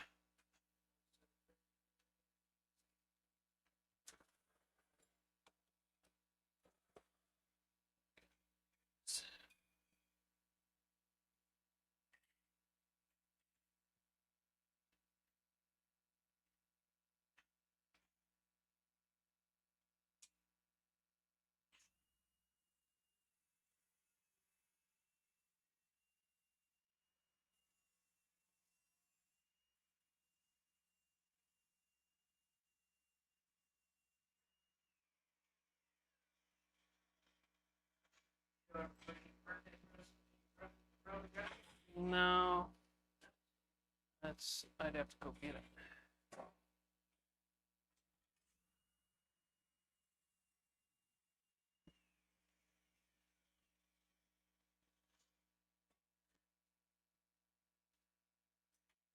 Which Dad informed me the little prank that you guys pulled on me. Dad told me what actually happened there about You guys rock! 11 o'clock. You all just flooded me with birthday wishes. I was like, okay, where did these all come from? And then you're like, we were told to wait till 11 a.m. And I was like, okay. I was like, who would have told you that? No, Dad told me about it. There you go. You guys got me.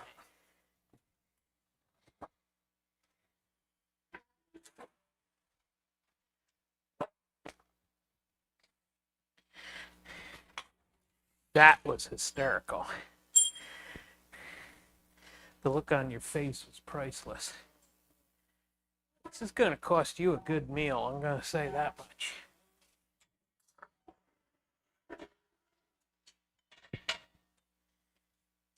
I am hungry.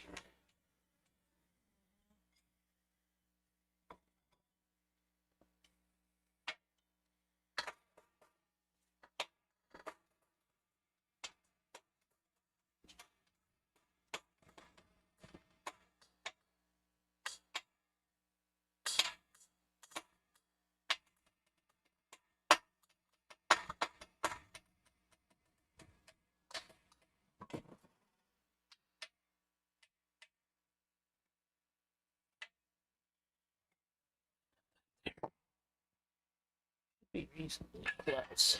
This side's got to come up just a hair. You could grab it over here. Oop, you already got it.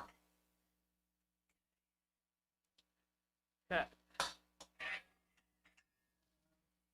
Can you take the tranny up just a hint more? Fold the two together. Like a pump. Almost. Trying to pull it this way, you're trying to take it that way. So I'm trying to get it so that Yeah, the pilot adapter is oh, it's not registered. is it out too far? Out and then tilt it down. Yep. Yep. It feels like it might have gone. This needs to go down in the back. Yep.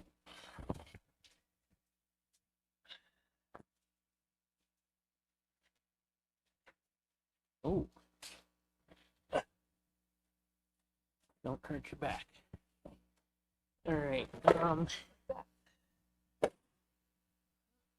Okay, transmission's got to go down. Take the transmission down first. Alright, almost there. Almost there. Okay. This side's got to go come up. There it goes.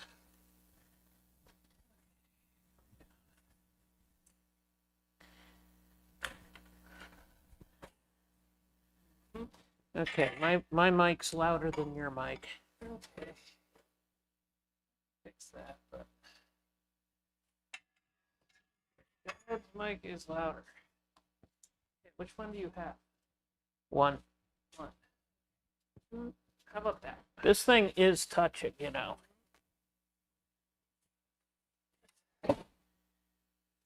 Okay. Well, that's annoying. We have to. Dang it. Um.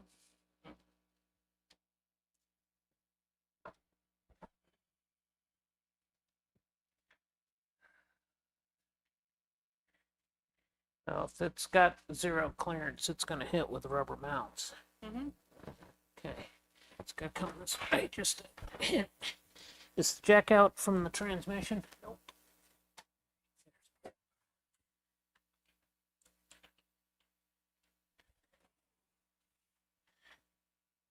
There it goes. There we go. All right. So that is definitely touching. All right, I'll deal with that. Wow, this long a bolt washer. Don't put those in yet. Do the bottom ones first. Okay. Make sure the Oh yeah. Forgot about that. Oh yeah. Screw it. All right. Torque converter still spins.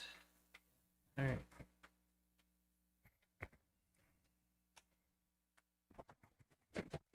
Okay. Here, what the 5-cylinder will sound like. I hope that it's somewhat Audi Quattro. That would be cool. Yes, it would be cool.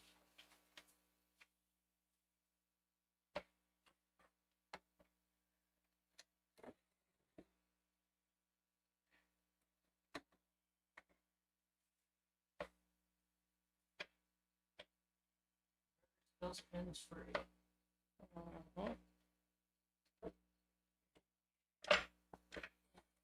Still not perfect. Hold on.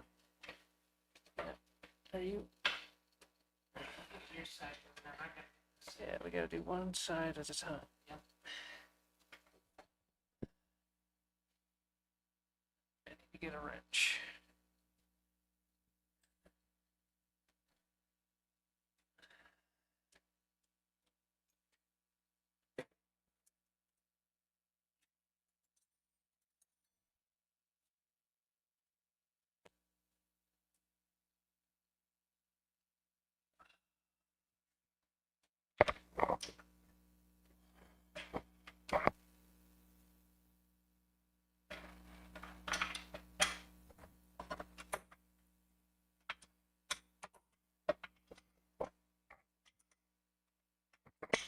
I've done the transmission in this car way too many times.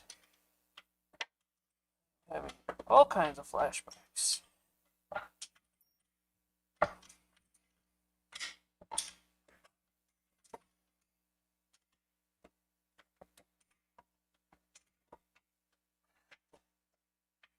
I normally use a shorter wrench on this side. Because I have to. It's up against the brake. Okay.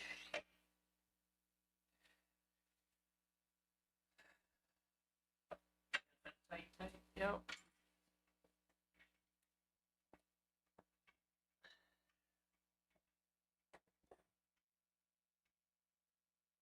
Ah, it's finally happening, guys. It's finally happening.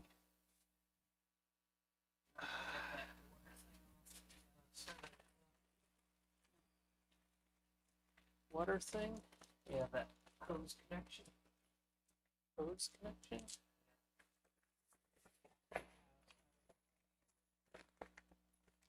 Oh, you mean to the heater core? Yeah, I'll get it. Yeah, I'm gonna replace it with my plug.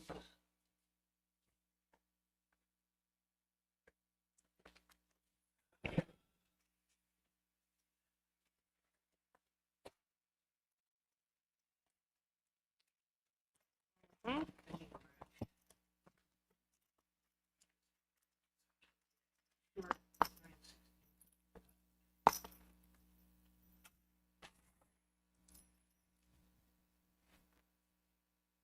All right.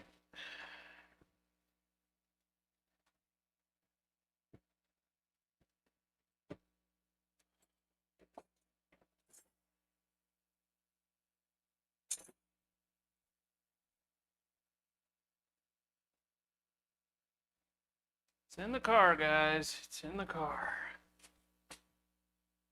100% bolted up yet, but it's in the car.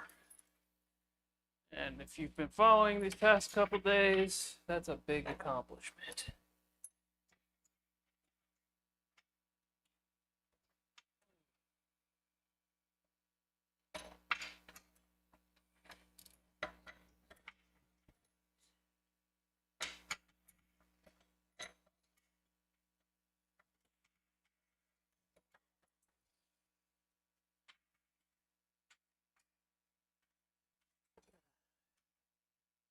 Why is your channel name, your name spelled backwards? Is there a story behind it?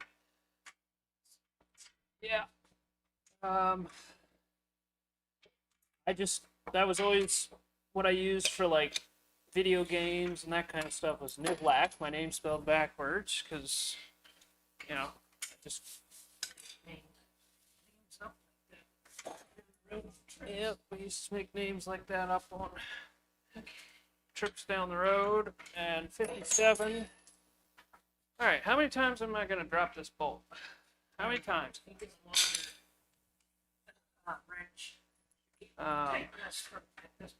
57 is because I like 57 chips.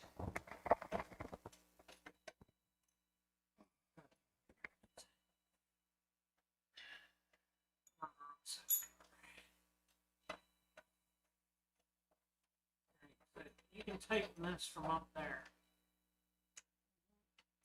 Okay, can I have that wrench? Get one.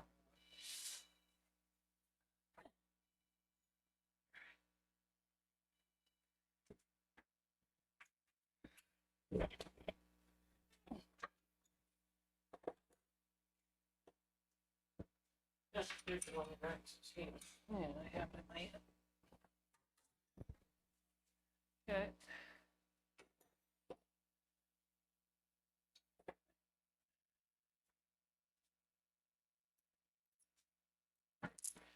Yeah, the reason that I chose that for the channel name is a little more in depth because I was trying to come up with a channel name and I kept making, oh, well, if I, oh, well, I'm not going to start the YouTube until I come up with a decent channel name.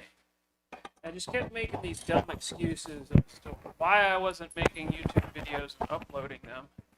I have like 4 fully edited YouTube videos that I never released when I first got started because I was just too terrified to post them. And finally, I got tired of my own excuses and I said, I'm uploading it to the YouTube channel that I already have and we're going with it. It's just, I'm tired of my own excuses. So, that's what we did. And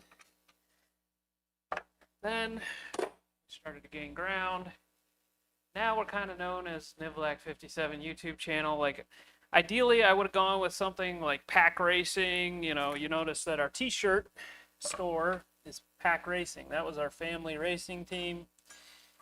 Ideally, I would have gone with something like that, or, but I was like, oh, well, what if people get that confused with Pack Racing, the rotary people over in Australia? And I was like, well, we gotta come up with a better name than that, or, and I just kept making all these dumb excuses.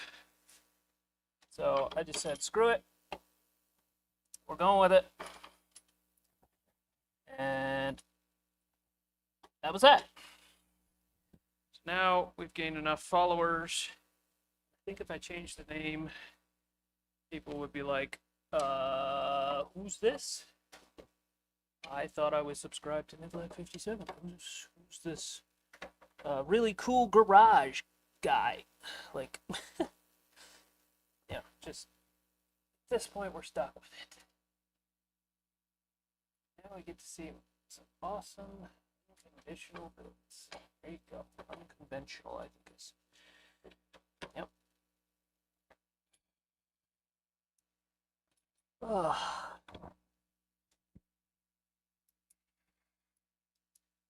So, yeah.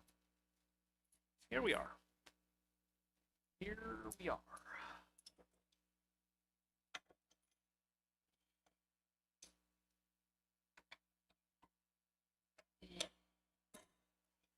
Perfect. Perfect. Dropped my washers. Washers. Wooshers. This can come out.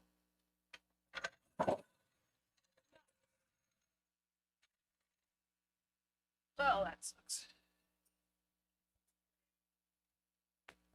Grab the dimension on that thing. What? The working group space. Yeah.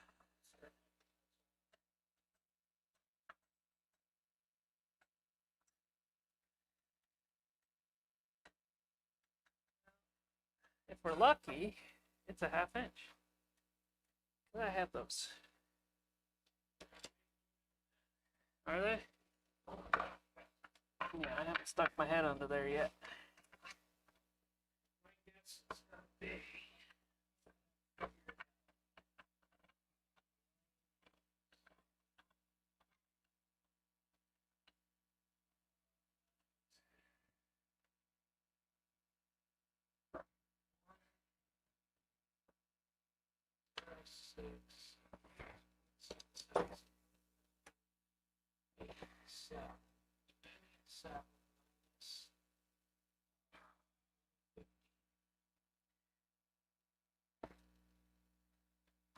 Okay. All right. This is big. It's in the car. It's in the car.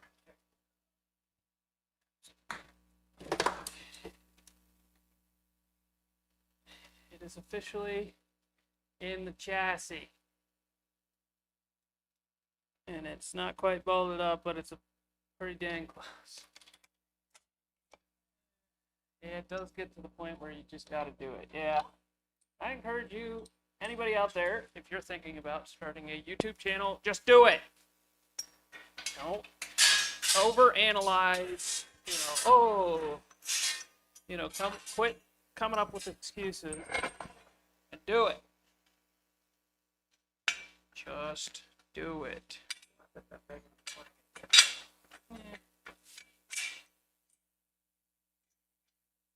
Good work, man. It's in finally. You making a flex plate adapter like you talked about? No.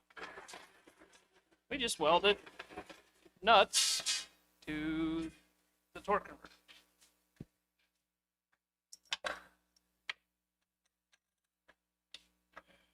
Welded lug nuts. Did you have to make a foot? Oh, I already read that one. It's in. It's finally in the car. It's finally in the car. This stupid wire keeps getting tangled up, and I know if I just ignore it and try to take it out, it's gonna pitch. Ugh.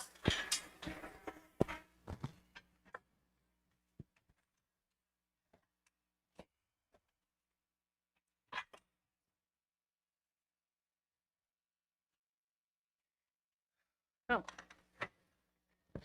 Come on. There you go. You did it. Oh, give me this ½ inch. Just use them as a gauge.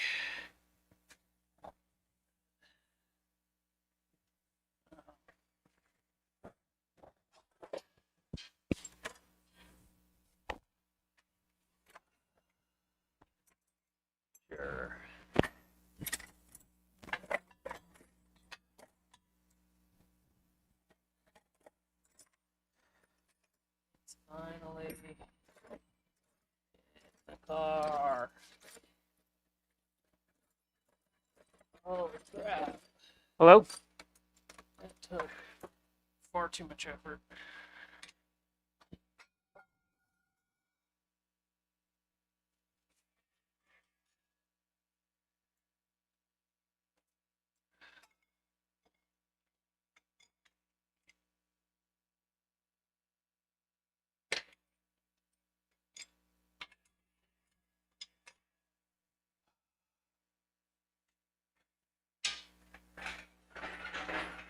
Now, I'll show you a picture in a sec.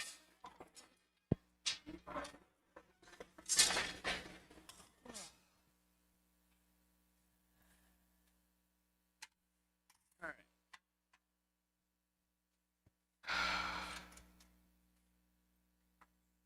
Booey. Booey. Under the car I go.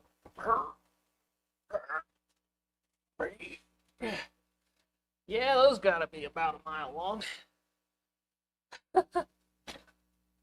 Yeah.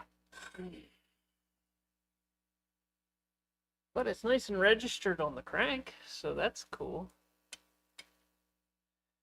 Uh-huh. Yep. Not a big deal. Not a big deal. Okay, it's in excess of an inch. It's about a little looser than an inch. Okay. What is this? Oh. Well, that's not good. Huh. That's fun. That's real fun.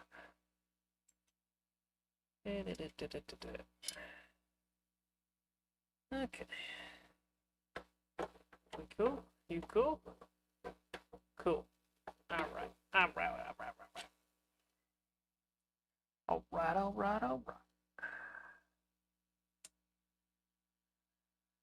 Okay. We're good. Alright. I'm getting back out. Ugh. Man, this thing looks great.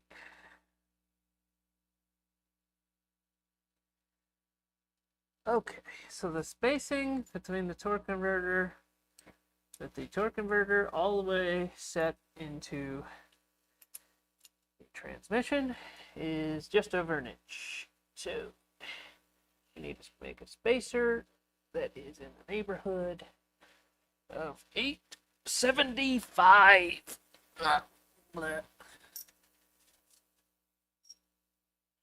Which I think that's about what my dad said. Cool. Oh, the picker is getting folded up. Yeah, that's great news. Finally, we're free. It's done. It's over. I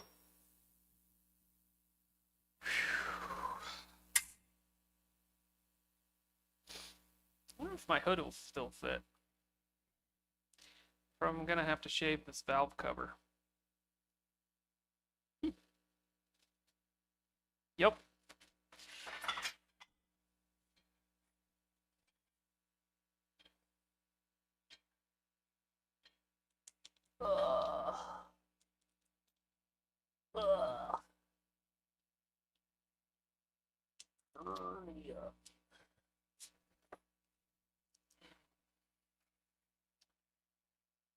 Alright.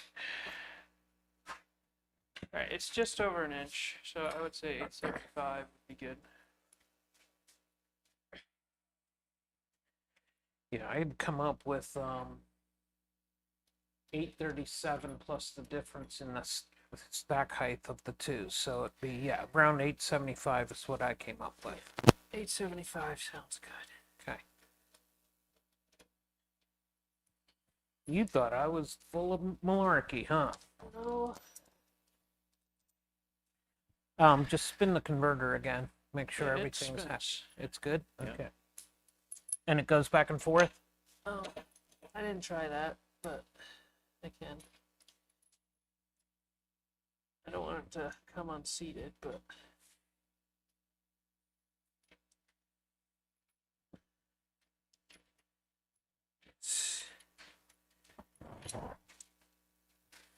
come on, buddy.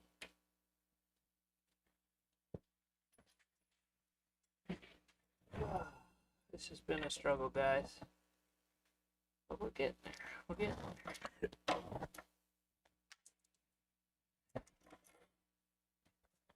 Yeah.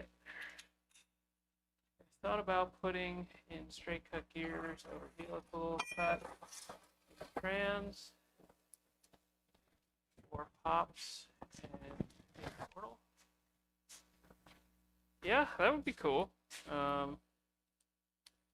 I know some of the 4L80s came with straight cut gears, but I don't believe I have them. But yes, it would be cool. I love the sound of straight cut gears. That's for sure. They sound very cool.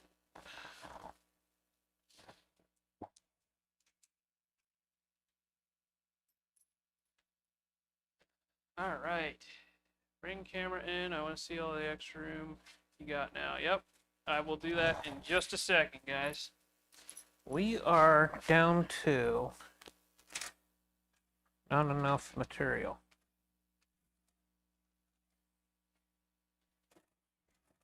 I get this engine finished, bolted up, I will show it to you guys. Very, very, very, very, very close.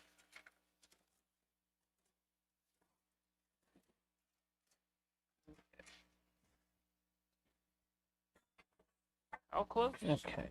Very, very, very, very, very. A lot closer than we were yesterday.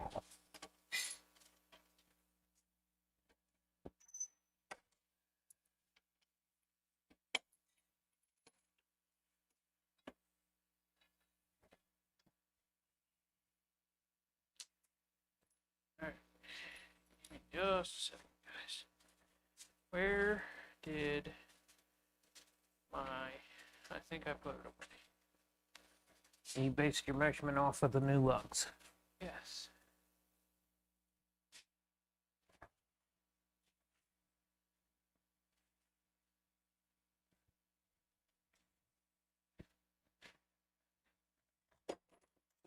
Oh, that's great. That is fantastic. I just dropped a washer down inside the cowl vent because that's the kind of day we're having.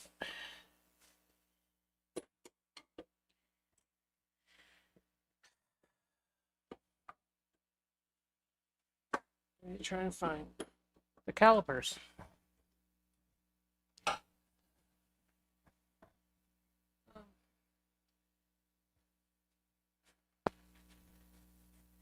On the lathe. No. On the mill. No.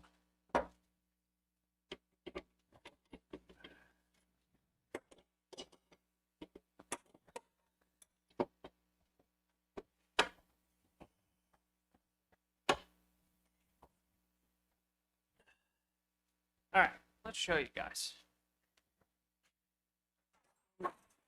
Fighting hard with this. Okay. Well, here's the caliper. I don't know what happened to the box. Okay. How many folks are watching? 142. Nice. Please like, subscribe, ring the bell. All right, look at all that extra room. Look at all that room. It's in there. Finally.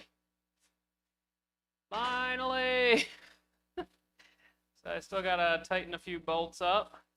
I did have one little oopsie. My VVT solenoid is right up against my air intake. So we might have to do something a little bit creative there. So if I ever want to change that, it's going to be a pain, but you know, we got there, guys. We finally got there.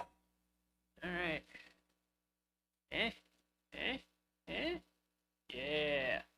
Yeah, that's a thumbnail right there. We got there.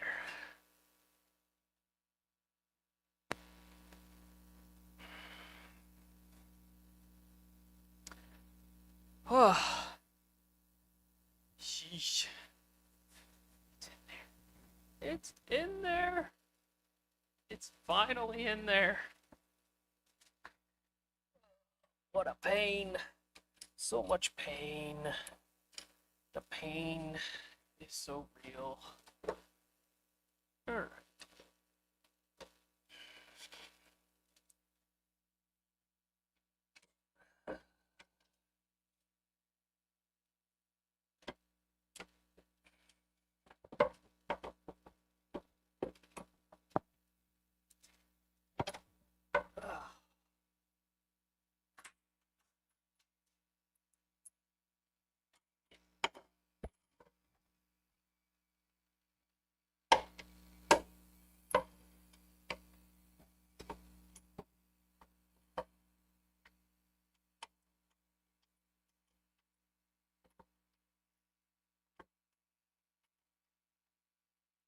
Not fully up to speed on the build. Does the motor retain the balance shafts, and are they removed? They are removed.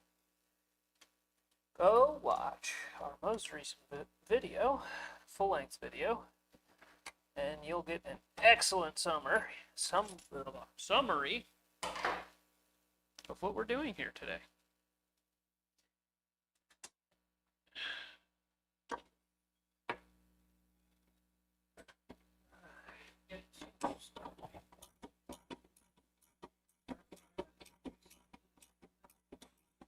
What?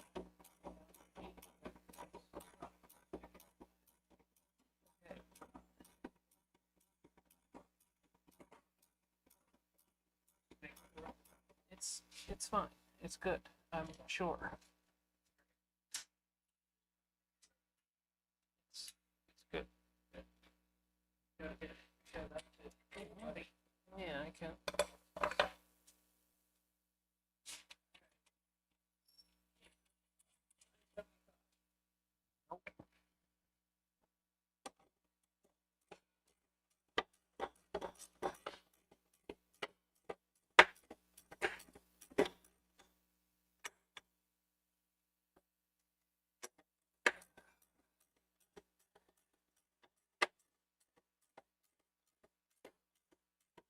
It's finally happening. It's finally happening. I need to find my wrench. Yeah, I'll go catch up after the live. All right. Congratulations, Calvin and Dad. Yay!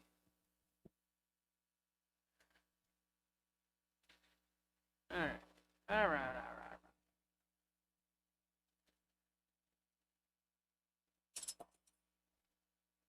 Let's go get another one, right? Just go get another.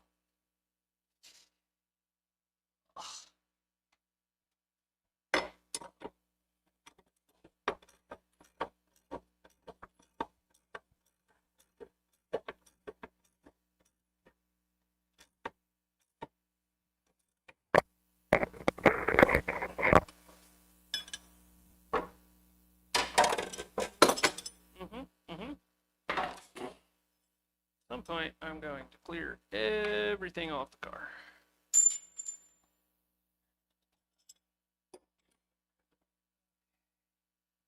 Any interest in V-stroke and Atlas? Figure out how high the engine can rev in the future? Yeah, I got tons of interest, but it's $5,500 for a crankshaft, and then you got to figure out what length rods, and probably going to need a custom set of rods and a custom set of pistons, so it'll probably be close to a $10,000 investment.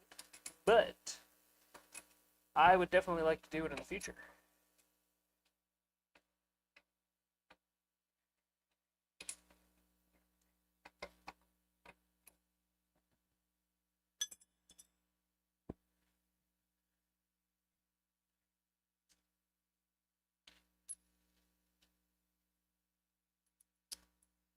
Alright. So now I know what fell into the cowl. It was a lock washer.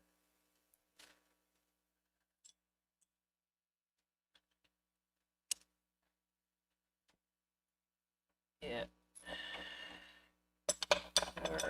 We were actually talking to Scat about that a few years ago. And they said it would be $5,500. And yeah, expensivo.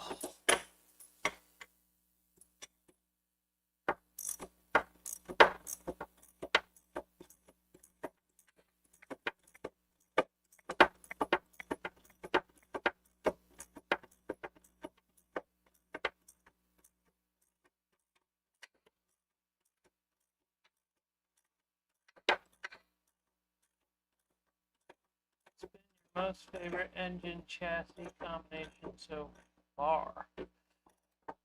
What liter would you de-stroke it to? Probably a 3-liter.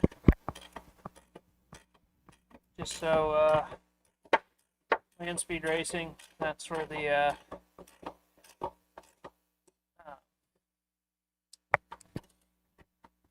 that's where it would really make sense to do this. I don't know, it depends on, if we're doing a drag car, I wouldn't de-stroke it near that much, but,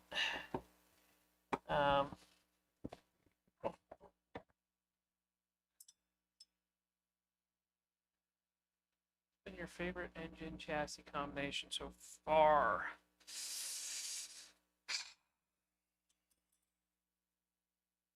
I'm gonna have to think about that.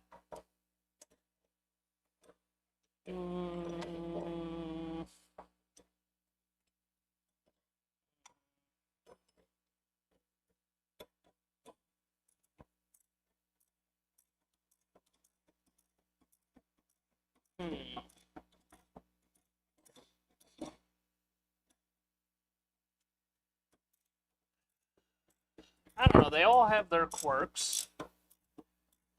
I'm liking the 4th gen so far because it's so easy.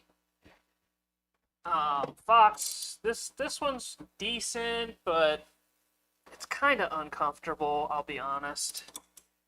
Like, I wish we would have moved the seat further back, but we were trying to meet the rules of drag and drive, which says you can't set the driver back more than 1 inch. So we didn't set the driver back more than 1 inch. I wish we would have done that because Sickly Freaks doesn't say anything about that. That's where the car ended up.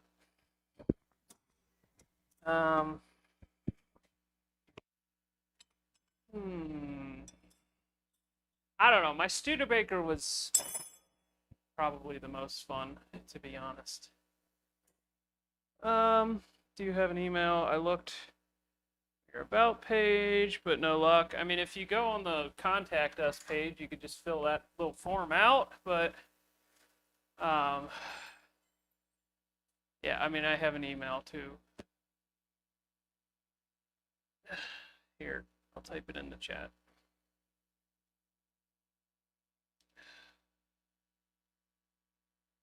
Just a second here. I have to reach over stuff.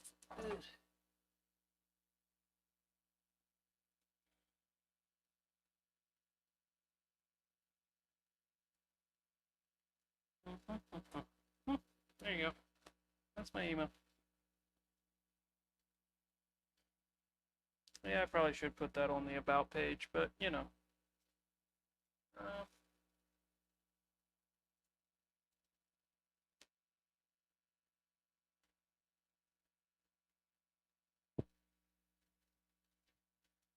Most people just message me on Instagram or Facebook or yeah, something like that.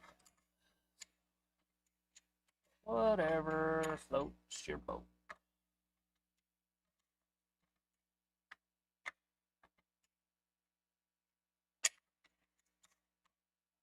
First 2 years of the Chevy Opala, 68 to 69. A 230 instead of the 250. It's just one active drag build that is currently runs a 230, and I'm aware of at least. Yeah, I like the 230s better, but that's just me. Did they ever make a 12 counterweight 230 crank? That's a question for me. Did anybody make a? Has there ever been a 12 counterweight 230 crank? Because I know there's been a 250 crank. Someone imported a 92 Opala Diplomata here to the northeast. Very cool.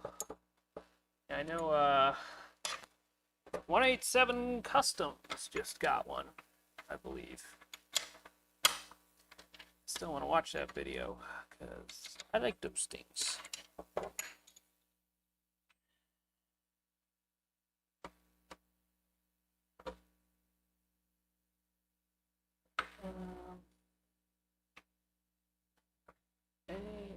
I already answered that one.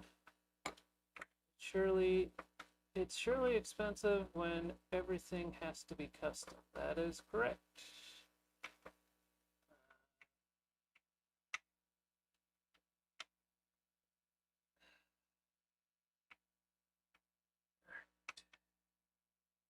Getting the bell housing bolts bolted up, wired up, and then, this is turning into quite the conversion. Definitely a little more intense than I was expecting. I was expecting it to be a little more plug and play, given that, you know, it's the same family of engine, but here we are.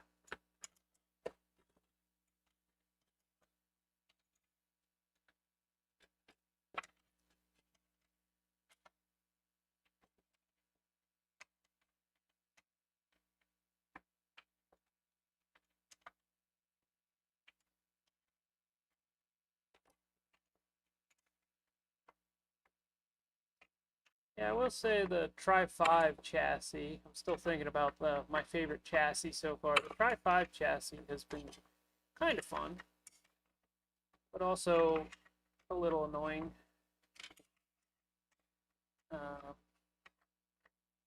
It's nice that you can just get bolt-on parts. That's kind of cool.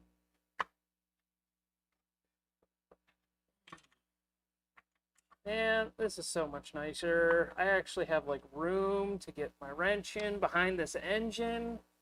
Bell housing spacer. This is, man, I'm gonna blow up all kinds of transmissions behind this thing, and I'm not even gonna care anymore.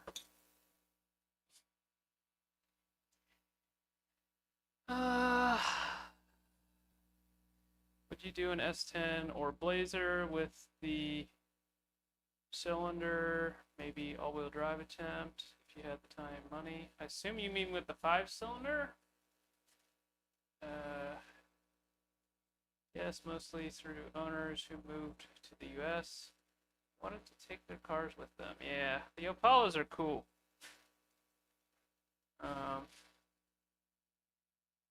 This one was directly imported by a shop, 4-speed caravan.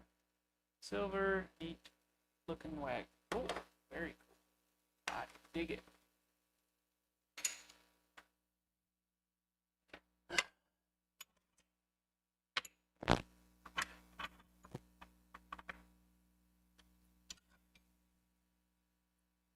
Man, there's so much room. Of course, it helps that the intake's not in the way. I normally do this with the intake still on.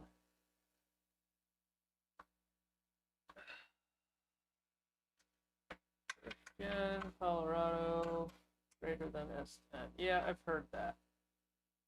I've heard that.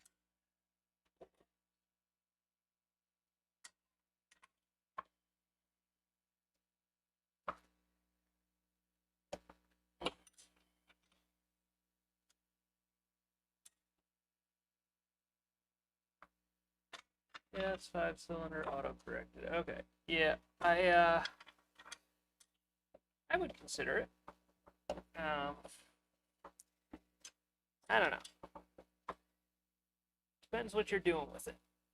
Because all-wheel drive is only really necessary if you're doing like no prep racing or some like off-road type of thing. I think for drag cars, it's kind of a waste of time. At least drag cars that go to prepped surfaces. So I would have to figure out what made sense.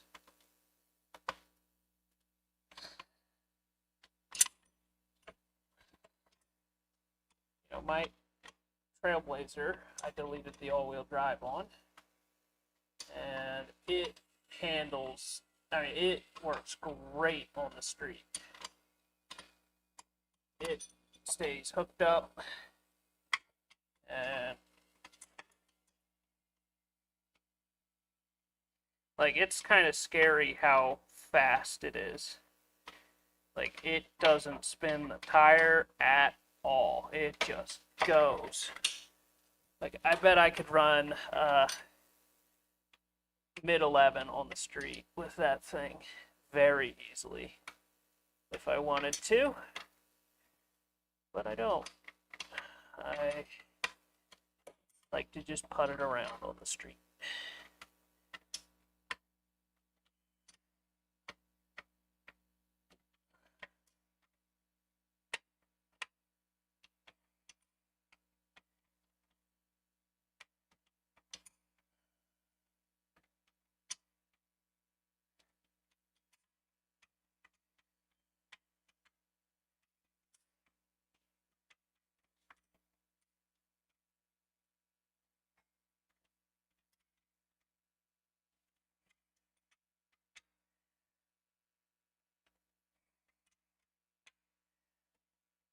Okay, we got the bell housing bolts up.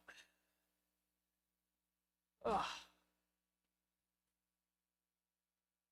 That will be an unpopular opinion, Johnny. I mean, there's a lot of people that have that opinion. Yeah, I've heard that the Colorado is a way better truck than the S10s. I've heard people that say they just have a ton more room in the engine bay. Never worked on a Colorado though. Worked on plenty of S10s.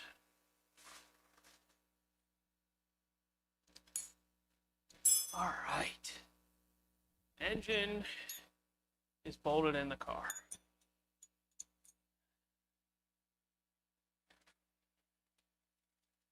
So, I'm okay.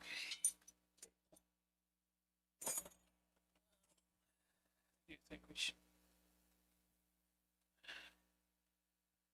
Okay, the 8 HP is certainly a game changer. Any plan to use those in more builds? Yes, my red Camaro is getting one.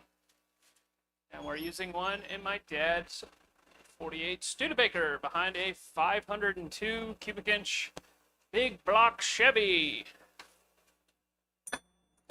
So, yes, the answer is yes.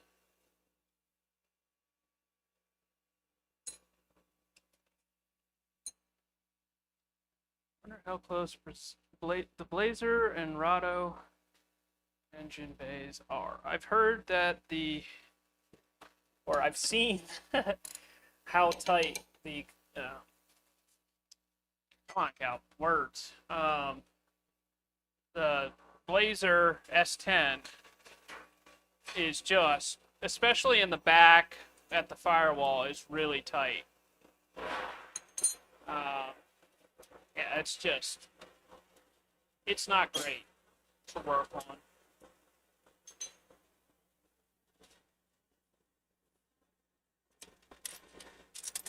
All right. So now that the engine's in the car,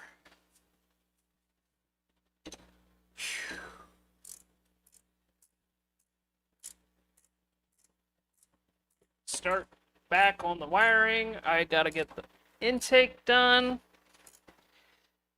So we might actually end a little early today so that I can do that. I don't want to have the stream constantly cutting out, and a lot of the wiring that I have to do is underneath the dash, which is not going to be fun to watch. Um,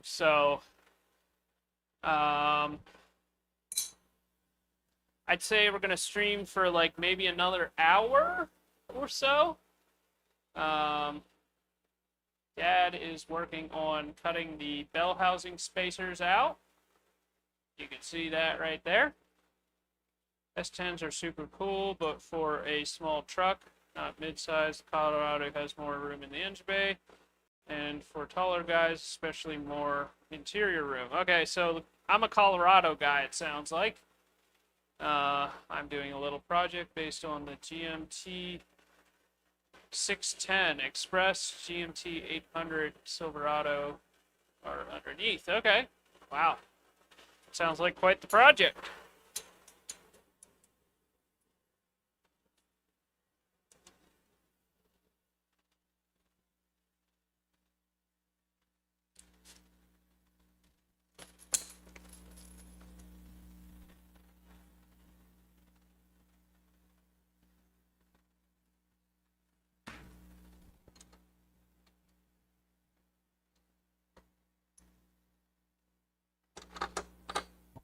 Oh, that's great.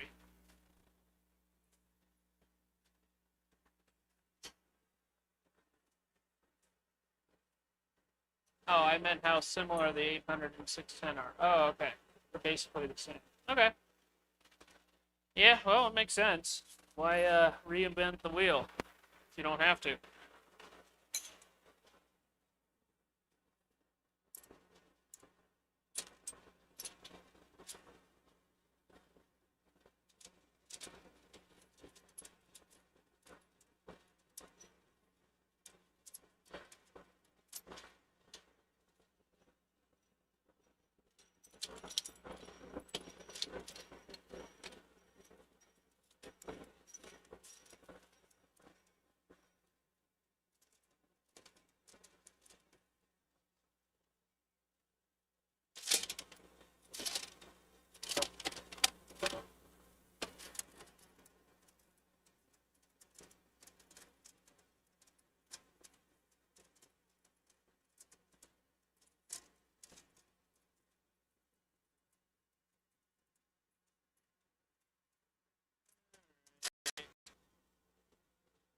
Now I have one. Trying to find a M14 nut.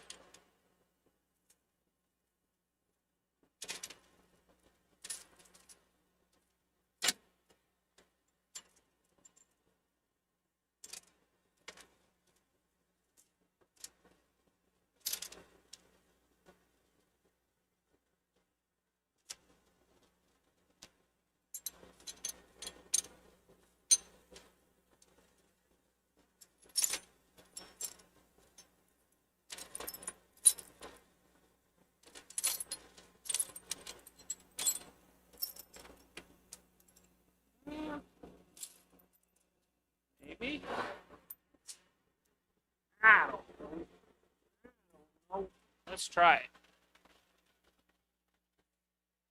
Yep, GM being smart lazy, yep.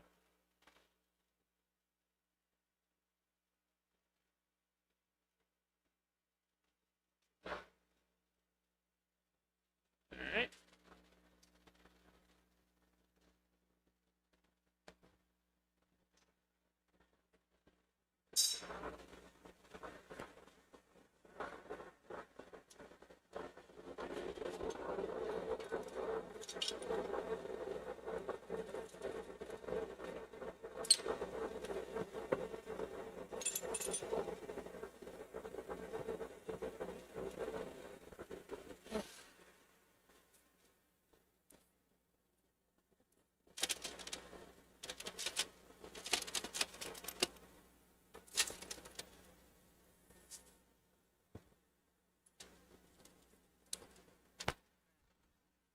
Try it.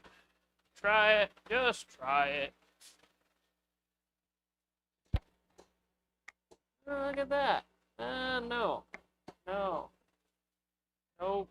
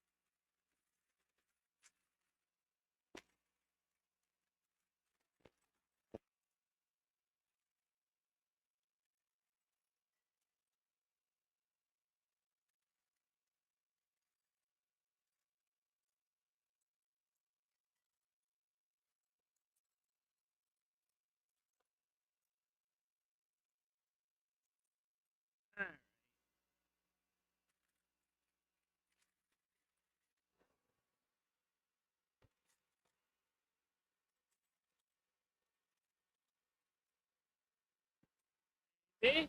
Maybe. Still can't find a nut. Nope. Alright.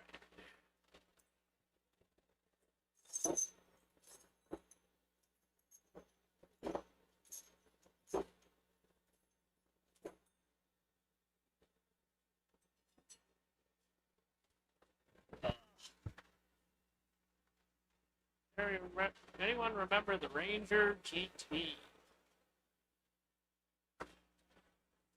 I don't.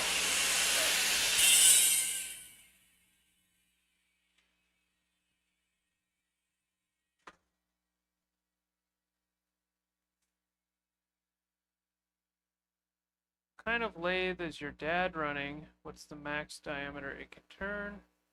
Does it have a faceplate? It's a Graziano lathe, and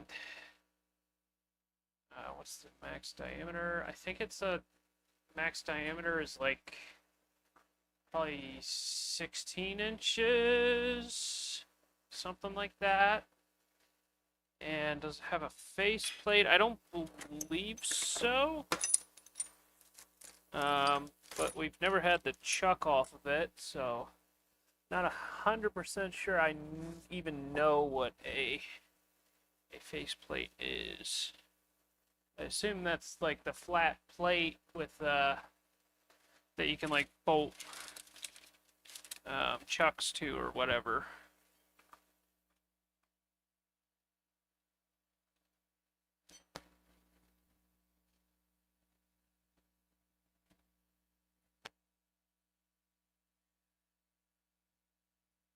Yeah, we picked it up like 5 or so years ago. And it's very, very useful. Very useful.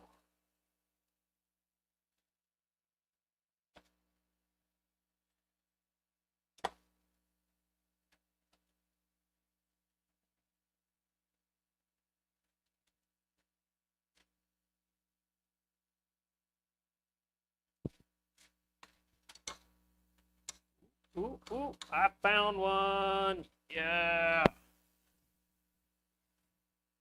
Neat. Indeed.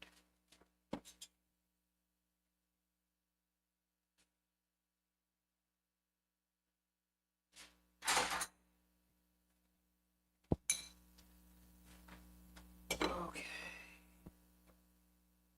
Of course it's a different size. Of course. Why would you think it was the same size? Wish I could find one, but all those. Oh, you're talking about the Ranger. Yep, yep, yep, yep, yep. Working away, working away.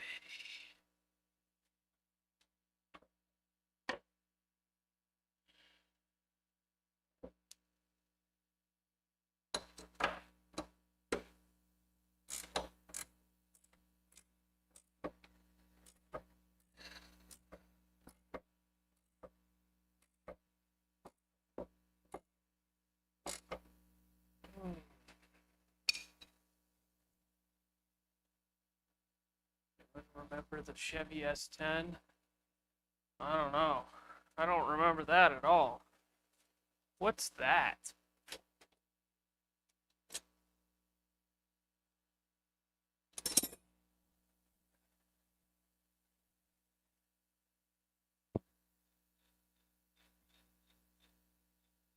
Oh, SS10. Okay, okay. I was like, man, really putting out the hard quiz questions. That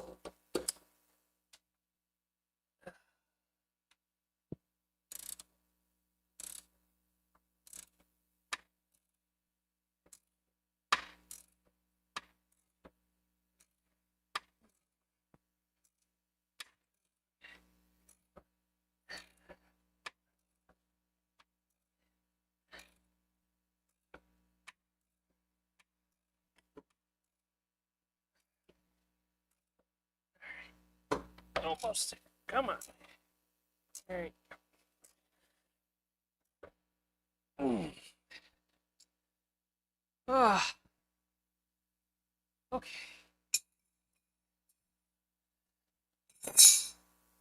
Ah, I'm tired. Okay. Back to here. Ugh. All right.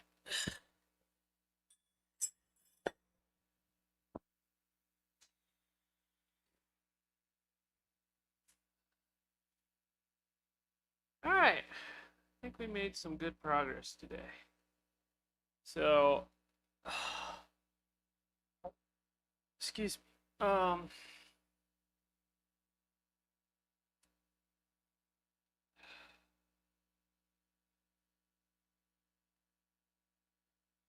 right. So I think this might be a good stopping point for the stream today. I guess we'll do a short Q&A session. If you guys want to start leaving some questions down in the comments, answer them. But I'm tired. Dad and I could probably use some lunch, even though it's pretty much dinner time here. But I need to do a pile of wiring underneath the dash. And yeah, that's about where we are at. So,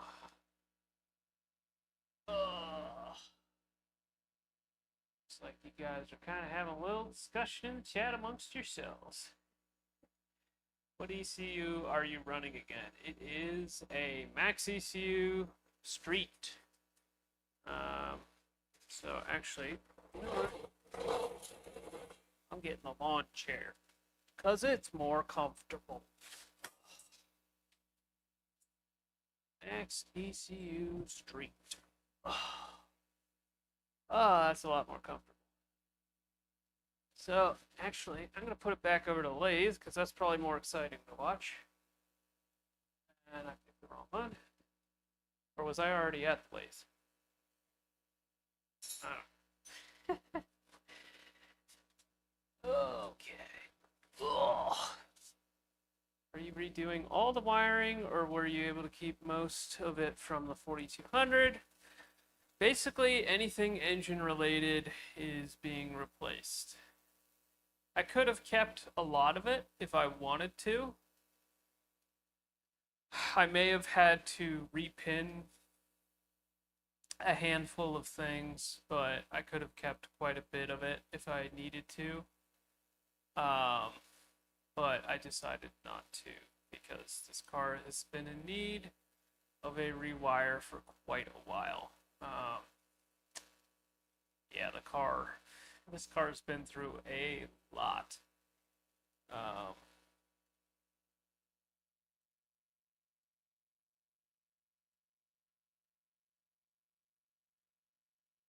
Yeah. Yeah, this car's had an LS twin turbo. It's had a single turbo 4200. It's had started with an 8082, then it went to a 7675, then it went to another 7675, then it went back to an 8082. Then it got changed to an S475 with an 88 millimeter turbine. Then it got switched to an S480 with an 88 millimeter turbine. It's had probably 4 different injector setups. It's had stock coils, IGN-1A, and Volkswagen Audi short coils, which was on it most recently. It's had 3 different intake setups for the Atlas. It's had 3 different exhaust manifold setups. It's had 3 different air-to-air intercooler setups on it. Radiator's always been the same, but yeah, this car has just been slapped together, not slapped together. It's been put together and taken apart and reworked and redone and re-engineered so many times. Just the fuel tank's been reworked a couple times. We did a stock tank with twin Walbro 450s in it when we did the original swap, and that had issues with fuel sloshing. Basically, the tanks on these things are so shallow that you get the fuel level low, like below like half a tank, and it sloshes back and forth, and it just causes all kinds of instability in the fuel pressure. And we had so many issues with that in the past. And then finally, I used you know that stuff that Holly advertises, the Hydromat, I think it's called? That stuff sucks. That is junk. I mean, it's literal junk. I'm pretty sure, because originally I put the car together, I just used the regular socks that came with the Walbro 450s. But I was like, oh, well, I should upgrade to that Hydromat someday. And, because the whole selling point of the Hydromat is if it becomes uncovered, then it's able to, like, even if you have just a little corner of the fuel sock in the fuel, it'll be able to suck it up and work. So I did, and I'm pretty sure it resulted in like half the fuel flow, because my idea was, oh, I'll just put some of that stuff in it, and then that'll solve my problem, because I don't really have great fuel pump placement, because I can't fit good fuel pump placement, because the tank's like 3 inches tall. And so I did that, and I had one issue. One issue was when I staged the pumps, when the second pump came on, it would suck a bunch of air and inject that into the fuel system and cause this big old bog when the second fuel pump came on. And I think the overall fuel flow was way down. And I was not able to get near as much out of the fuel system. So I pulled that junk back out and put, that's when I ended up switching fuel tanks. Now I have a Tanks Incorporated universal truck tank in the car with one of their in-tank. I ended up cutting the spare tire well because I wanted to keep my spare tire well for the longest time because, I don't know, I'm stupid. And so we finally cut that junk out and upgraded to a universal truck tank that I drilled a hole in. And then, ended up, going to that universal truck tank, drilled a hole in it, added a filler neck to the thing, and that's what's in the car right now. It works pretty well. So,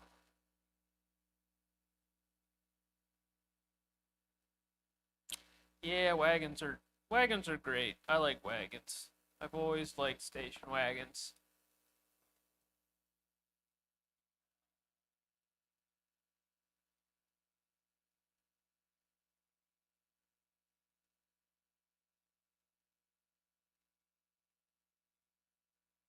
Oh, I'm tired.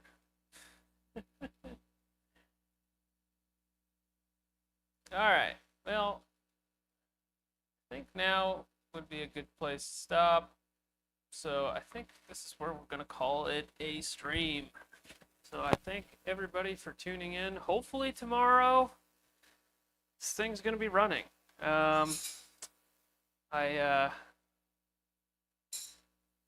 It's looking like we still have quite a bit of work to get done.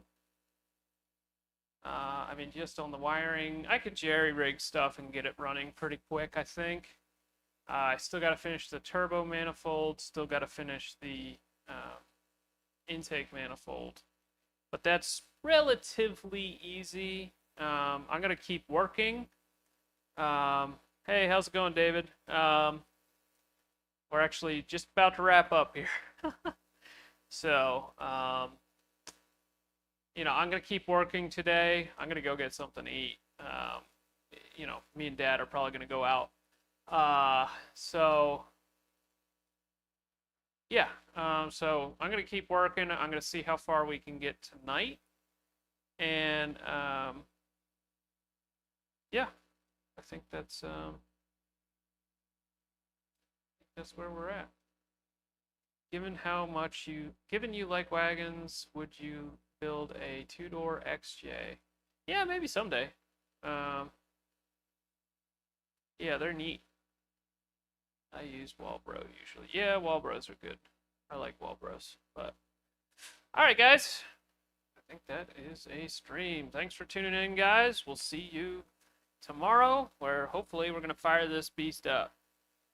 See ya.